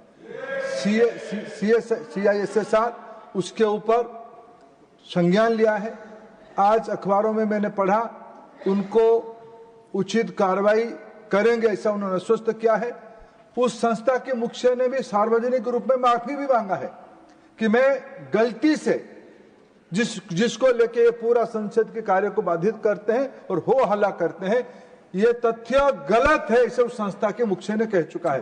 उसके बाद मैं अभी भी आपके माध्यम से विपक्ष को अपील करता हूं, आप जैसे कहा, गुवाहाटी हमारे पूर्वोत्तर की केंद्र बिंदु है, हमारी एक प्रकार से सांस्कृतिक केंद्र है। भारत की जहां ओहम राजा ने एक व्यवस्था बनाई थी, वहां की लोगों को सुविधा उपलब्ध करने के लिए सदियों पहले वीरता की, पराक्रमता की, विकास की वहां पराकाष्ठा हुई थी। मां कामाख्या देवी की साक्षात उन्होंने विजय किया है। आज देश भर के लोग गुवाहाटी श्रद्धा के साथ जाते हैं मां कामाख्या के दर्शन करने के लिए। आसाम की नैसर्गिक संपन्नता को आनंदित होने के लिए, पर्यटन की दृष्टि से, व्यवसाय की दृष्टि से, कला की दृष्टि से, संस्कृति की दृष्टि से वहां की नौजवानों की। चेयरमैन सर, आप भी उस आसाम प्रांत से आते हैं और आसाम की स्टूडेंट यूथ मूवमेंट की आप भी प्रोडक्ट हो। सर, सदियों से आसाम जिस प्रकार से विकसित होनी चाहिए भारत की एक प्रमुख हिस्सा होने का नहीं हो पाई थी। अंग्रेजों ने उसको पहले लूटा, बाद में जिन्होंने दिल्ली में बैठा उन्होंने आसाम को, पूर्वोत्तर को अनदेखा किया। जब से देश में एनडीए की राज आई, पहले श्री अटल बिहारी वाजपेयी जी देश के प्रधानमंत्री थे और पिछले 11 साल से देश की लोकप्रिय जननेता माननीय नरेंद्र मोदी जी देश की सेवा करने की दायित्व मिला है। और पूर्वोत्तर भारत, विशेष करके मैं आसाम की जनता को धन्यवाद दूंगा, उन्होंने बार बार नरेंद्र मोदी जी की शासन प्रणाली को आशीर्वाद किया है, समर्थन किया है, इसलिए उनके कारण आज हम लोग यहाँ सेवा कर पा रहे हैं। आसाम की जिम्मेवारी लेनी पड़ेगी अध्यक्ष चेयरमैन साहब। आसाम की आकांक्षा है, आसाम की सरकार, वहाँ की लोकप्रिय मुख्यमंत्री श्री हेमंत बिस्वा शर्मा, और यहाँ हमारे अभी तक बैठे थे आसाम के और एक बड़े नेता पूर्व मुख्यमंत्री आदरणीय सर्बानंद सोनोवाल जी, ये बार बार एक विषय को उल्लेख करते थे कि आसाम में नौजवानों को और मौका दिया जाना चाहिए। प्रधानमंत्री जी ने उस बातों को स्वीकृति देते हुए, उस बातों को स्वीकार करते हुए कैबिनेट में निर्णय करवाया कि गुवाहाटी में देश की 22वां 22nd IIM को स्थापित किया जाएगा। भारत सरकार उसमें 550 करोड़ रुपया खर्चा करके राज्य सरकार के सहयोग से इसी साल से, बीते काल लोकसभा ने उनको इस बिल को पारित किया है। आज आपकी मार्गदर्शन में इस सदन उस बिल को पारित करेगा, फिर ये कानून की रूप ले लेगा, इसकी रूल्स एंड रेगुलेशन बन जाएंगे। हम इस सदन के माध्यम से देशवासियों को, विशेष करके आसाम वासियों को आश्वस्त करना चाहते हैं कि इसी एकेडमिक ईयर में IIM गुवाहाटी में स्टूडेंट की एडमिशन होगी, प्राध्यापकों की नियुक्ति होगी और पढ़ाई भी शुरू किया जाएगा। फिर तो देश जब आगे बढ़ रहा है, देश आज विकसित भारत की लक्ष्य को लेके जा रहा है। देश दुनिया की आर्थिक महाशक्ति होने के काम पे लगा है। और IIM जो आज देश में, चेयरमैन साहब मैं कुछ विषय कहूंगा तो फिर आप कहोगे इसी विषय पे बोलो। सर ये सारा विषय आपको पूरा बोलूंगा ना, अभी डिस्कशन के बाद आपको मौका मिलेगा। अच्छा ठीक है, मैं अभी और बोलेंगे। सर, ये तो इंट्रोडक्टरी स्पीच है, के देश तो के माहौल इन्होंने इतना कम रखिए। सर, देश के माहौल को इतना खराब करके ये कुछ दिनों से ये प्रतिपक्ष को लोग रखे हैं, देश में असली मुद्दे को चर्चा होने नहीं देते। आपने सही कहा, क्या कांग्रेस पार्टी बताए वो आसाम में गुवाहाटी में IIM को सपोर्ट कर रहे कि नहीं कर रहे? सर, हम अनेक ओकेजन आई है इस देश में जब हमने सर्वसम्मत होकर देश के विकास के लिए इकट्ठा हुए हैं। आज विपक्ष की इस नकारात्मक मुद्दे से आसाम वासियों को बहुत आहत आया होगा, बहुत बुरा लगा होगा। सब IIM की प्रतिष्ठा वहां की बहुत दिनों की अपेक्षा थी। इन दिनों में हमने अनेकों इंस्टीट्यूशन, इस बीच में IIT गुवाहाटी की रूप बन चुकी है। सेंट्रल यूनिवर्सिटी आसाम में अच्छा काम कर रहा है, NIT सिलचर अच्छा काम कर रहा है। सर, एक बचा था IIM बनाना। आज मैं इस पवित्र गृह में इस प्रस्ताव को लेकर आया हूं, इस बिल को उपस्थापित कर रहा हूं जिसको लोकसभा ने पारित किया है कि आप इसको अनुमति दे, हम इसी सत्र में IIM गुवाहाटी का इनागुरेशन कर उसको खोले, विद्यार्थियों को पढ़ाए। मैं सदन की अनुमति के लिए, व्यापक चर्चा के लिए आपकी अनुमति चाहता हूं अध्यक्ष जी। Thank you, Honorable Minister. Now, motion moved. Voting to I now call upon the members whose names have been received for participation in the discussion. List of speakers.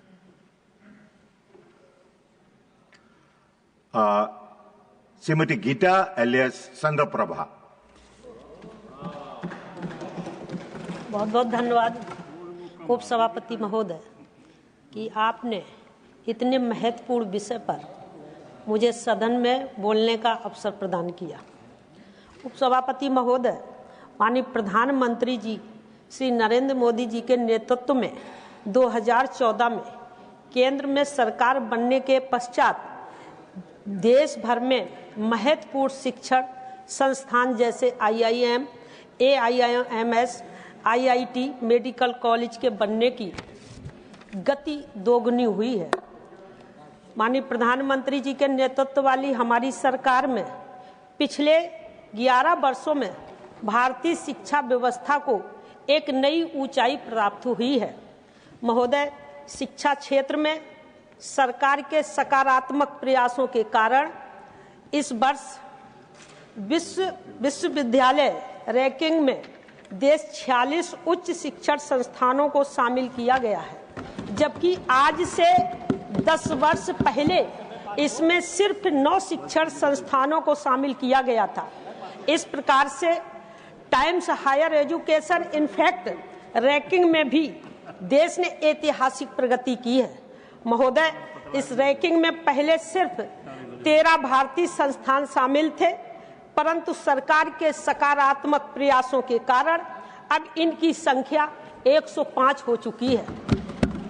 आधिकारिक आंकड़ों के आधार पर यदि देश में खुले शिक्षण संस्थानों को प्रतिदिन के औसत की तुलना की जाए तो देश में हर दिन 2 नए कॉलेज, 1 नई ITI की स्थापना हुई है। महोदय, सरकार इस विधेयक के माध्यम से देश के असम राज्य में एक नया IIM स्थापित करने जा रही है। 2014 से लगातार सरकार देश की शिक्षा व्यवस्था को मजबूत करने की दिशा में ऐतिहासिक काम कर रही है और लगातार प्रयास कर रही है, जिसमें देश में छात्रों को एक नई प्रगति और उनको शिक्षा मिलने का प्रयास हो रहा है। महोदय, 2014 में देश में केवल 13 IIM थे, अब देश में IIM 22 हो चुके हैं। माननीय प्रधानमंत्री जी के कुशल नेतृत्व वाली हमारी सरकार ने असम में IIM की स्थापना के लिए 555 करोड़ रुपए उपलब्ध कराए। इसके लिए मैं माननीय मंत्री जी और माननीय प्रधानमंत्री जी का बहुत बहुत आभार व्यक्त करती हूं कि आसाम और पूर्वोत्तर के छात्रों के लिए भी उन्होंने चिंता की है। महोदय, अभी तक असम में कोई IIM मौजूद नहीं थे। मैनेजमेंट क्षेत्र में उच्च शिक्षा के लिए असम के विद्यार्थियों को अन्य राज्यों में जाना पड़ता था, काफी कठिनाइयों का सामना करना पड़ता था। असम के साथ पूरे पूर्वोत्तर भारत की शिक्षा और समग्र विकास शिक्षा के लिए असम में IIM की स्थापना आवश्यक थी।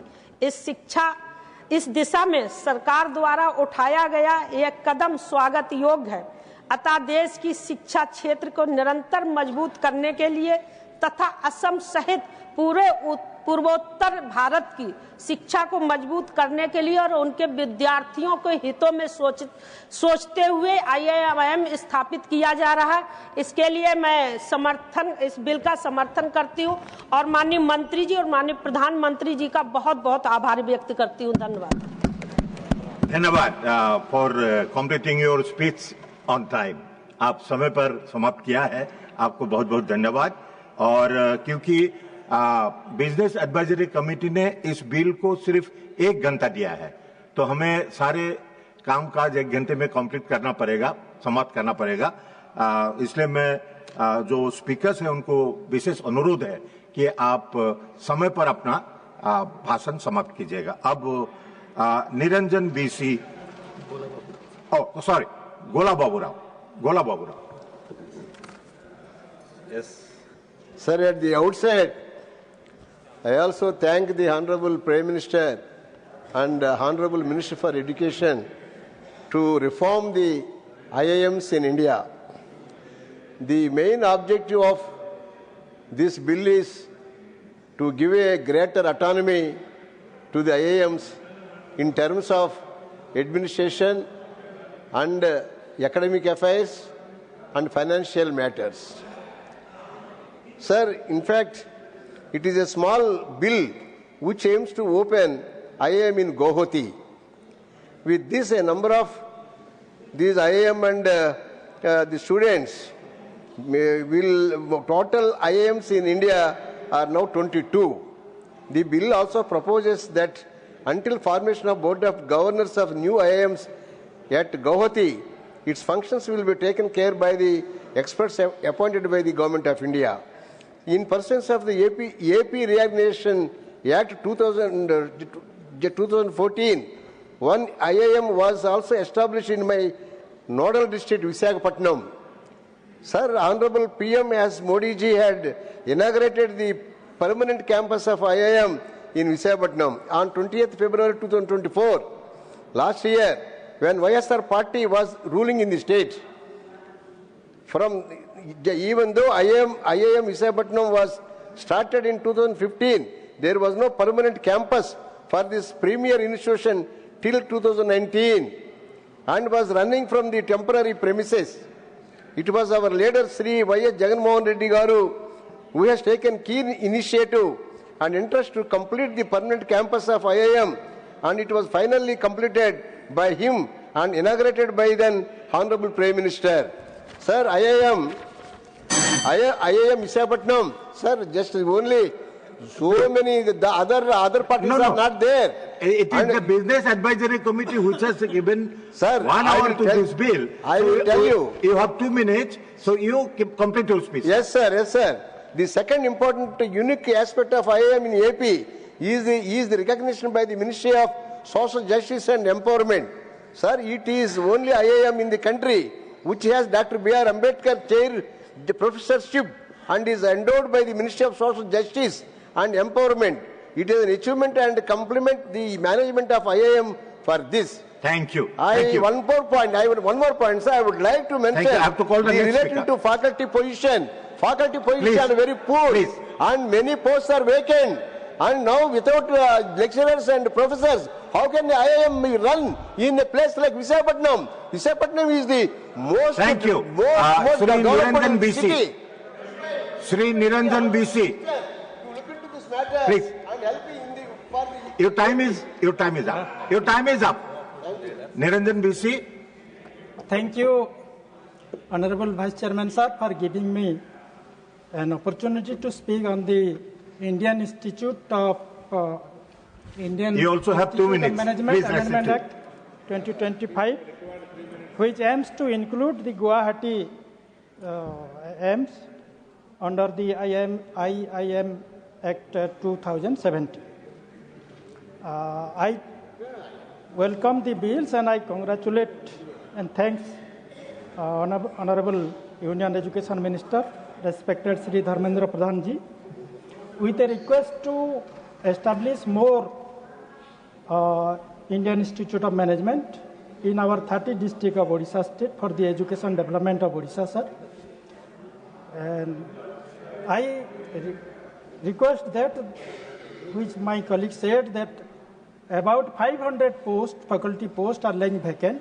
So all the vacant posts should be filled up, and ragging in Indian Institute of Management and IIT and other universities should also be stopped, and my Honorable Union Education Minister should look into it. And my western part of Odisha, my district in the district of Balangir, which is KBK region, there is a IIM in Sambalpur district.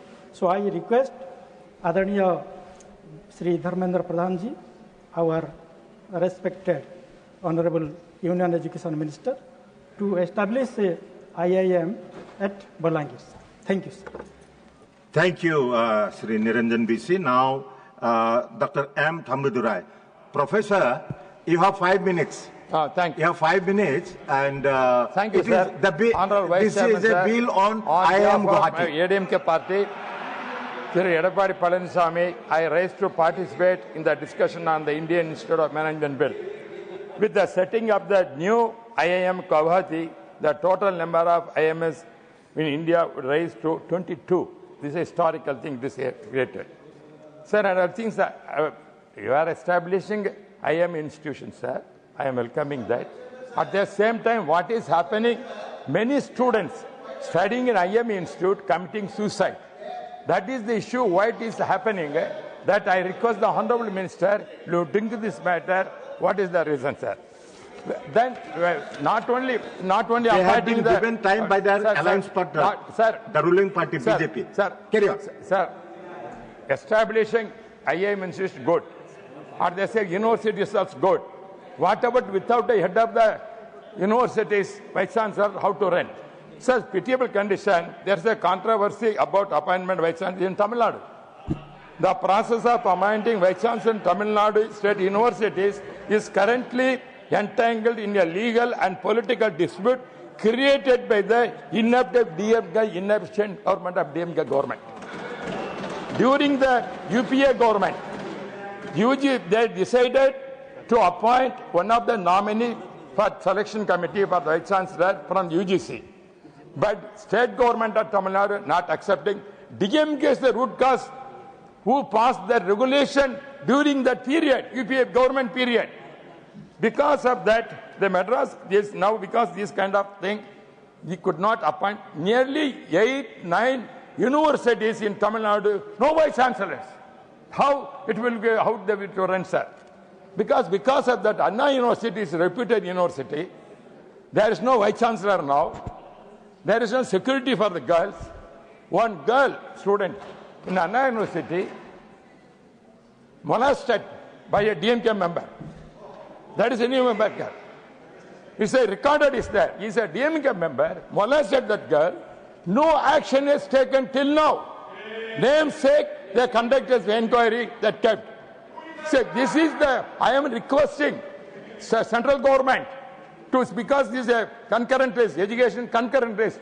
You know, your central government has the authority to look in this matter, it's higher education, especially university. Where how that girl is molested and why the DMK government not taking action about that. He is because he's a member of DMK, that is why that fellow is belongs to that committee.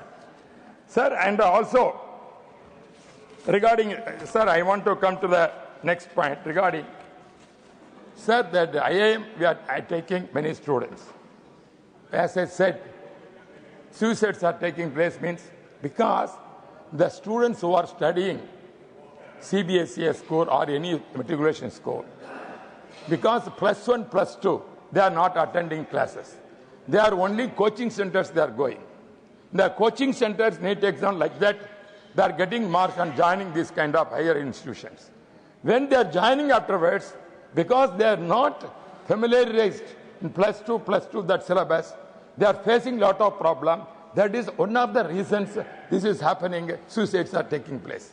Sir, CBSE schools, now the new guidelines has given, it is going to affect, because the new good guidelines, with giving retrospective infrastructure, how it has to be there. But CBSE school, if can put such kind of condition, how can previously 4 square meters in a classroom, now they have given 5 square meters. But this is given by retrospective effect, 8 years.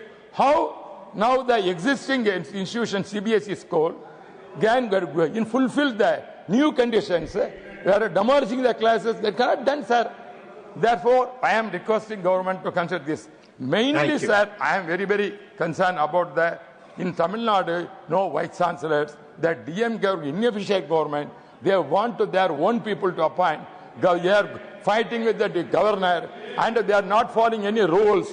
And you have less than a minute now. You have less than a minute now. Say one word about IIM Guwahati also. So I am supporting. I already said, Gawaj, you are coming, sir. Your state. I am very happy that Vice Chairman sitting there. Thank you very much. Thank you. To establish IIM in Institute Guwahati. At that same time, let them take action. Inefficient DMK government, because of many students are committing suicide. That is my demand. Okay, I am calling the next speaker. Sri Praful Patel ji, you have 5 minutes. Yes. Vice Chairman, sir, thank you very much. I stand in support of the Indian Institute of Management Amendment Bill 2025. This is one more step, I would say, in the improvement of higher education in our country. And thanks to the visionary leadership of our Prime Minister, Shri Narendra Modi, who in the last 11 years has expanded the scope of higher education much beyond what we could have ever imagined. And it is the need of the hour, sir. You are aware, you are also from the Northeast, to come to start a IIM in Guwahati would be a very welcome step for many aspiring young students from the Northeast. And the number of IIMs now stands at 22. And I'm sure this number will not stop here in the years to come. I remember, sir, when IIM Ahmedabad had initially started, there were people from all over the country vying to get admission into those 100 seats of admission in IIM. Today, with Prime Minister's vision, look at the number of medical colleges. We have more than 700 medical colleges in India. We have now IITs, we have AIMS. All these are premier institutions which were most people in the country were being deprived of. I remember AIMS in Delhi, when people used to come here from all over the country, poor people not having a place to stay, where to go, whom to approach, and you know, getting an admission into AIMS for treatment was almost like impossible.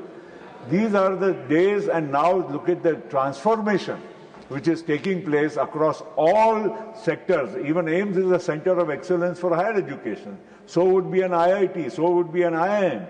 How many of our students go to Harvard, to Columbia, to Stanford, to so many other institutions? Our students are going to Australia for higher education, to the UK for higher education.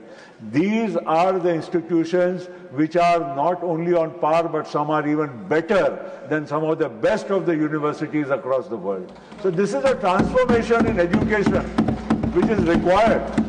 Unless and until we bring this transformation, why are we spending lakhs and lakhs of and crores of rupees per student for international studies when that kind of education can be made available here? And that is why the entire exercise of the Prime Minister and the HRD Ministry under Dharmendra Pradhanji is to transform the landscape of India. And I feel, sir, that IIMs, though they may be 22 in number, but as centers of excellence, institutes of excellence, they should be upgraded constantly, because that is where you will be really competing with the best in the world. There should be a day when people, students from all over the world want to come to our IIMs and IITs to get their degree so that they can stand higher in the world. That should be the vision with which the Prime Minister is moving. 2047 Viksit Bharat cannot happen without transformation in education. And unless and until you spread education across the length and breadth of the country, my friend was talking about having an IIM in every district. Well, that may not be the possible scenario, but at least every state, every region. That is how, when you integrate India also, through education also, through other developmental initiatives. And that's the vision with which this bill has been brought in. I fully support the IIM amendment bill, and I would urge the Honourable Minister, though he was a little away for a few minutes, but I know that he has, I think, transformation and development in his core, and he would like to see that the IIMs of India truly stand out as exceptional institutes of excellence. My fullest support, especially because the IIM is starting in Guwahati, and from this year itself, as we have mentioned, my congratulations to him and to the Prime Minister for bringing in this historic legislation. Thank you, Mr. Patel. Sri Naresh Bansal ji, आपके 4 minute है, 4 minutes. धन्यवाद उपाध्यक्ष जी, आपने मुझे IIMs amendment bill पर बोलने का अवसर प्रदान किया, मैं आपका आभारी हूं। यह विधेयक मोदी जी की सरकार की रिफॉर्म, परफॉर्म और ट्रांसफॉर्म इस नीति को प्रकट करता है। वर्षों तक नॉर्थ ईस्ट अशांत रहा, वो पहले की सरकारों की नीतियों के कारण जो नॉर्थ ईस्ट की उपेक्षा हुई है। जब से मोदी जी की सरकार आई, पहले सी नॉर्थ ईस्ट, फिर एक्ट नॉर्थ ईस्ट, इस पर जो काम हुआ है विभिन्न प्रकार से वहाँ जो अशांति थी उसमें भी कमी आई है, लगभग समाप्त हुई है। जो भारत सरकार, आसाम सरकार और उल्फा के बीच में MOS हुआ था, उसके अंतर्गत बहुत सारी विकास की योजनाएं स्पेशल डेवलपमेंट पैकेज के अंतर्गत आसाम में हो रही हैं।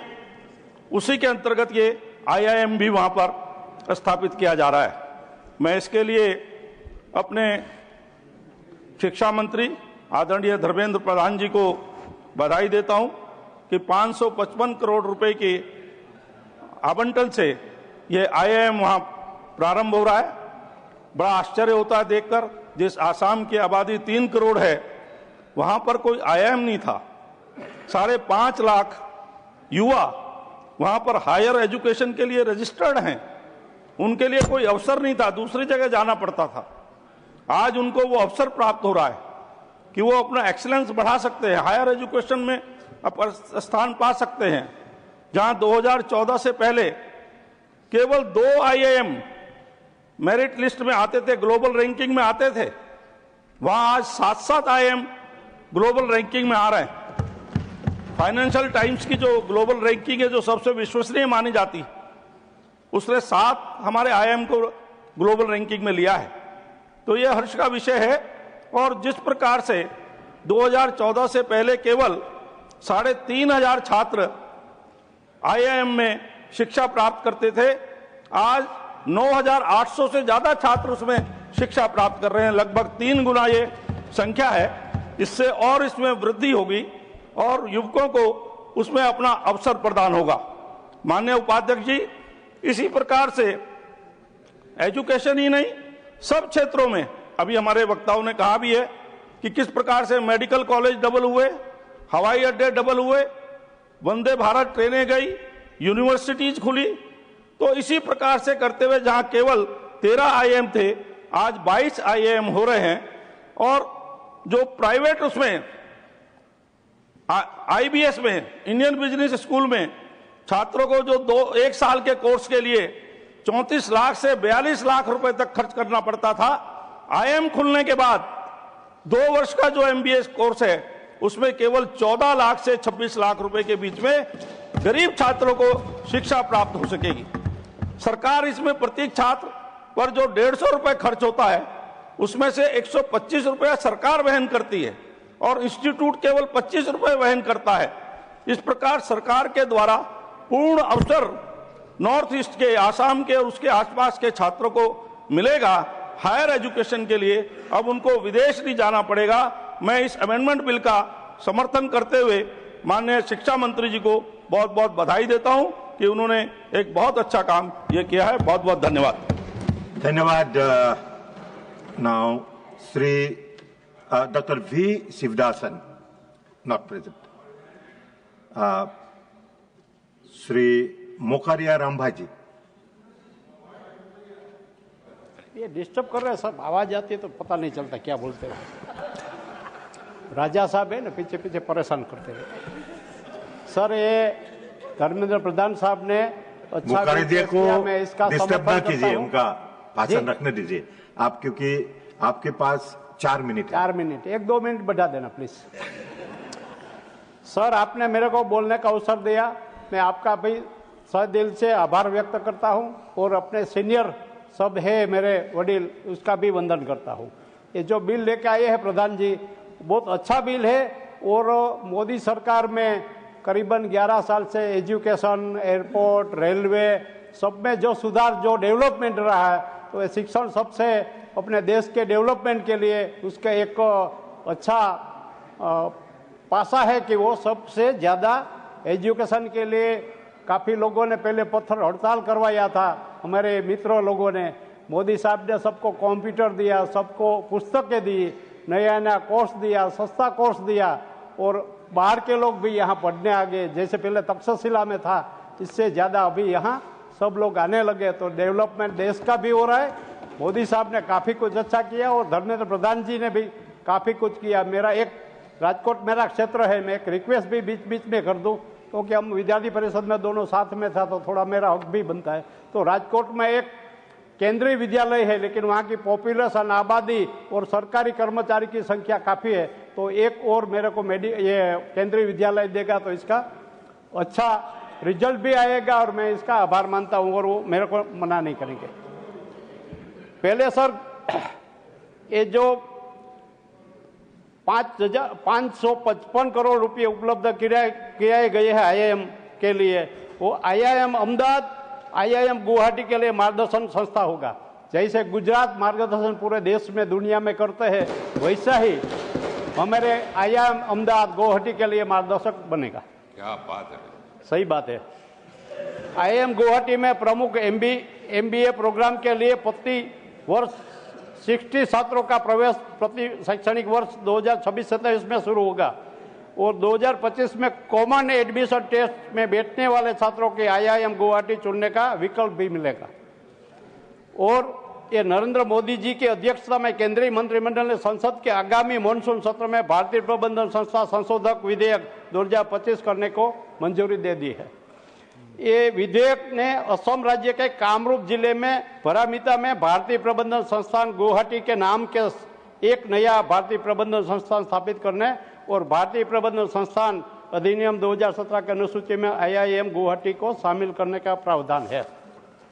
दूसरा सर, ये तो सब बोलेंगे, ये देश को संस्थान को पहले 5 वर्षों के लिए संचालित करने के लिए भारत सरकार ने 2555 करोड़ रुपए की राशि आवंटन की गई है। वो सबसे बड़ी बात है कि शिक्षा के पीछे केंद्र सरकार और हमारी गुजरात सरकार भी काफ़ी कुछ धनराशि आवंटन करते हैं और देश के भविष्य के लिए, ये विद्यार्थियों के लिए काफ़ी अच्छी खुशी की बात है। IIM गुवाहाटी में प्रमुख MBA कार्यक्रम शैक्षणिक वर्ष 2026-27 में शुरू होगा। पहले बैच में 60 छात्र होंगे और 5 वर्षों में धीरे धीरे बढ़कर 600 हो जाएंगे। ये 600 स्टार बनेंगे देश के लिए, वो भी बहुत बड़ी बात है, विकास के लिए जरूरी है। IIM अहमदाबाद के मार्गदर्शन में IIM गुवाहाटी की स्थापना भारत और विशेष रूप से पूर्वोत्तर क्षेत्रों के छात्रों के लिए उच्च गुणवत्ता वाली प्रबंधन शिक्षा और उससे संबंधित बहुविषयक शिक्षा के लिए एक अतिरिक्त अवसर खोलेगी। यह विकासशील भारत 2047 के दृष्टिकोण के अनुरूप पूरे क्षेत्र में निवेश आकर्षित करने, प्रतिभाओं को विकसित करने और उद्यमता एवं आर्थिक विकास की समग्र संस्कृति को बेहतर बनाने की मदद करेगा। सर, मैं दिल से ये बिल को अपना समर्थन करता हूँ और हमारे देश में जो पहले आक्रांता आने के बाद हमारी शिक्षा नीति में सनातन विरोधी लोगों को अपनी शिक्षा नीति में खुद का गद्दारी का पाठ चलाया था, वो सब अभी तो कैंसिल हो गया है। लेकिन अभी भी कोई अन्य जगह पर आक्रांता का नाम, रोड, बिल्डिंग, कई रेलवे स्टेशन वगैरह नाम तुरंत निकालने के वहाँ हमारे क्रांतिवीर भगत सिंह, चंद्रशेखर राजा, सुभाष चंद्र बोस वगैरह के नाम से नया रूप देने की और ये मुस्लिम आक्रांता का नामो निशान मिटाने की मैं अपील करता हूँ अपने शिक्षण मंत्री से। और टाइम मिला, आभार, थैंक यू। वंदे मातरम, भारत माता की जय, गर्वी गुजरात। धन्यवाद। Shri Santosh Kumar P, not present. Doctor K लक्ष्मण। Thank you, sir. I stand here in support of this IIM amendment bill for establishing an IIM in Guwahati, Assam. This is another feather in the cap of development of Modi's agenda in Assam. Prior to Modi ji came to power, during particularly Congress and UPA regimes, we used to see lot of disturbances and unrest among the Northeast people and the growing extremism and terrorism. The entire country was worried about it. From the day when Modi ji has come to power, he has given a call to act Northeast.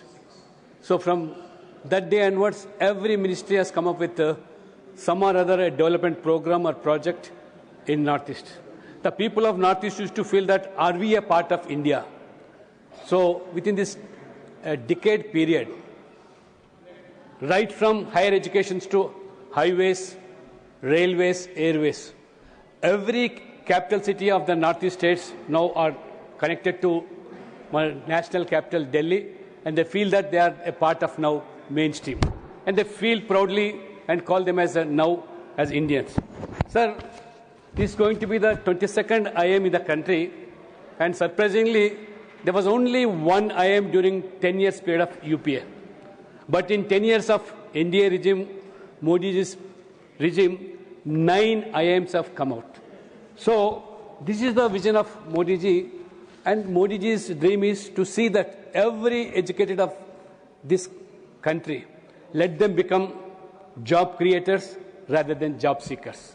With this visionary agenda, prior to Modi ji came to power, before 2014, hardly we had 350 startups. So now you can imagine more than 90,000 startups have come up within a span of 10 years because of this courses like managerial courses, excellence. And unicorns, hardly we had any unicorn in the country prior to Modi ji came to power. Unicorn in the sense $1 billion investment. Now we see more than 118 unicorns have come up in this 10-year period. Just because the courses like managerial, IIM, IIT. Apart from that, now we have seen that global brand IIMs like Ahmedabad, Bangalore and Kolkata. I also feel that Guwahati IIM will also definitely become one of the global brands. Now the youth of this Assam and the students of the Assam, they did not travel for thousands of kilometers for a better study, for a better education. Now they have their own institution in Guwahati itself. Now they can be rest assured with the support of 555 crores of central government. Now Assam is going to be one of the, we have been seeing how northeastern states are flourishing just for the agenda of development.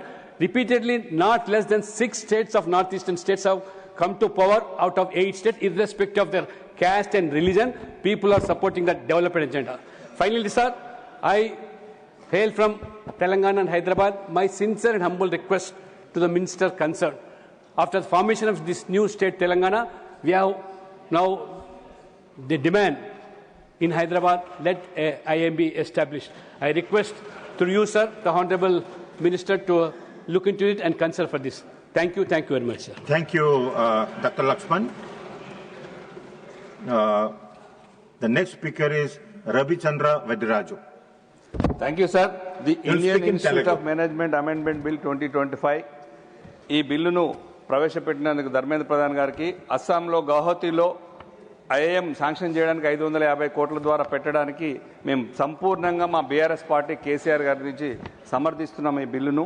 ఎందుకంటే కేసీఆర్ గారు తెలంగాణ రాష్ట్రాన్ని సాధించి 33 జిల్లాలు చేయడమే కాకుండా 33 medical కాలేజీలు, అనేక nursing కాలేజీలు, గురుకులాలు పెంచడం అంటే చదువు పట్ల, విద్య పట్ల ఉన్నటువంటి మా వైఖరి మీ బిల్లులు సపోర్ట్ చేయడానికి దోహదపడుతుంది ఖచ్చితంగా.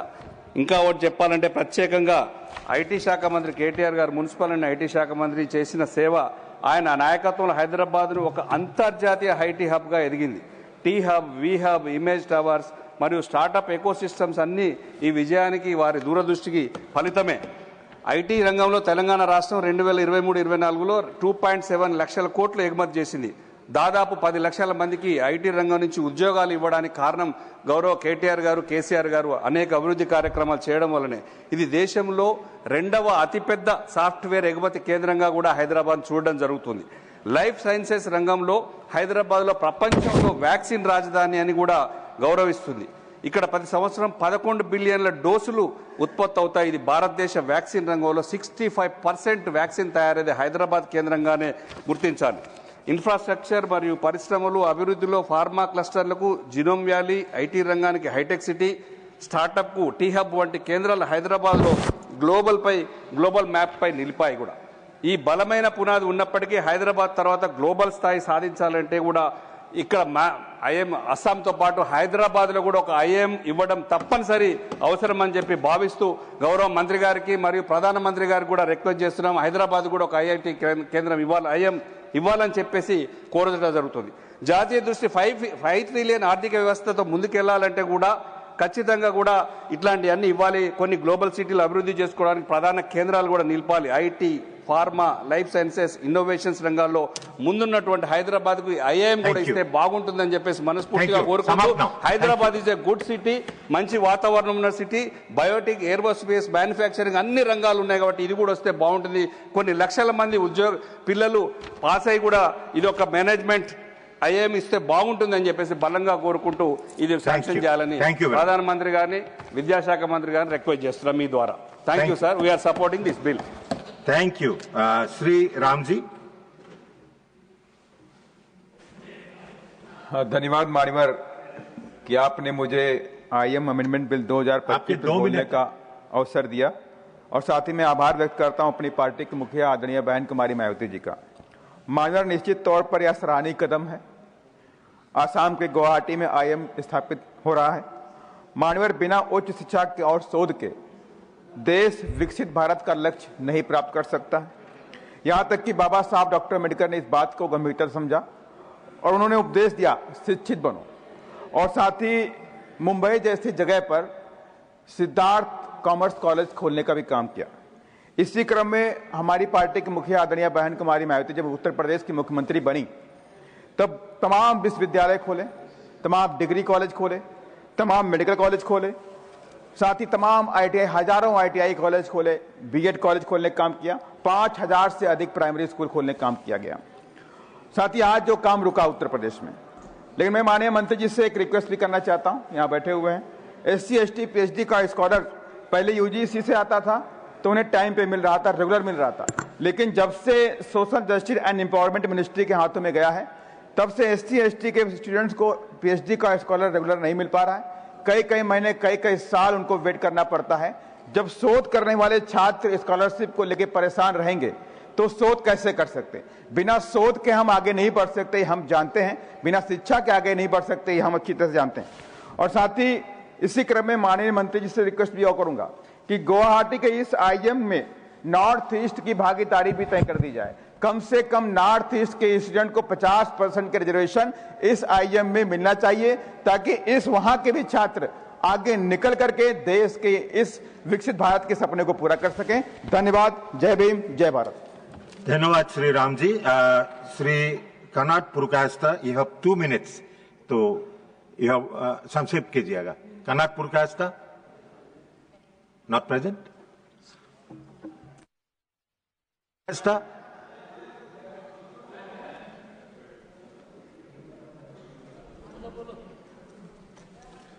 आपके 2 मिनट है. 2 minutes. Thank you, Deputy Speaker, sir. Chairman, sir. I rise to strongly support the Indian Institute of Management Bill 2025. Sir, this bill is historic for the entire nation and particularly for the Northeast, as it paves the way for the establishment of an Indian Institute of Management at Guwahati in Assam. So for decades, the people of Assam and the Northeast have been deprived of the access to institutions of the highest standards in education. Sir, our bright and talented youth had to travel far outside the region in search of quality higher education. So this is not only caused hardship to students and parents, but also resulted in a huge outflow of talents and resources. But, sir, the scenario has completely changed under the vision and leadership of our Honorable Prime Minister, Sri Narendra Modi ji, who has termed our Northeast as Ashtalakshmi, giving the much needed impetus to the development of the Northeast in all sectors. Since 2014, the government has been making a conscious and determined effort to empower the Northeast with world-class institutions. We have already seen the establishment of IIT at Guwahati, AIMS in the region, and the several central universities and national institutes. And now the prestigious IIM is being set up at Guwahati. Sir, setting up an IIM not merely about another educational institution. This is about transformation. The IIM at Guwahati will open vast opportunities for the youth of the Northeast in the fields of management, entrepreneurship, and innovation. It will also help in building a strong ecosystem for business, industry, and startups in the region. Honorable HRD Minister Dr. Dharmendra Pradhanji and our Honorable Chief Minister Dr. Himanta Biswa Sharmaji deserves our appreciation for taking this initiative forward. With this, the Northeast is no longer on the periphery of India's educational map. Instead of, it is becoming a hub for excellence. Sir, I would like to conclude by saying that with IIT, AIMS, and now IIM, the vision of our Honorable Prime Minister Narendra Modi ji, making the Northeast a powerhouse of knowledge and progress is being fulfilled. The people of Assam and the entire Northeast are grateful to this gift, and the students are especially happy as they now have access to world-class education right at their doorstep. Lastly, sir, if Assam rises, Northeast rises. If Northeast rises, India rises. I strongly support this bill, sir. Thank you, sir. Dhanyavad. Sri Birendra Prasad Baishaji, 2 minutes. Sri Baishaji will speak in Assamia. I speak in English, sir. Okay, sir. Thank you, Honorable Chairman, sir. Allow me to speak in a historic moment of 3 crore people of Assam. Sir, I raise here to speak on behalf of my party, Assam Gana Parishad, on behalf of my party president, Atul Bora, and on behalf of 3 crore people of Assam, sir. Sir, aim of the Indian Institute of Management Amendment, aim is to establish a campus, IM campus, Indian Institute of Management will be at Guwahati, sir. And government has already allotted 550 crores for development of the IMM in Guwahati. Indian Institute of Management, most prestigious organization of our country. And it is always recognized by, globally recognized by every part of the world. Students from every part of the world coming to study in Indian Institute of Management, sir. Sir, it was a long-standing demand of people of Assam, sir.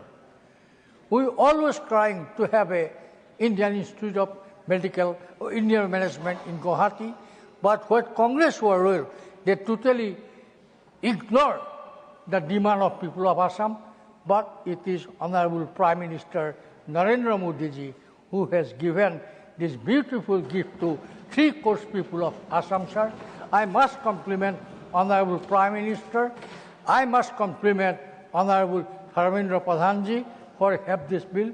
Our dynamic Chief Minister Himanta Biswa Sharma always fought to establish one IM in Guwahati, and it is already established, sir. With this institution, it will be not only develop Assam, because Guwahati is the hub of the northeastern region. Students from every parts of the northeastern region take part, dear sir. I like to request Honorable Minister, look in this situation.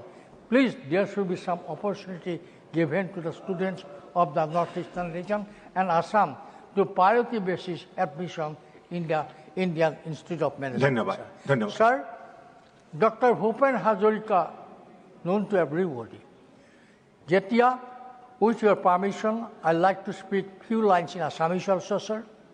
Jetia, Assamar Otijjo Mandito, Guwahati Vishwavidyalaya স্থাপন হৈছিল doctor Bhupen হাজৰিকাই গাইছিল জিলিকাব লুইতৰে পাৰ আজি Indian institute of management গুৱাহাটীত যেতিয়া স্থাপন কৰিবলৈ চৰকাৰে সিদ্ধান্ত লৈছে নৰেন্দ্ৰ মোদী চৰকাৰে 3 কোটি অসমীয়া মানুহে উচ্চ স্বৰে কাব জিলিকিব অসম জিলিকিব অসমৰ শিক্ষা ব্যৱস্থা জিলিকিব অসমৰ ৰাইজৰ আনন্দৰ জোৱাৰ উঠিব আৰু এই অল ইণ্ডিয়া ইনষ্টিটিউট অফ মেনেজমেণ্টে অসমৰ শিক্ষাৰ ক্ষেত্ৰত ভাৰতৰ শিক্ষাৰ ক্ষেত্ৰত বিশ্ব শিক্ষাৰ ক্ষেত্ৰত এক উৎকৃষ্ট স্থান প্ৰদৰ্শন কৰিব সক্ষম।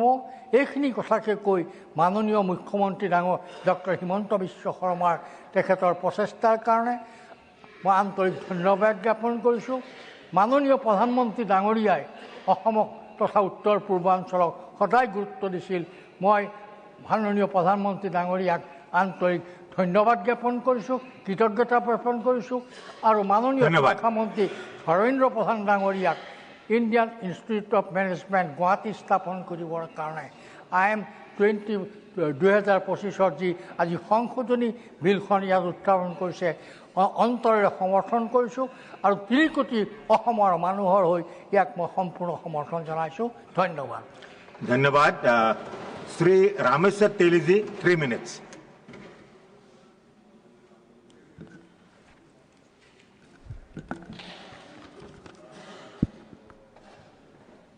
उपसभापति महोदय, मैं अपनी मातृभाषा आसामीज में बोलना चाहता हूं कि मैं धन्यवाद देना चाहता हूं भारत के प्रधानमंत्री नरेंद्र मोदी जी को।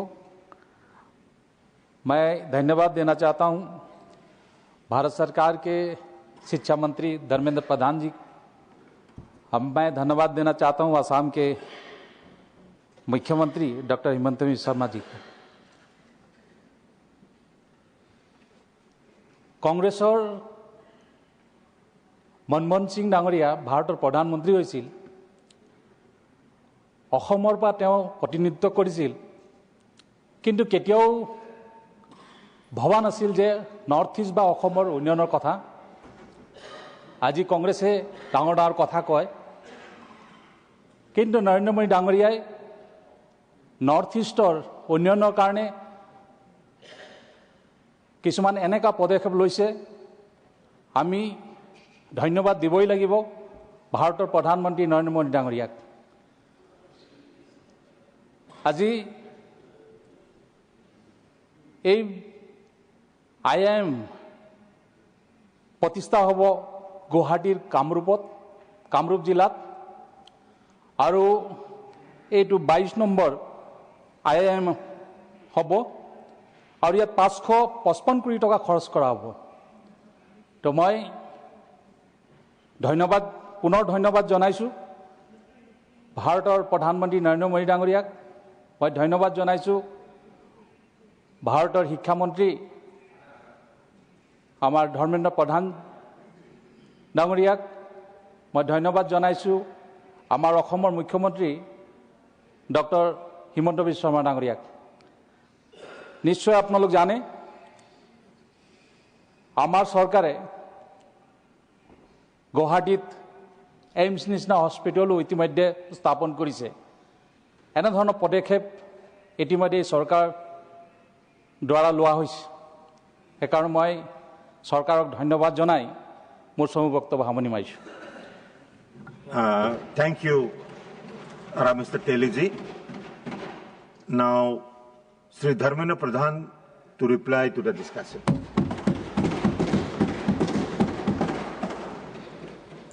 धन्यवाद महोदय। अभी आपकी अनुमति से इस सभागार में 13 मान्यवर सदस्यों ने IIM गुवाहाटी की कैंपस को गुवाहाटी की अंदर एक नई IIM की जन्म लेने को समर्थन किया। उन्होंने इसके प्रति इसके ऊपर जो मंशा है माननीय प्रधानमंत्री नरेंद्र मोदी जी ने जो पूर्वोत्तर की विकास के लिए प्रतिबद्धता दिखाई, उसको समर्थन दिया, उनको अप्रिशिएट किया। इसलिए मैं सभी को सबसे पहले धन्यवाद देता हूं। कई मान्यवर सदस्यों ने अनेक अच्छे सुझाव भी दिए। इसको कैसे ग्लोबल स्टैंडर्ड की इंस्टीट्यूशन बनाया जाए, जो वैकेंट पोस्ट है अन्य IIM में उसको कैसे भरा जाए और उसको कैसे अच्छा किया जाए, उसके बारे में बहुत पॉजिटिव एंड कॉन्क्रीट सजेशन दिया है। ये निश्चित रूप में सभी सजेशंस को मैं अच्छे से उसको कैसे क्रियान्वयन किया जाएगा उसकी मैं दायित्व भी लेता हूँ। चेयरमैन साहब, 1961 से हमारे देश में IIM की काम चल रही है। IIM एक इंस्टीट्यूशन के रूप में काम कर रहा है अगर मैं 2061 से 61 टू 2014 इसी 53 इयर्स में 13 IIM खोला गया था 13 within the span of 53 years government of those years could create 13 IIM only due to priority of Prime Minister Narendra Modi especially giving focus to youth and youth aspiration और हमारी जो प्रतिबद्धता है भारत की नौजवान आत्मनिर्भर बने ये एक अनायास हम लोगों के लिए एक स्लोगन नहीं है एक पॉलिसी नहीं है हम लोगों का ये एक फिलोसफी है चेयरमैन सर इस फिलोसफी को पूरा करने के लिए इंस्टीट्यूशंस बनाने पड़ते हैं इसीलिए पिछले 11 साल में आज की इस अनुमति के उपरांत देश में और 9 नया IIM बन जाएगा 8 पहले हमने बनाए थे पिछले IIM मुंबई तक आज को मिला के ये नया 9वां IIM बन जाएगा मोदी जी के कार्यकाल इसको मिला के तो अगर इसे प्रारंभ में कहूँ कि इसमें पहले 13 IIM था 53 साल में और 11 साल में 9 IIM बने ये एक अपने आप में एक स्टेटमेंट है 2013-14 में समूचा 13 IIM में स्टूडेंट्स की नंबर था 3,500 आज 24-25 में मैंने इसमें IIM गुवाहाटी आया ही नहीं इसमें student number is 9,800 3,500 to 9,800 this statement shows the commitment of our government towards creating new institutions and giving opportunity to many more students needed students in our country sir 17 में हम लोगों ने एक हिस्टोरिकल स्टेप लिया IIM को लेके जो प्रधानमंत्री जी ने समीक्षा किया कि IIM सर उन दिनों if you can remember IIM are not known as not competent to give degrees in those days IIM whatever they may be whatever quality they may have produced the degree was known as PG diploma so it was known as a diploma for the first time Prime Minister Modi after 61 this has been started but after 53 years Prime Minister Modi recognized a key area and after few years after 55 years he envisioned a new act by that provision IIM became a full-fledged institute of national importance INI it creates a global branding though IIM has branding previously also but it has in the global scenario the issue of equivalence is a priority area. In the area of, when we are talking about equivalence, now with enactment of 2017 Act by this Parliament, IIM became a full-fledged university-like institutions. So today, IIM Guwahati, when it will start functioning, it is as good as a university. It's a university, sir. It's a university institution of national importance. Sir, उसकी amendment करते हुए आज हमने एक ही line उसमें से जोड़ा कि भारत की 22nd IIM गुवाहाटी में खोला जाएगा जिसमें मैंने पहले भी कहा 555 करोड़ की इन्वेस्टमेंट होगी सर ये हमारी कमिटमेंट था जो कहते हैं हम करते हैं प्रधानमंत्री नरेंद्र मोदी देश की संतुलन विकास के लिए जो दायित्व लेते हैं उसको करते हैं लंबे समय से मेरे मित्र रामेश्वर तेली जी ने ठीक से याद किया सर इस देश में माननीय स्वर्गीय मनमोहन सिंह जी ने 10 साल तक प्रधानमंत्री रहे I think if you can correct me I think in entire period he was representing Assam state of Assam I think all the 10 years लेकिन अगर इतिहास के विद्यार्थी के नाते पब्लिक पॉलिसी के विद्यार्थी के नाते उसको समीक्षा करूं और आसाम के सबसे खराब दिन किसी समय में था 2004 से 14 ही था आसाम को कितने भी प्रकार से अनदेखा किया जाए कांग्रेस पार्टी ने और उस समय में प्रधानमंत्री रहते हुए क्योंकि उनके हाथ में निर्णय नहीं था निर्णय और किसी के हाथ में था ये अपेक्षा सर पहली बार नहीं था उल्फा मैंने आज जैसे कहा कि आप हमारे वैश्य जी हमारे तेली जी अभी सर्वादा सब उपस्थित थे वहाँ हमारे मुख्यमंत्री हेमंत बिश्व शर्मा जी हमारे कनक जी सभी आसाम के आंदोलन की उपज है उस समय से ये मांग आते रहे कि आसाम में नेशनल इंस्टीट्यूशन खोले जाए मैं आभार प्रकट करता हूं प्रधानमंत्री जी को उन्होंने उस आकांक्षा को उस अपेक्षा को उन्होंने पूरा किया और आईएम के आज के अगर मैं 2 परिचय दूंगा आईआईएम के बारे में मेरे को इस हाउस में इंफॉर्मेशन देने की कोई आवश्यकता नहीं, सब मेरे से ज़्यादा भी जानते हैं, अच्छा जानते हैं। सर, इस बार जब यूएई की नेतृत्व भारत के प्रधानमंत्री जी को मिले, सर उनकी दो मांग थी। आप हमारे देश में सर आज यूएई एक डेवलप्ड इकोनॉमी है, उनकी कारोबार के कारण दुबई है, अबू धाबी है, शारजा है, कई प्रकार की इकोनॉमिक मॉडल उनके पास है। सर उस इकोनॉमिक मॉडल में माननीय प्रधानमंत्री जी को यूएई की नेतृत्व दो चीज मांगा, हमें एक भारत की आईआईटी दीजिए, हमें भारत की एक आईआईएम दीजिए। मैं आज आपको सुखद सूचित करना चाहता हूं, नेशनल एजुकेशन पॉलिसी में जब हम इंडियन एजुकेशन को ग्लोबलाइजेशन की बात कहते हैं, हम विदेश की यूनिवर्सिटी को भारत में खोलने का अनुमति दे रहे हैं पहली बार। आज सर 15 यूनिवर्सिटी भारत में खोलने की तैयारी कर रहे हैं, कुछ खुल भी गए हैं। और ऐसे ही भारत की इंस्टीट्यूशन आईआईटी और आईआईएम, सर पिछले 2 साल से भारत की 2 आईआईटी विदेश में खुले हैं, उसमें से एक अबू धाबी में, एक उसमें अफ्रीका में। मैं अगले महीने भारत की ओर से आईआईएम अहमदाबाद, जो प्रेस्टिजियस इंस्टीट्यूशन है, सर आईआईएम अहमदाबाद की परिचय क्या है?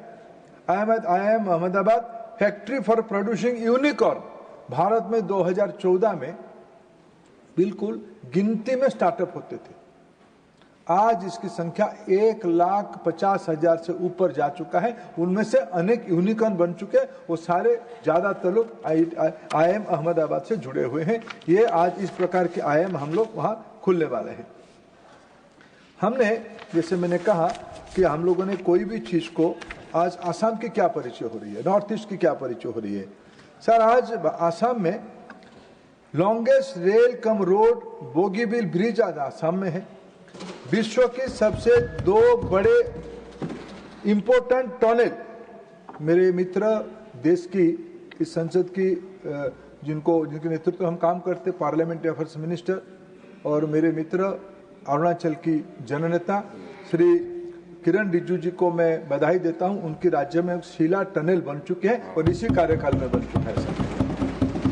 सर त्रिपुरा में मैत्री सेतु त्रिपुरा और बांग्लादेश को लिंक करते हुए बन चुके इन्हीं कार्यकाल में, पिछले 10 साल में। प्रधानमंत्री नरेंद्र मोदी के कार्यकाल में नॉर्थ ईस्ट में 10 नए एयरपोर्ट बन चुके हैं। सर अभी अभी भारत सरकार ने 4 सेमीकंडक्टर कारखाना को खोलने के लिए अनुमति दिया। सर कारखाना खोलने की अनुमति क्या देना पड़ता है? भारत सरकार उस इन्वेस्टमेंट की 50% इन्वेस्टमेंट भारत की ट्रेजरी के पैसे उन राज्यों को देता है। सर 10 साल तो मनमोहन सिंह जी प्रधानमंत्री थे देश की, सर वो तो चिंता नहीं किए। प्रधानमंत्री नरेंद्र मोदी जी ने आसाम में जब सर गुजरात, महाराष्ट्र, तमिलनाडु जैसे प्रांत में सेमीकंडक्टर खुल रहे थे, उस समय में नरेंद्र मोदी जी की पहल से आसाम में सेमीकंडक्टर की कारखाना खोला, 27,000 करोड़ रुपया इन्वेस्टमेंट कर। सर आज ऑर्गेनिक फार्मिंग में सिक्किम देश की अव्वल नंबर राज्य बन चुका है।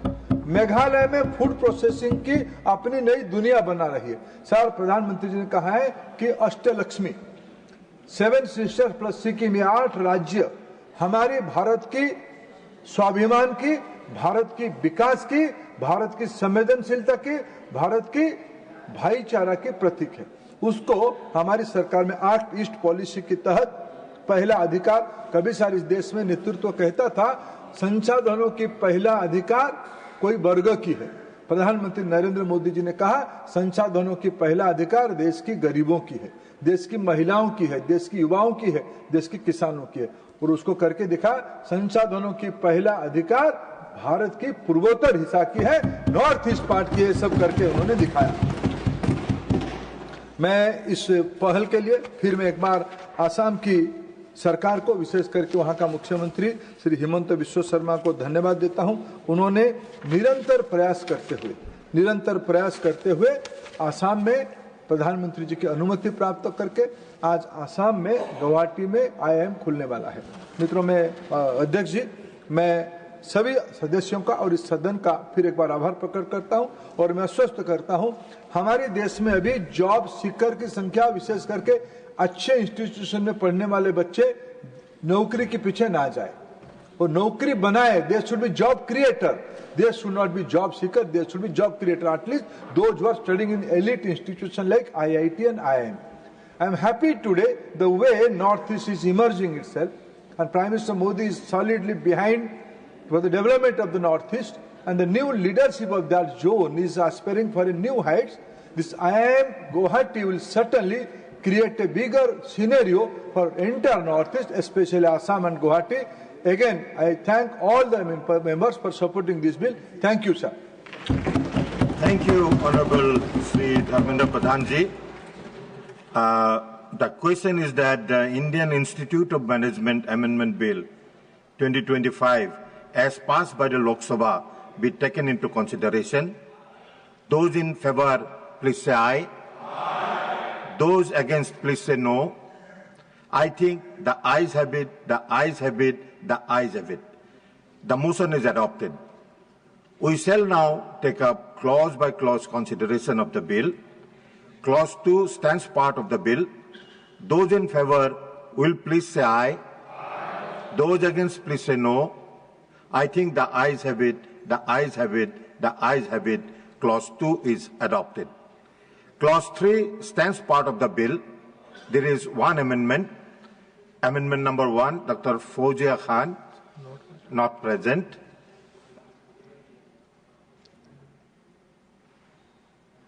I shall now put clause 3 to vote.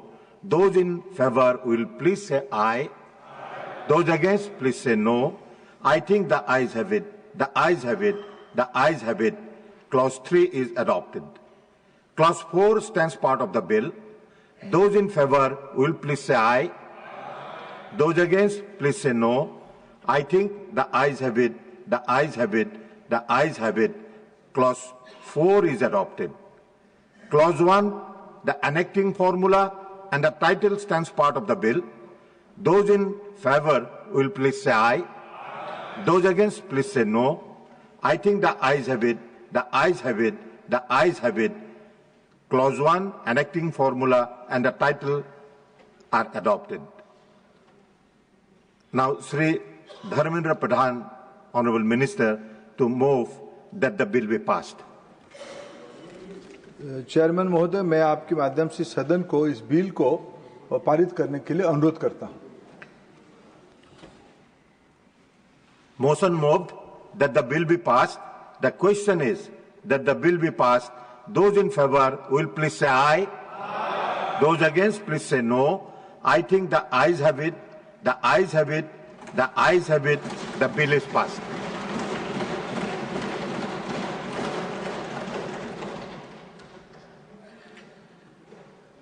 We'll take up special mention now. Dr. Kavita Patidar. धन्यवाद माननीय उपसभापति महोदय.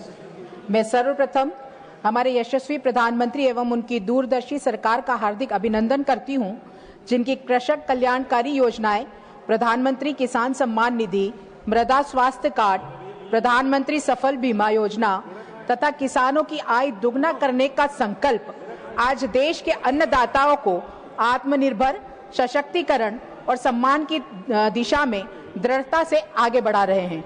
मैं स्वयं एक कृषक परिवार से हूं, इसलिए किसानों की पीड़ा और परिश्रम को गहराई से समझती हूं.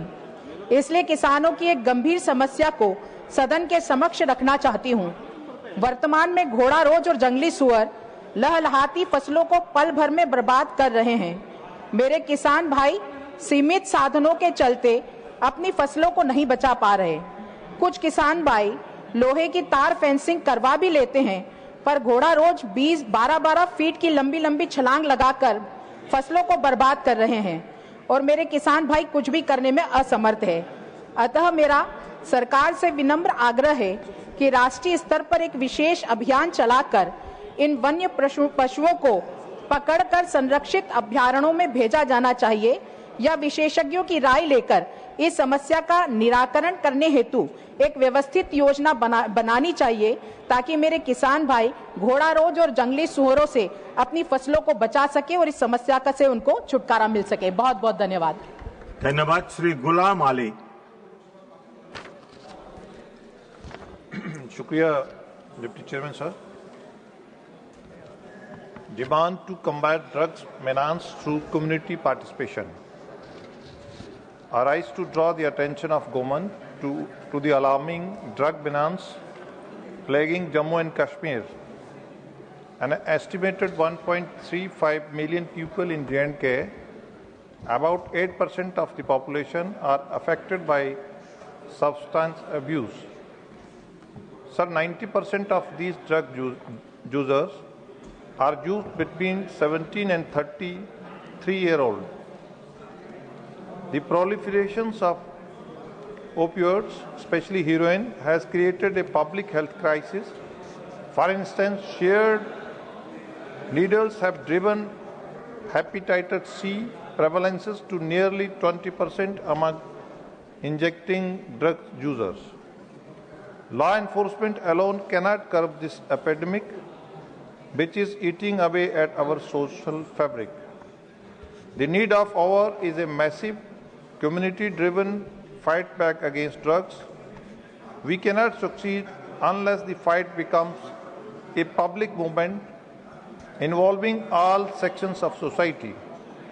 I ask the government to facilitate the formation of village-level anti-drug committees, empowering local leaders, teachers, religious heads, and especially women in dedicated anti-drug committees will help combat the menace at the grassroots. Notably, women can play a pivotal role in rehabilitation and awareness. Setting up all women anti-drug committees and support groups will help destigmatize addiction and save our youth. Furthermore, there is a need to strengthen rehabilitation infrastructure. There is no proper arrangement or policy for rehabilitating drug addicts in J&K, leading many to relapse after detoxification. Therefore, I ask the government to establish a comprehensive rehabilitation policy, increase the number of de-addiction centers, ensure follow-up tracking of record individuals, and reintegrate them via skill training. Shukriya. धन्यवाद. श्री सुभाष चंद्र बोस पिल्ले. Sir,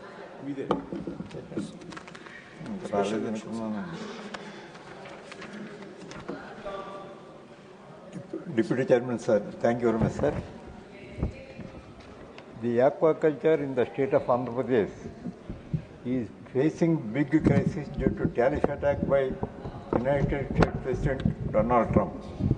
For a year, every time the price of Wanami shrimp increases in the international market, hence there has been some kind of trouble. Prices fall has become a regular occurrence. Even though there are no problems, local buyers are reducing prices and hurting the aqua farmers. The latest Trump announcement has once again reduced Wanami prices, which has opened the door to new concern among farmers. Wanami shrimp cultivation is taking place in the coastal region of Andhra Pradesh in lakhs of acres. It has become a habit for buyers to reduce the prices of shrimp by making it look like scandal, even if there is an international incident. Wanami shrimp fetched a good price in March this year. A large number of shrimp was coming in the market. The price was reduced by 20 rupees per count. When Trump announced the tariff in the first week of April, they blocked it, reduced the prices drastically. The price fell to rupees 60 per count. Later, the US announced that would be postpone the imposition of tariff for 3 months, but it is not worthy. The price was increased by only 15 per count. More than 70% Wanami, tiger shrimp and other shrimp exported from coastal Andhra are being exported to the United States. In this In this past, the anti-dumping box was 4.5%, and the CVD tax was 5%, making total rupees 9.5%. The Trump government is implementing an additional 25% tax on this. Total tax burden is 34.9%. In addition to that, penal tax is another 25%. That is, total tax burden is 59.4% instead of 9.5%. Instead of 9.5%, this tax burden is 59.4%. And the farmers will not hesitate to take a temporary break from cultivation, sir. I urge the central government on behalf of YSR Congress Party to take immediate step to sort out the issue at the earliest possible. Thank you, sir. Thank you, Dr. Bhim Singh.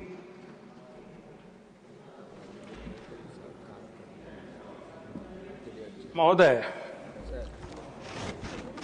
subject demand for establishment of modern, well-planned and self-reliant new towns named नमो नगर। महोदय, आज देश में तीव्र गति से शहरीकरण हो रहा है। गांव और छोटे कस्बों से लाखों लोग रोजगार, शिक्षा और बेहतर जीवन की तलाश में शहरों की ओर पलायन कर रहे हैं। इसके परिणाम स्वरूप बड़े शहरों पर जनसंख्या का अत्यधिक दबाव पड़ रहा है, जिससे वहां की मूलभूत सुविधाएं जैसे जल आपूर्ति, स्वास्थ्य, यातायात, स्वच्छता एवं आवास पर प्रतिकूल प्रभाव पड़ रहा है।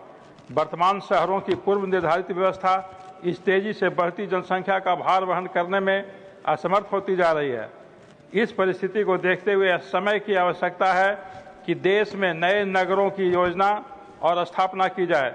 ये नगर इस प्रकार विकसित किए जाएं कि सभी आधुनिक सुविधाएं जैसे उच्च गुणवत्ता की शिक्षा, स्वास्थ्य सेवाएं, आवासीय संरचनाएं, सार्वजनिक परिवहन, हरित क्षेत्र और साथ ही साथ स्थानीय स्तर पर रोजगार के अवसर भी उपलब्ध हों। इससे न केवल वर्तमान नगरों पर जन दबाव कम होगा, बल्कि यह नागरिकों को बेहतर जीवन स्तर भी प्रदान करेगा। अतः मैं भारत सरकार से आग्रह करता हूं कि देश के विभिन्न हिस्सों में नमो नगर नाम से आधुनिक, सुनियोजित और आत्मनिर्भर नए नगरों की स्थापना हेतु एक राष्ट्रीय नीति बनाई जाए, ताकि शहरी संकट का समाधान निकाला जा सके और समावेशी विकास को बल मिल सके। धन्यवाद। श्री नरेश बांसल। उपसभापति जी, demand for firm policy for waste management in the country. हमारे शहरों में अपशिष्ट प्रबंधन एक गंभीर समस्या है और इस पर तत्काल ध्यान देने की आवश्यकता है। प्रधानमंत्री जी ने इसको समझा और स्वच्छ भारत मिशन की शुरुआत की, जिससे बहुत अच्छे परिणाम आए। अब जरूरी है स्थानीय निकायों में कचरे के निस्तारण की। भारत का ई कचरा उत्पादन लगभग 50% बढ़ गया है।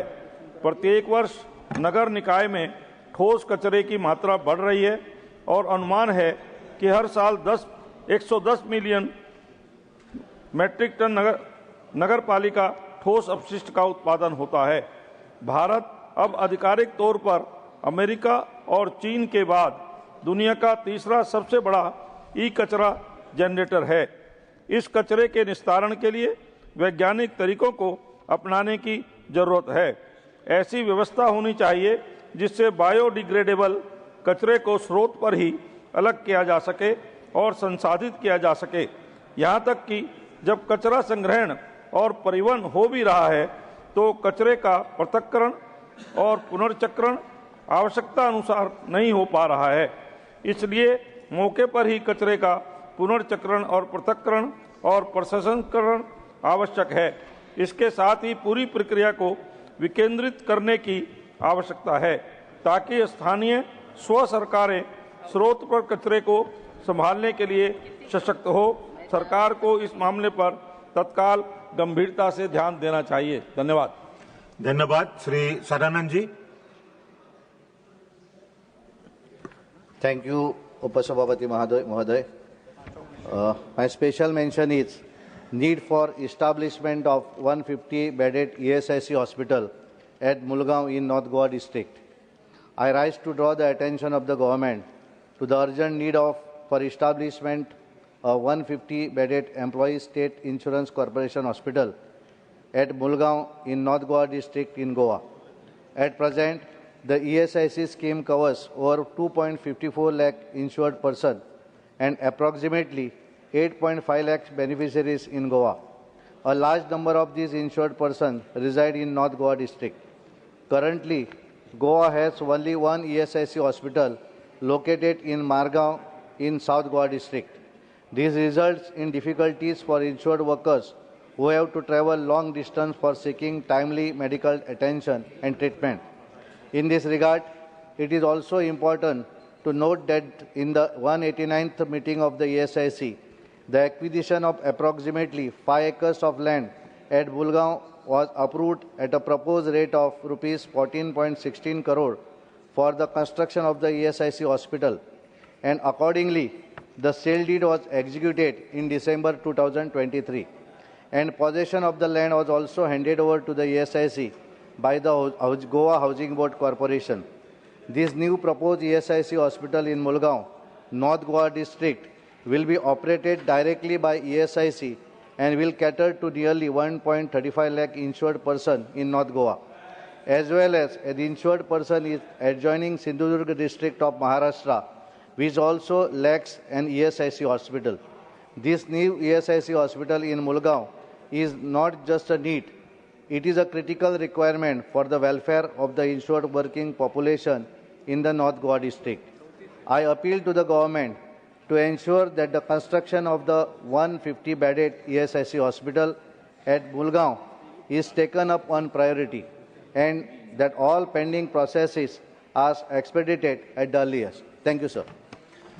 Thank you. Ms. Swati Maliwal, not present. Sri Brijlalji. Thank you, Deputy Chairman, sir. My subject, need for tapping of geothermal power. The Prime Minister's vision for a clean and green energy, Atmanirbharta by 2040, encompasses several key areas. Energy security, which involves diversifying energy sources, boosting domestic production of alternative fuels like hydrogen and biofuels, solar, wind, hydro, and reducing dependence on imported oil and gas. Geothermal power is a new addition to it.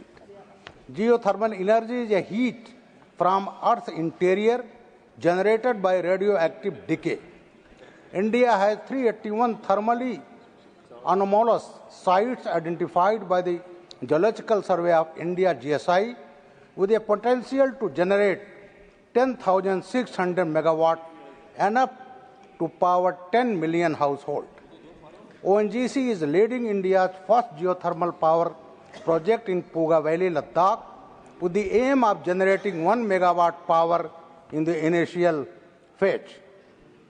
This pilot project, located at 14,000 feet, is also the world's highest geothermal power plant. The project will involve drilling 2 wells, each reaching 1,000 meters deep, to tap the geothermal reservoir.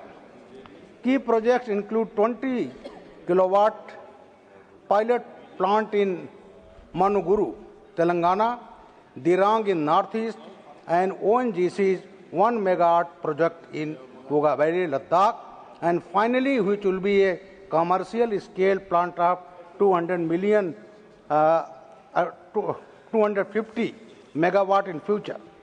Since Himachal Pradesh, Uttarakhand, Jammu Kashmir, Northeast have many known spots of geothermal energy, we should tap these sources of energy which is non-polluting, carbon-free and sustainable. The project is expected to not only provide electricity but a great help to the force deployed at remote and inhospitable terrains. I urge the government to look into it. Thank you, sir. धन्यवाद. इंदुवाला गोस्वामी जी. धन्यवाद उपसभापति महोदय.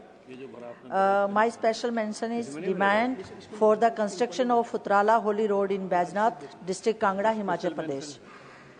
उपसभापति जी, मैं सरकार का ध्यान अपने राज्य हिमाचल प्रदेश के जिला कांगड़ा के बैजनाथ में उतराला होली मार्ग के निर्माण की ओर आकृष्ट करना चाहती हूँ। जिला कांगड़ा चंबा की दूरी कम करने वाले इस मार्ग का निर्माण बेहद महत्वपूर्ण है। इस सड़क के निर्माण से जिला कांगड़ा और चंबा की दूरी 200 किलोमीटर से कम होकर महज 60 किलोमीटर रह जाएगी। धौलाधार पर्वतमाला के दोनों ओर होली, भरमौर और कांगड़ा क्षेत्र में रहने वाले स्थानीय और जनजातीय लोगों को आसान आवागमन की सुविधा मिलेगी। पर्वतीय क्षेत्रों में वर्षा एवं भूस्खलन के कारण जब मुख्य मार्ग अवरुद्ध हो जाता है तब यह वैकल्पिक मार्ग जनजीवन को सुचारू रखने में अहम भूमिका निभाता है। इस सड़क के निर्माण से दोनों जिलों के दुर्गम क्षेत्रों के लिए भी आवागमन आसान होगा और क्षेत्र के लोगों की जीवन रेखा भी सुदृढ़ होगी। यह क्षेत्र प्राकृतिक सौंदर्य से भी भरपूर है। इस सड़क के बनने से पर्यटकों का आवागमन तेज होगा और धौलाधार पर्वतमाला के मनोरम अनछुए क्षेत्र भी पर्यटकों के लिए खुल जाएंगे। साथ ही यह क्षेत्र पर्यटन की दृष्टि से विकसित होकर रोजगार के अवसर भी सृजित करेगा। उपरोक्त वर्णित तथ्यों के आधार पर सरकार से अनुरोध करती हूं कि उतराला होली मार्ग के निर्माण को केंद्र सरकार की योजना के अधीन लेकर शीघ्र कार्य प्रारंभ करवाने की कृपा करें ताकि लाखों लोगों को इस मार्ग के बनने से राहत और हिमाचल के विकास को लाभ मिल सके। धन्यवाद। धन्यवाद। श्री महेंद्र भट्ट। माननीय सभापति महोदय जी, मैं आपका आभारी हूं कि आपके माध्यम से मैं सरकार का ध्यान अति महत्वाकांक्षी योजना जिसके तहत हर आदमी को उचित स्वास्थ्य सुविधा प्रदान करने हेतु प्रत्येक जिले में मेडिकल कॉलेज खुलवाने की ओर दिलाना चाहता हूं। इस संदर्भ में यह कहना है कि उत्तराखंड एक सीमांत राज्य है जो भौगोलिक परिस्थितियों में हिमालयी क्षेत्र में बसा हुआ है। देश के माननीय प्रधानमंत्री जी की सरकार की घोषणा कि प्रत्येक जिले में मेडिकल कॉलेज खोले जाएंगे, इससे यहाँ के नागरिकों में एक खुशी की जागृति हुई है। पिछले लंबे समय से उस संदर्भ में राज्य सरकार द्वारा जिला मेडिकल कॉलेजों के लिए केंद्र से संपर्क साधा जा रहा है, परंतु अभी तक अपेक्षाकृत परिणाम नहीं आए हैं। परंतु राज्य के सभी सीमा तटीय जिले जिनमें चमोली, उत्तरकाशी, पिथौरागढ़, अल्मोड़ा, चंपावत सहित अनेकों जिलों में मेडिकल कॉलेज की नितांत आवश्यकता है। अतः मैं सरकार से मांग करता हूं कि जनपद में मेडिकल कॉलेज खुलवाने की महत्वाकांक्षी योजना को यथाशीघ्र अमली जामा पहनाया जाए। धन्यवाद। धन्यवाद। Shri Neeraj Dangi, not present. श्री मयंक कुमार नायक। धन्यवाद। माइक। धन्यवाद sir. Requested for the including of additional villages of Mehsana district in Shama Prasad Mukherjee Urban Mission SPMRM। मैं सरकार का ध्यान Shyama Prasad Mukherjee rural mission SPMRM की ओर आकृष्ट करना चाहता हूं। इस योजना के उद्देश्य ग्रामीण क्षेत्रों को शहरी सुविधा युक्त बनाना है। महसाणा जिले में अब तक केवल एक रूरल क्लस्टर बेचराजी स्वीकृत किया गया है, जिसके अंतर्गत पाइपलाइन नेटवर्क उन्नयन, स्कूल इंफ्रास्ट्रक्चर का पुनर्निर्माण तथा लैंडफिल साइट का विकास जैसे कार्य 2020-21 तक पूरे किए जा चुके हैं। लेकिन महसाणा जिले के अन्य तहसील जैसे विसनगर, कड़ी, ऊंझा, खेरालू, वडनगर आदि भी इस मिशन के मापदंडों पर खरे उतरते हैं और विकास की दृष्टि से इस योजना में शामिल किए जाने के पात्र है। मैं सरकार से आग्रह करता हूं कि आगामी चरणों में महसाणा जिले के अन्य गांवों को भी रूरल क्लस्टर में शामिल कर वहां समग्र विकास को बढ़ावा दिया जाए। Thank you sir. Thank you. Shri Kesari Dev Singh Jala. Thank you deputy chairman sir. थोड़ा उद्दम काम करिए sir.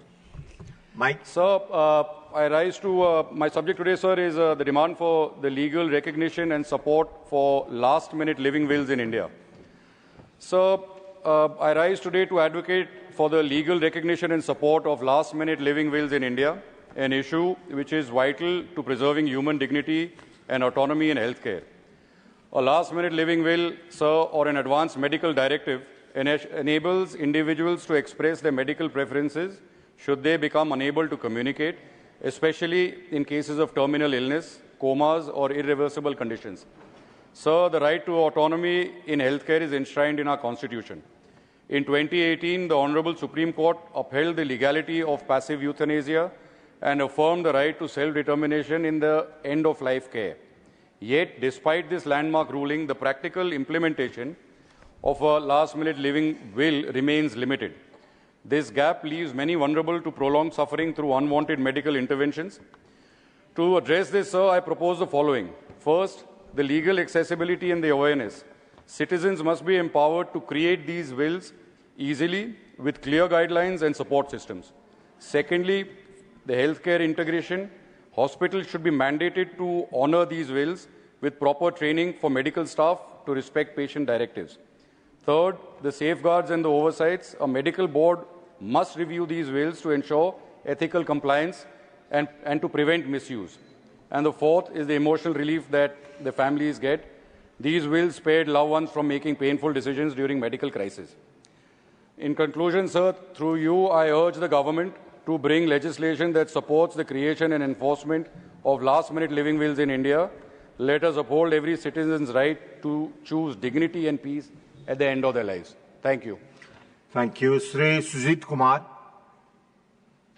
Sir, I rise to draw the attention of the government to the need for establishing a national tribal medicinal research and innovation center in Odisha, which would serve as one of India's richest repositories of tribal ethnomedicine and forest-based medicinal plants.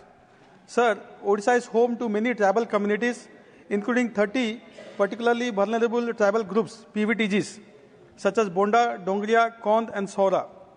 For generations, these communities have preserved traditional treatments for ailments such as malaria, respiratory disorders, and orthopedic injuries using endemic herbs from Simlipal, Niyamgiri, and Gandhamardan hills of Odisha. Yet the state lacks any dedicated and permanent institutional infrastructure for research, documentation, or value-added innovation in the field of tribal medicine. Despite the identification of over 30 globally valued medicinal plants like vetiver and frankincense, Odisha still lacks a dedicated research center. A local facility, unlike the one recently supported under AIIMS Delhi, would better integrate with the state's ecosystem and tribal communities that preserve this knowledge. Although limited efforts under the National Ayush Mission have supported some cultivation and nursery projects, there is still no centralized innovation hub for tribal medicine. I therefore urge the government to establish such a center with a focus on preservation and scientific validation of tribal medicinal knowledge, B, intellectual property rights protection and benefit sharing with tribal communities, C, support for tribal-led enterprises, and D, promotion of GI-tagged tribal medicinal products for global markets. Such an institution, sir, would not only safeguard indigenous traditions but also empower tribal communities as key stakeholders in India's growing Ayush economy. Thank you. Thank you. Dr. Sasmeet Patraji. Honorable Vice Chairman, sir. My special mention today is need for strategic imperative of data availability for India's artificial intelligence and technology startups. Honorable Vice Chairman, sir, I rise to draw attention of the government to a bottleneck that could decide whether India becomes a global artificial intelligence leader or remains a consumer on account of the acute scarcity of structured, high-quality, and interoperable data sets. Data is not merely the new oil. It is the new electricity powering algorithms, training large language models, enabling generative AI, and driving innovation from healthcare to defense technology. While nations like the United States of America and China have developed open data regimes, federated data networks, and synthetic data pipelines, Indian startups remain constrained by fragmented public data sets, locked away private data, and absence of harmonized standards. This forces innovators to spend up to 60% of project cost on the data acquisition and cleaning, which is a crippling drag on speed and competitiveness. I urge 6 decisive steps from the government. 1. Establish a national data commons, anonymized, standardized, machine-readable data sets across digital domains. 2nd, mandate interministerial data harmonization so all public data sets follow common formats and metadata standards. 3, create secure public-private data sharing protocols with legal clarity and liability safeguards. 4, incentivize industry to contribute non-sensitive data sets backed by recognition and tax credits. 5, adopt privacy-preserving computation methods, federated learning, differential privacy, and secure multi-party computation, enabling innovation without compromising citizens' rights. 6, invest in large-scale data annotation and labeling infrastructure, leveraging universities, research institutes, and startups to ensure data sets are AI-ready and globally competitive. Without such infrastructure, India risks importing foreign AI rather than exporting Indian AI. With it, we will leapfrog global peers, anchor leadership for the global south, and power a $1 trillion innovation economy. I thank you, sir. Thank you. Shri Dharyasil Mohan Patil. अध्यक्ष महोदय, महाराष्ट्र राज्य के कोकण क्षेत्र के लिए NDRF की स्थायी station की मैं मांग कर रहा हूं। सभापति महोदय, महाराष्ट्र का कोकण क्षेत्र, जिस क्षेत्र में रायगढ़, पालघर, ठाणे, सिंधुदुर्ग, रत्नागिरी जैसे जिले आते हैं। अध्यक्ष महोदय, भौगोलिक एवं जलवायु दृष्टि से बहुत ही संवेदनशील ये क्षेत्र है। इसके कारण प्राकृतिक आपदा यहाँ भारी घटना यहाँ पर घटित होती है। चक्रवात, भारी वर्षा, बाढ़, भूस्खलन जैसी प्राकृतिक आपदा यहाँ पर आम बात है। अध्यक्ष महोदय, गेले 2-3 दिनों से कोकण में भारी वर्षा हो रही है और कोकण का जो भूतल है उसका जो तीव्र उतार है उसके कारण यहाँ पर आने वाली बाढ़ बहुत ही कम वक्त में आती है और बहुत ही बड़ी क्षति करके यहाँ से चली जाती है। अध्यक्ष महोदय, यहाँ पर होने वाली वर्षा 3000 से 4000। You have to go by the text only. आपने जो टेक्स्ट दिया है वही आपको पढ़ना है। बाहर की बातें नहीं ला सकते। बराबर है। बीते कुछ वर्षों में अध्यक्ष महोदय, इसमें निसर्ग तोकते जैसे चक्रवात, भारी वर्षा के साथ आने वाली बाढ़ जैसी घटनाओं ने कोकण क्षेत्र में जनधन को बहुत क्षति पहुंचाई है। साथ में ही अध्यक्ष महोदय, इस क्षेत्र में होने वाले औद्योगिक विकास के साथ होने वाली दुर्घटनाओं का भी विचार करना आवश्यक है। अध्यक्ष महोदय, आपदा होने के बाद पुणे स्थित एनडीआरएफ स्टेशन से आने वाली इकाइयां बचाव कार्य के लिए आती तो है, लेकिन उसमें बहुत सारा विलंब होता है। अध्यक्ष महोदय, इसलिए अगर कोकण क्षेत्र में मध्य क्षेत्र में हुए पेन, रोहा, पनवेल के आसपास अगर स्थायी एनडीआरएफ स्टेशन स्थापित हो तो पूरे कोकण क्षेत्र को इसका कवरेज मिल सकता है। अध्यक्ष महोदय, कोकण क्षेत्र के आसपास रहने वाले मुंबई, नवी मुंबई क्षेत्र को भी त्वरित मदद मिलना संभव है।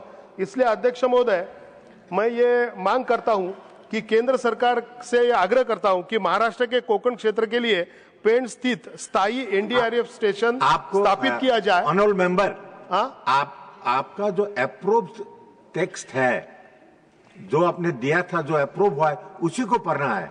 अंत में बाकी रिकॉर्ड में नहीं जाएगा। अंत में मैं केंद्र सरकार से आग्रह करता हूं कि कोकण महाराष्ट्र के पेन स्थायी एनडीआरएफ स्टेशन की स्थापना की जाए, जिसमें पर्याप्त जनशक्ति, आधुनिक आपदा उपकरण, जल एवं स्थल दोनों प्रकार के बचाव साधन टेक्स्ट में नहीं है और मेंबर।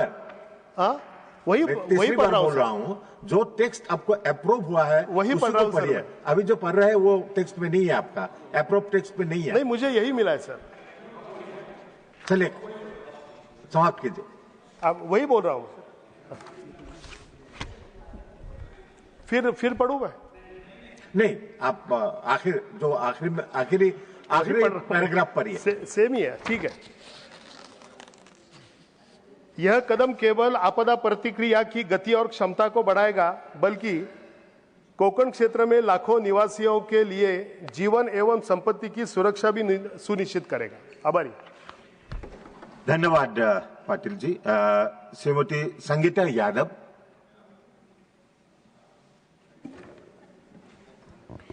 माननीय उपसभापति जी, आपको बहुत बहुत आभार। सब्जेक्ट है मेरा demand to implement the reform for disable people on priority basis under the Swavalamban योजना। स्वावलंबन योजना के तहत दिव्यांगजन को यूनिक डिसेबिलिटी आईडी यूडीआईडी जारी करने से उनका दिव्यांगता प्रमाण पत्र पूरे देश में मान्य हो गया है। यह एक ऐतिहासिक कदम है, लेकिन अभी कई सुधार आवश्यक हैं। अस्थि बाधित दिव्यांगजनों को बैटरी चालित ट्राईसाइकिल देने में 80% की दिव्यांगता की अनिवार्यता के कारण कई दिव्यांगजन जिन्हें शिक्षा रोजगार के लिए यात्रा करनी होती है, इस सुविधा से वंचित रह जाते हैं। अतः सरकार से अनुरोध है कि 50% से अधिक बेंचमार्क अस्थि बाधित दिव्यांगजनों को इस योजना में शामिल किया जाए। यूडीआईडी कार्ड और प्रमाण पत्र प्राप्त करने में विशेषज्ञ डॉक्टरों की कमी से दिव्यांगजन समस्याओं का सामना करते हैं। राज्य के समेकित क्षेत्रीय केंद्रों सीआरसी के विशेषज्ञों को प्रमाणीकरण बोर्ड में शामिल कर इस प्रक्रिया को सरल बनाया जाए। साथ ही सीआरसी और डीडीआरसी के संविदा कर्मचारियों की सेवा शर्तों को भी अस्थायी करने का सरकार से आग्रह है। सहायक यंत्रों उपकरणों की खरीद फिटिंग के लिए दिव्यांगजनों को सहायता योजना के तहत श्रवण बाधित बच्चों को कोक्लियर इम्प्लांट की सुविधा दी जाती है, लेकिन रख रखाव के लिए कोई वित्तीय सहायता नहीं दी जाती है। प्रोसेसर और बैटरी बदलने का खर्च गरीब परिवार नहीं उठा सकते हैं। अतः सरकार से अनुरोध है कि इसमें वित्तीय सहायता दें। उपकरण निर्माता कंपनियों से 10 वर्ष का बीमा करें। ब्लॉक स्तर पर संसदीय स्वास्थ्य मेले आयोजित कर दिव्यांगजनों के प्रमाणीकरण, उपकरण वितरण, रोजगार और चिकित्सा सुविधाओं को एक मंच पर उपलब्ध कराया जाए। आय प्रमाण पत्र हेतु स्वयं प्रमाणन सेल्फ सर्टिफिकेशन की सुविधा दी जाए और विशेष शिक्षकों की स्थायी नियुक्ति की भी सुनिश्चित किया जाए। आपके माध्यम से मैं सरकार से निवेदन करती हूं कि इन जो भी मैंने डिमांड रखी है उसको प्राथमिकता से लागू किया जाए। धन्यवाद। Shrimati Kiran Chaudhary. Thank you, sir. So my subject is concern over irregularities in crop compensation for Kharif 2023 in Charki Dadri district and Bhiwani district in Haryana. Sir, मैं सरकार का ध्यान हरियाणा में जिला भिवानी और जिला दादरी में खरीफ 2023 की कपास की फसलों में प्राकृतिक आपदाओं, गुलाब सुंडी जिसको कहते हैं, में हुई क्षति के मुआवजे वितरण में गड़बड़ियों के मुद्दे की तरफ आकर्षित करवाना चाहती हूँ। मुआवजा वितरण का काम एक निजी बीमा कंपनी को प्रधानमंत्री फसल बीमा योजना के तहत मिला था। कपास का मुआवजा क्रॉप कटिंग एक्सपेरिमेंट CCE के तहत होता है, जिसमें उपरोक्त मुआवजे की राशि लगभग 450 करोड़ रुपए थी, परंतु मुआवजे का मापदंड CCE से हटाकर सैटेलाइट इमेजरी डाटा के आधार पर करवा लिया गया, जिससे किसानों में बहुत ही जबरदस्त व्यापक रोष है। यह भी उल्लेखनीय है सर कि CCE के मापदंडों को हटाकर सैटेलाइट इमेजरी डाटा का बदलाव सैटेलाइट टेक्निकल एडवाइजरी कमेटी के नाम पर किया गया, जो उस समय निलंबित थी। इस निर्णय से किसानों को 340 करोड़ रुपए का नुकसान हुआ तथा निजी कंपनी को 340 करोड़ रुपए की अनुचित फायदा हुआ है। सरकार से मेरा अनुरोध है कि इस मामले में हस्तक्षेप कर किसानों को उचित मुआवजा व सरकारी अमले की जवाबदेही तय करने के लिए मामले की समुचित जांच व आवश्यक कार्रवाई करवाने की कृपा करें ताकि किसानों को उनका न्याय मिले और उनका मुआवजा पूरा उनको मिले। Thank you. धन्यवाद। मैसेज फ्रॉम लोक सभा secretary general. Sir, with your kind permission, I rise to report that the Lok Sabha at its sitting held on the 20th August 2025 adopted the following motion: that the bill further to amend the Constitution 130th Amendment Bill 2025, the Government of Union Territories Amendment Bill 2025 and the Jammu and Kashmir Reorganization Amendment Bill 2025 be referred to a joint committee of the Houses consisting of 21 members from this House and 10 members from Rajya Sabha to be nominated by the Honorable Deputy Chairman. That in order to constitute a sitting of the joint committee, the quorum shall be as near as may be 1/3 of the total number of members of the joint committee. That the committee shall make a report to this House by last day of the first week of next session.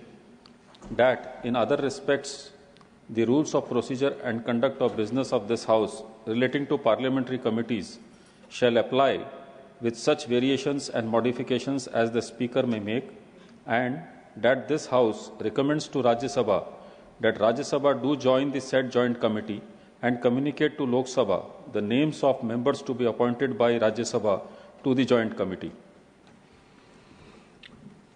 We'll go back to special mention now. Sri K.R.N.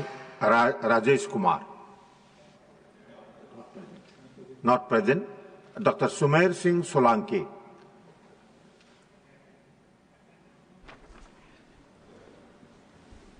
धन्यवाद माननीय उपसभापति महोदय। नर्मदे हर।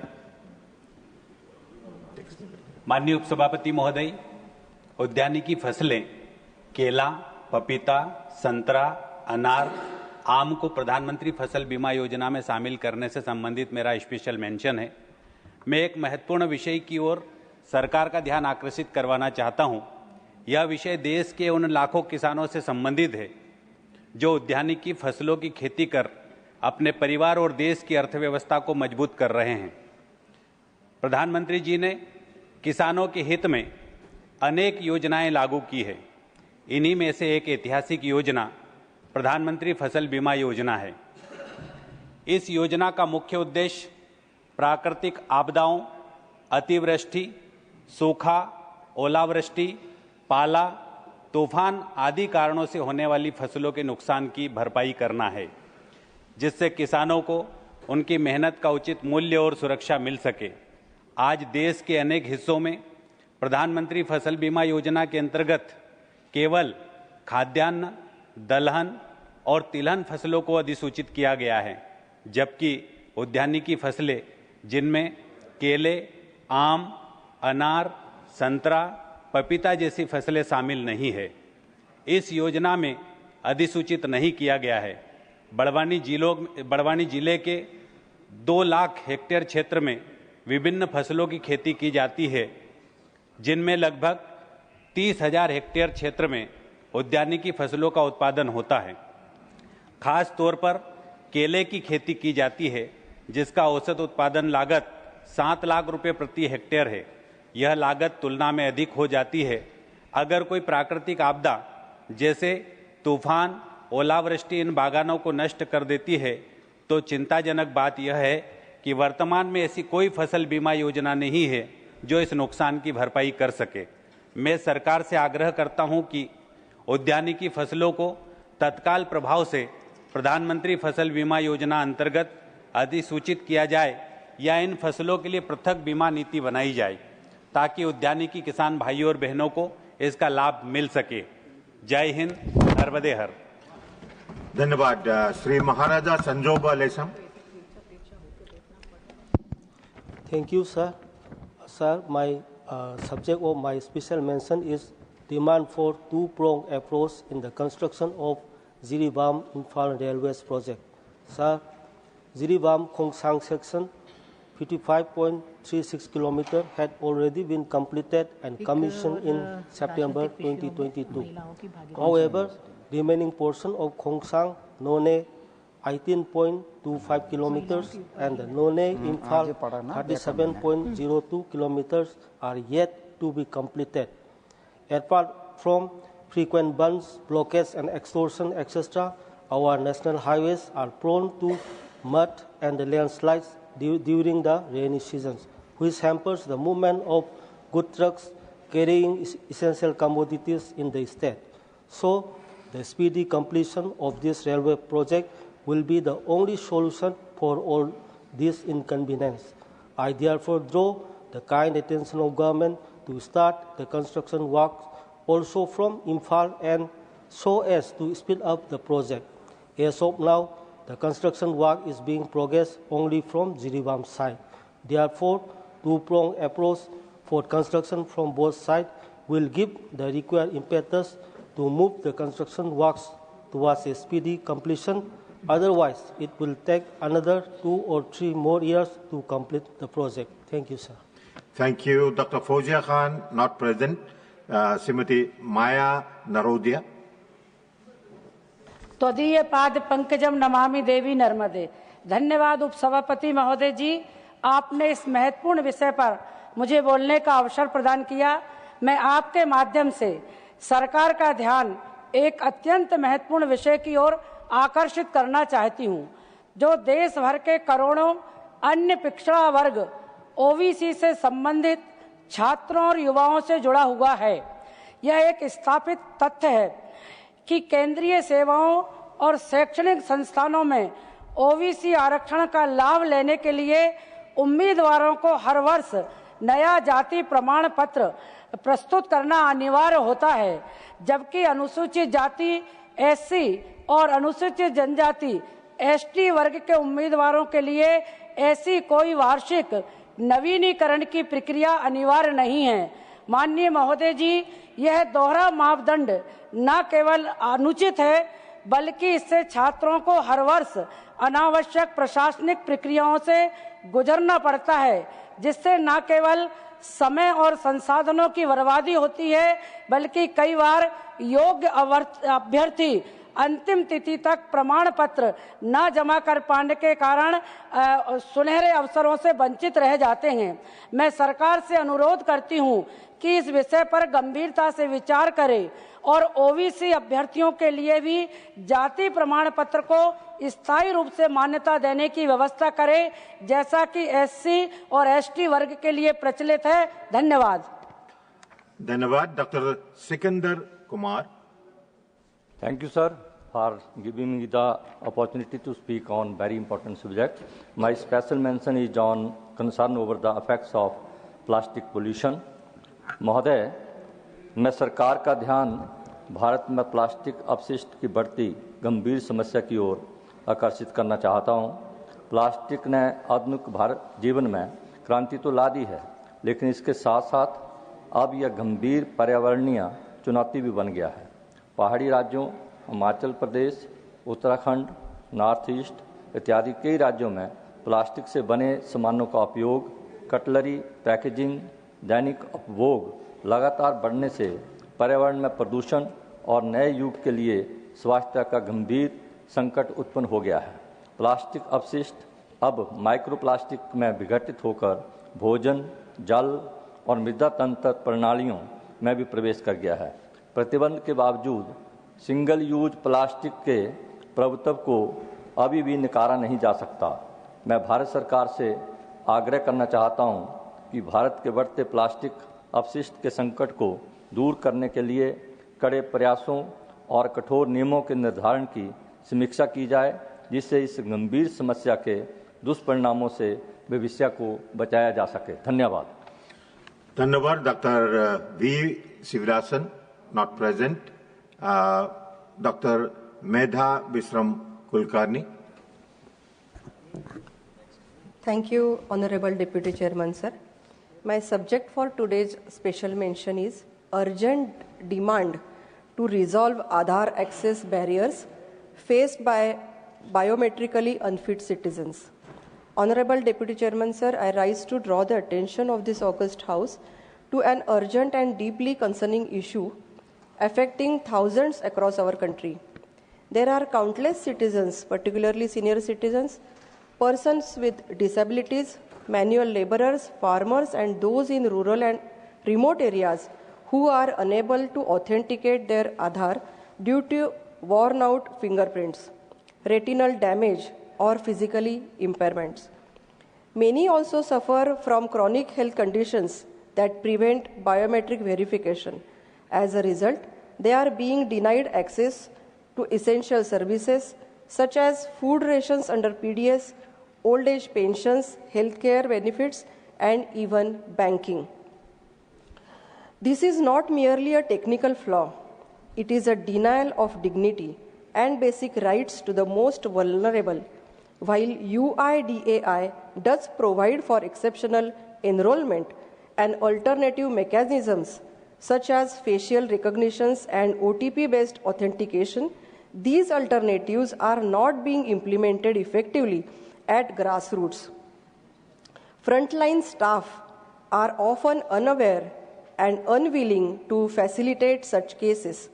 Sir, I urge the government to take the following steps on priority. Implement alternative Aadhaar authentication methods in mission mode. Ensure no citizen is denied access to welfare due to biometric mismatch.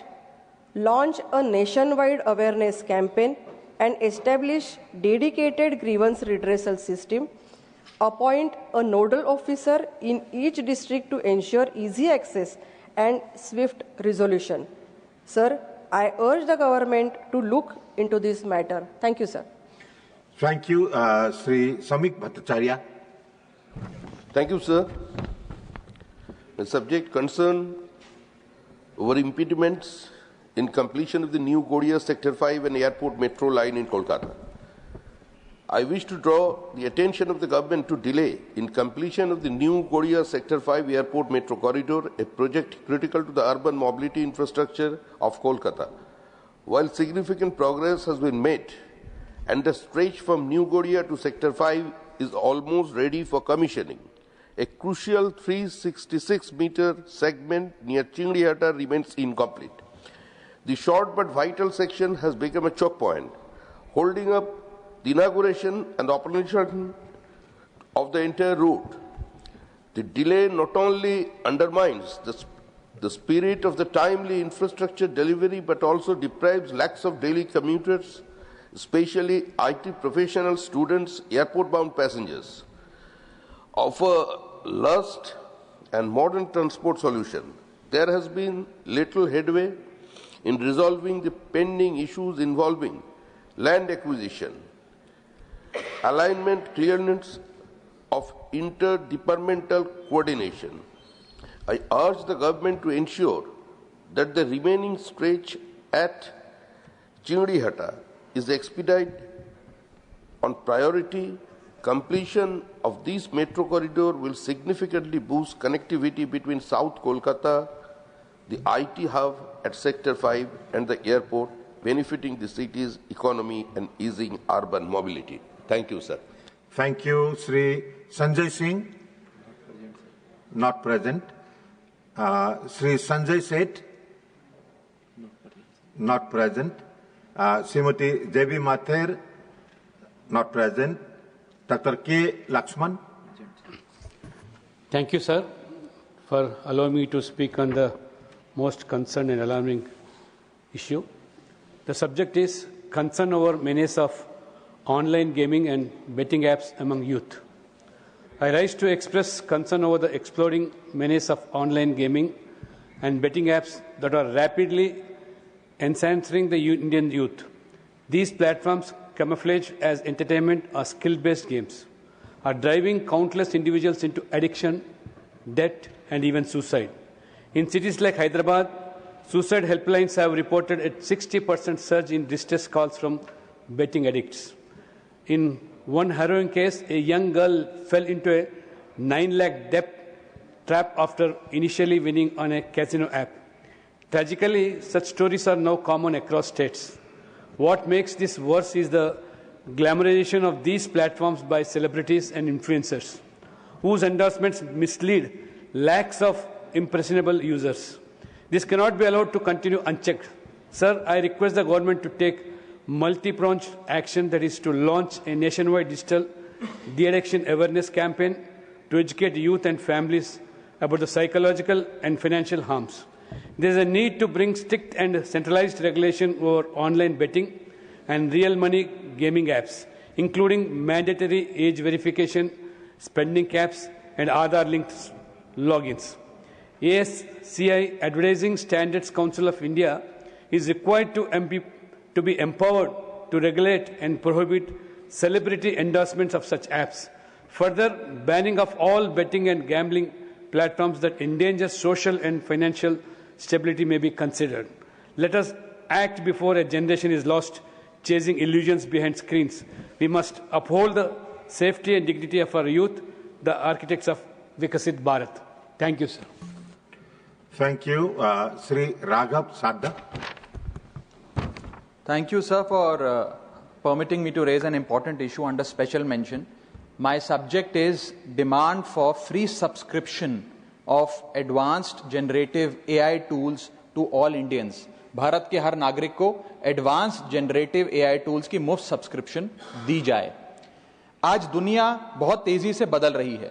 इस बदलती हुई दुनिया में AI सिर्फ एक technology नहीं बल्कि एक अपॉर्चुनिटी है, आगे बढ़ने की, सपने देखने की और उन्हें पूरा करने की। यह हमारे किसान भाइयों के लिए स्मार्ट खेती है, स्टूडेंट्स के लिए 24/7 अवेलेबल ट्यूटर है, व्यापारियों के लिए बिजनेस प्लानर है, नौजवानों के लिए करियर गाइड है और बुजुर्गों के लिए डॉक्टर भी है। आपके हर सवाल का जवाब, आपकी हर समस्या का समाधान एआई के पास उपलब्ध है। यही कारण है सर कि आज यूएई, सिंगापुर, चाइना जैसे देश अपने हर नागरिक को एडवांस्ड एआई की सेवा, फ्री एक्सेस, फ्री सब्सक्रिप्शन दे रहे हैं। वहीं भारत में जहां 140 करोड़ सपने पलते हैं, लोग इन एडवांस्ड एआई टूल से वंचित हैं, सिर्फ इसलिए क्योंकि ये टूल्स महंगे हैं। एक रिसर्च कहती है कि 2030 तक आर्टिफिशियल इंटेलिजेंस $15 ट्रिलियन की वैल्यू क्रिएट करेगा। अगर हम इस रेस के लिए अभी से तैयार नहीं हुए तो भारत इस रेस का विजेता बनने की बात तो छोड़िए, इस रेस से बहुत पीछे छूट जाएगा। अगर भारत सरकार हर नागरिक को एडवांस्ड जनरेटिव एआई टूल्स जैसे कि chat GPT, Gemini, Grok, Claude को सभी उम्र के और हर वर्ग के स्थानीय भाषाओं में मुफ्त और सुरक्षित तरीके से उपलब्ध कराए तो यह देश की प्रोडक्टिविटी कई गुना बढ़ा सकता है और लोगों का कीमती समय बचा सकता है। चाहे कोड लिखना हो, डेटा एनालिटिक्स हो या कोई सरकारी फॉर्म भरना हो, ये सारे काम एआई की मदद से और आसानी से और जल्दी से किए जा सकते हैं। यह डिजिटल डेमोक्रेसी की ओर अगला कदम है ताकि आर्टिफिशियल इंटेलिजेंस की इस क्रांति में कोई भारतीय पीछे ना छूटे और इंडिया सचमुच में डिजिटल इंडिया बने। मेरी सरकार से यह मांग है कि इस विषय पर ध्यान दिया जाए। जय हिंद। धन्यवाद। Shri Ramjilal Suman, not present. Doctor Dinesh Sharma. धन्यवाद माननीय उपसभापति महोदय। आपने समसामयिक विषय के संबंध में कि बच्चों में और युवाओं में जो विसंगतियां, असमानताओं का भाव जागृत होता है, उसके संबंध में मुझे वक्तव्य देने का अवसर प्रदान किया। आपका आभार। मैं सरकार का ध्यान बच्चों में पौराणिक और शास्त्रीय ज्ञान की कमी की ओर आकर्षित करना चाहता हूं। आधुनिक जीवन की भागदौड़ में हमारे बच्चे हमारे समृद्ध सांस्कृतिक और धार्मिक धरोहर से दूर होते जा रहे हैं। तकनीकी विकास और आधुनिक शिक्षा के कारण बच्चों में पौराणिक कथाओं, शास्त्रों और हमारे महान विचारों की जानकारी का अभाव होता जा रहा है। हमारे शास्त्रों में निहित ज्ञान और पौराणिक कथाओं में निहित नैतिक और सांस्कृतिक मूल्यों का स्थान बच्चों के जीवन में विशेष महत्व रखता है। ये ज्ञान न केवल उनकी नैतिकता और चरित्र निर्माण में सहायक होते हैं, बल्कि हमारे समाज की मूल परंपराओं और सांस्कृतिक पहचान को भी संरक्षित रखते हैं। इसलिए यह आवश्यक है कि हमारे सरकारी और निजी विद्यालयों के पाठ्यक्रम में पौराणिक और शास्त्रीय विषयों को अनिवार्य रूप से सम्मिलित किया जाए। महाभारत, रामायण, गीता और अन्य शास्त्रों में निहित शिक्षाएं बच्चों को नैतिक मूल्यों, अनुशासन और कर्तव्य निष्ठा की प्रेरणा देती हैं। इससे वे न केवल अपना चरित्र सशक्त बना सकते हैं, बल्कि अपनी संस्कृति के प्रति सम्मान और गर्व की भावना को भी विकसित कर सकते हैं। इसके अलावा विद्यार्थियों को पौराणिक कथाओं और शास्त्रों से जोड़ने के लिए विशेष कक्षाओं या कार्यक्रमों का आयोजन भी किया जा सकता है। यह पहल न केवल बच्चों के मानसिक और नैतिक विकास में सहायक होगी, बल्कि आने वाली पीढ़ियों को हमारी सांस्कृतिक विरासत से जोड़ने में यह महत्वपूर्ण भूमिका निभाएगी। माननीय सरकार से आपके माध्यम से निवेदन करता हूं कि इस विषय पर ध्यान देते हुए आवश्यक कदम उठाया जाए, ताकि बच्चों को पौराणिक ज्ञान और शास्त्रों की शिक्षा दी जा सके। धन्यवाद। धन्यवाद doctor Dinesh Sharma. Doctor John Brittas not present. Doctor Ashok Kumar Mittal. धन्यवाद महोदय, आपने मुझे आज मौका दिया कि मैं जो लो speed and limited coverage of 5G services in India है, भारत में है, उसके बारे में अपनी बात रख सकूं। सर, देश में 5G की शुरुआत अक्टूबर 2022 में डिजिटल इंडिया के सपने के साथ हुई थी। सरकार यूपीआई, डिजिटल पेमेंट्स और एआई आधारित गवर्नेंस की बात करती है, जिसका विजन था कि विदेश में बैठा एक डॉक्टर भारत में वीडियो कॉन्फ्रेंसिंग के माध्यम से सर्जरी कर सकेगा।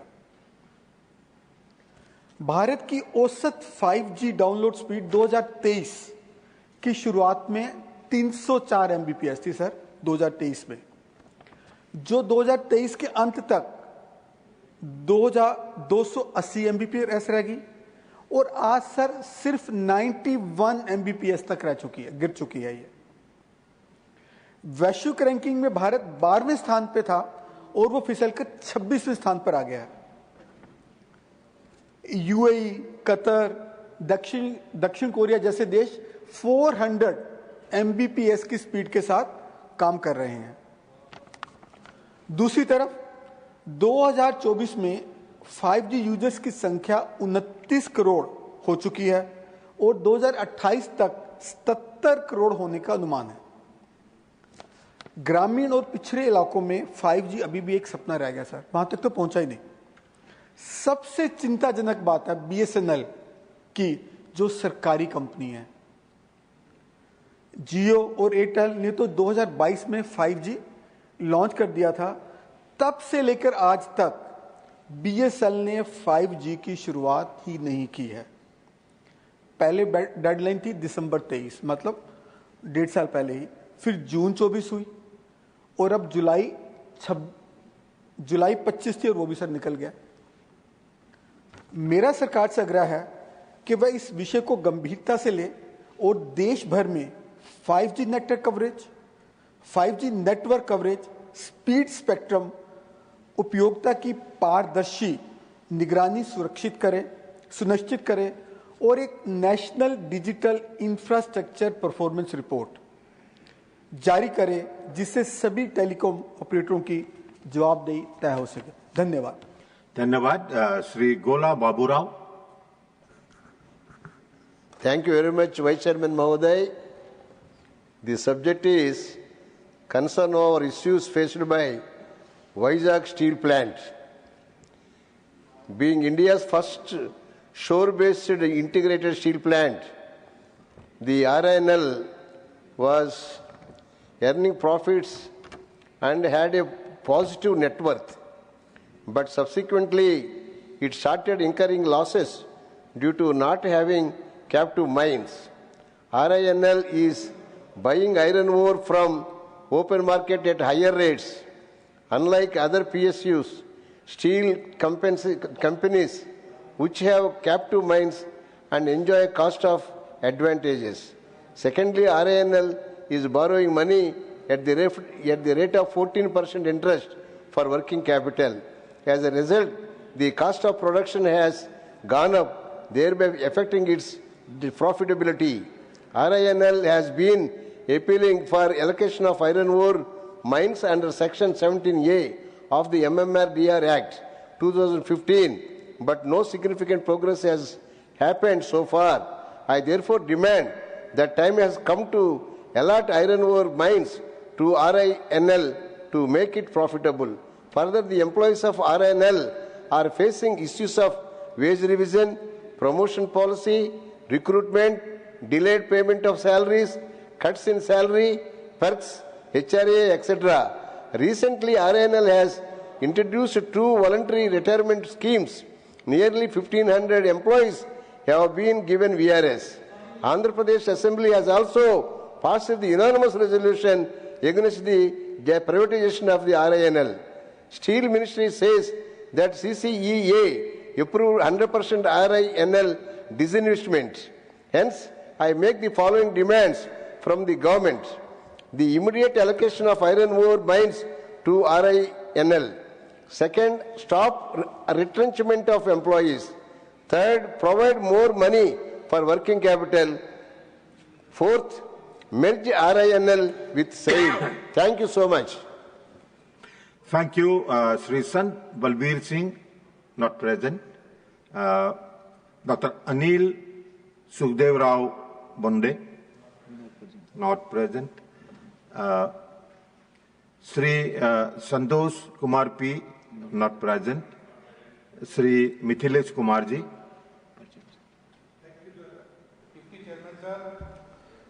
मेरा सब्जेक्ट है demand for expanding environmental clearance for expansion of Ram Manohar Lohia hospital new Delhi.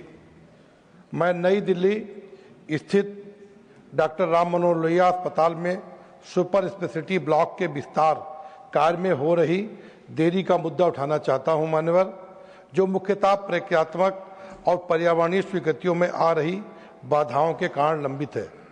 Super speciality block के विस्तार का कार्य कोविड-19 महामारी से पहले ही प्रारंभ हुआ था, जिसका उद्देश्य ऑन्कोलॉजी, नेफ्रोलॉजी, जेरियाट्रिक्स और उन्नत सर्जिकल देखभाल जैसे महत्वपूर्ण क्षेत्रों में RML अस्पताल की क्षमता को सुदृढ़ करना था, किंतु पिछले कई वर्षों से परियोजना बार बार अटकी रही। पहले महामारी कारण, बाद में दिल्ली वन विभाग से स्टेप सेकंड वन स्वीकृति प्राप्त करने में देरी के कारण विस्तार के लिए चिन्हित 8.8 एकड़ भूमि पर पेड़ हैं और विस्तृत पर्यावरणीय प्रभाव आकलन रिपोर्ट प्रस्तुत करने तथा 10.1 प्रतिपूरक वृक्षारोपण की प्रतिबद्धता के कारण स्वीकृतियां वर्षों तक लंबित रहीं। अब ये परियोजना अप्रैल 2026 तक पूरे होने की स्थिति में है। हाल ही में 470 करोड़ की लागत से मेडिकल कॉलेज ब्लॉक के निर्माण हेतु एक नई विस्तार परियोजना को स्वीकृति दी गई है, जिसके तहत MBBS सीटों को 100 से बढ़ाकर 250 किया जाएगा और ये परियोजना तेजी से आगे बढ़ रही है। मैं सरकार से आग्रह करता हूं कि वो महत्वपूर्ण सार्वजनिक स्वास्थ्य अवसंरचना से जुड़ी परियोजनाओं के लिए स्वीकृति परियोजनाओं की पुनर्रचना की जाए और पारिस्थितिक संतुलन बनाए रखते हुए त्वरित स्वास्थ्य सेवाओं की आवश्यकता को ध्यान में रखते हुए स्वीकृति हेतु एक फास्ट ट्रैक तंत्र स्थापित की जाए। बहुत बहुत धन्यवाद।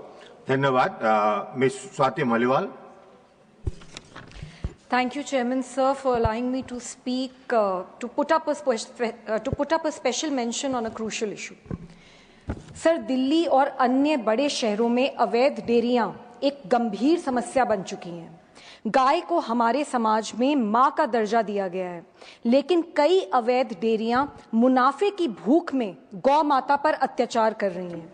दूध निकालने के बाद इन गाय और भैंसों को दिन भर सड़कों पर छोड़ दिया जाता है। भोजन और पानी के अभाव में ये कचरा खाती हैं और थक कर सड़कों पर बैठ जाती हैं।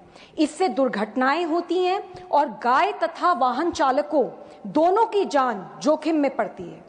2023 से 2025 के बीच दिल्ली में ऐसी 2500 से अधिक सड़क दुर्घटनाएं हो चुकी हैं। इन बेजुबान गाय की कोई गलती नहीं है। डेयरी में इनके स्वास्थ्य, टीकाकरण और पोषण की कोई व्यवस्था नहीं है। बीमारियां, चोटें और संक्रमण आम हैं। दूध निकालने के बाद इन्हें बेसहारा छोड़ दिया जाता है। दिल्ली में सैकड़ों अवैध डेयरियां बिना लाइसेंस और नियंत्रण के चल रही हैं। मैं सरकार से आग्रह करती हूं कि इन अवैध डेयरियों पर सख्त से सख्त कार्यवाही की जाए और नई और आधुनिक गौशालाएं बनाई जाएं, जहां गाय को सुरक्षा, सेवा और सम्मान मिल सके। यदि हम ये कर पाए तो गाय और आम जनता दोनों की दुआएं लगेंगी। Thank you sir. धन्यवाद। The House stands adjourned to meet at 11 a.m. on Thursday, the 21st August 2025.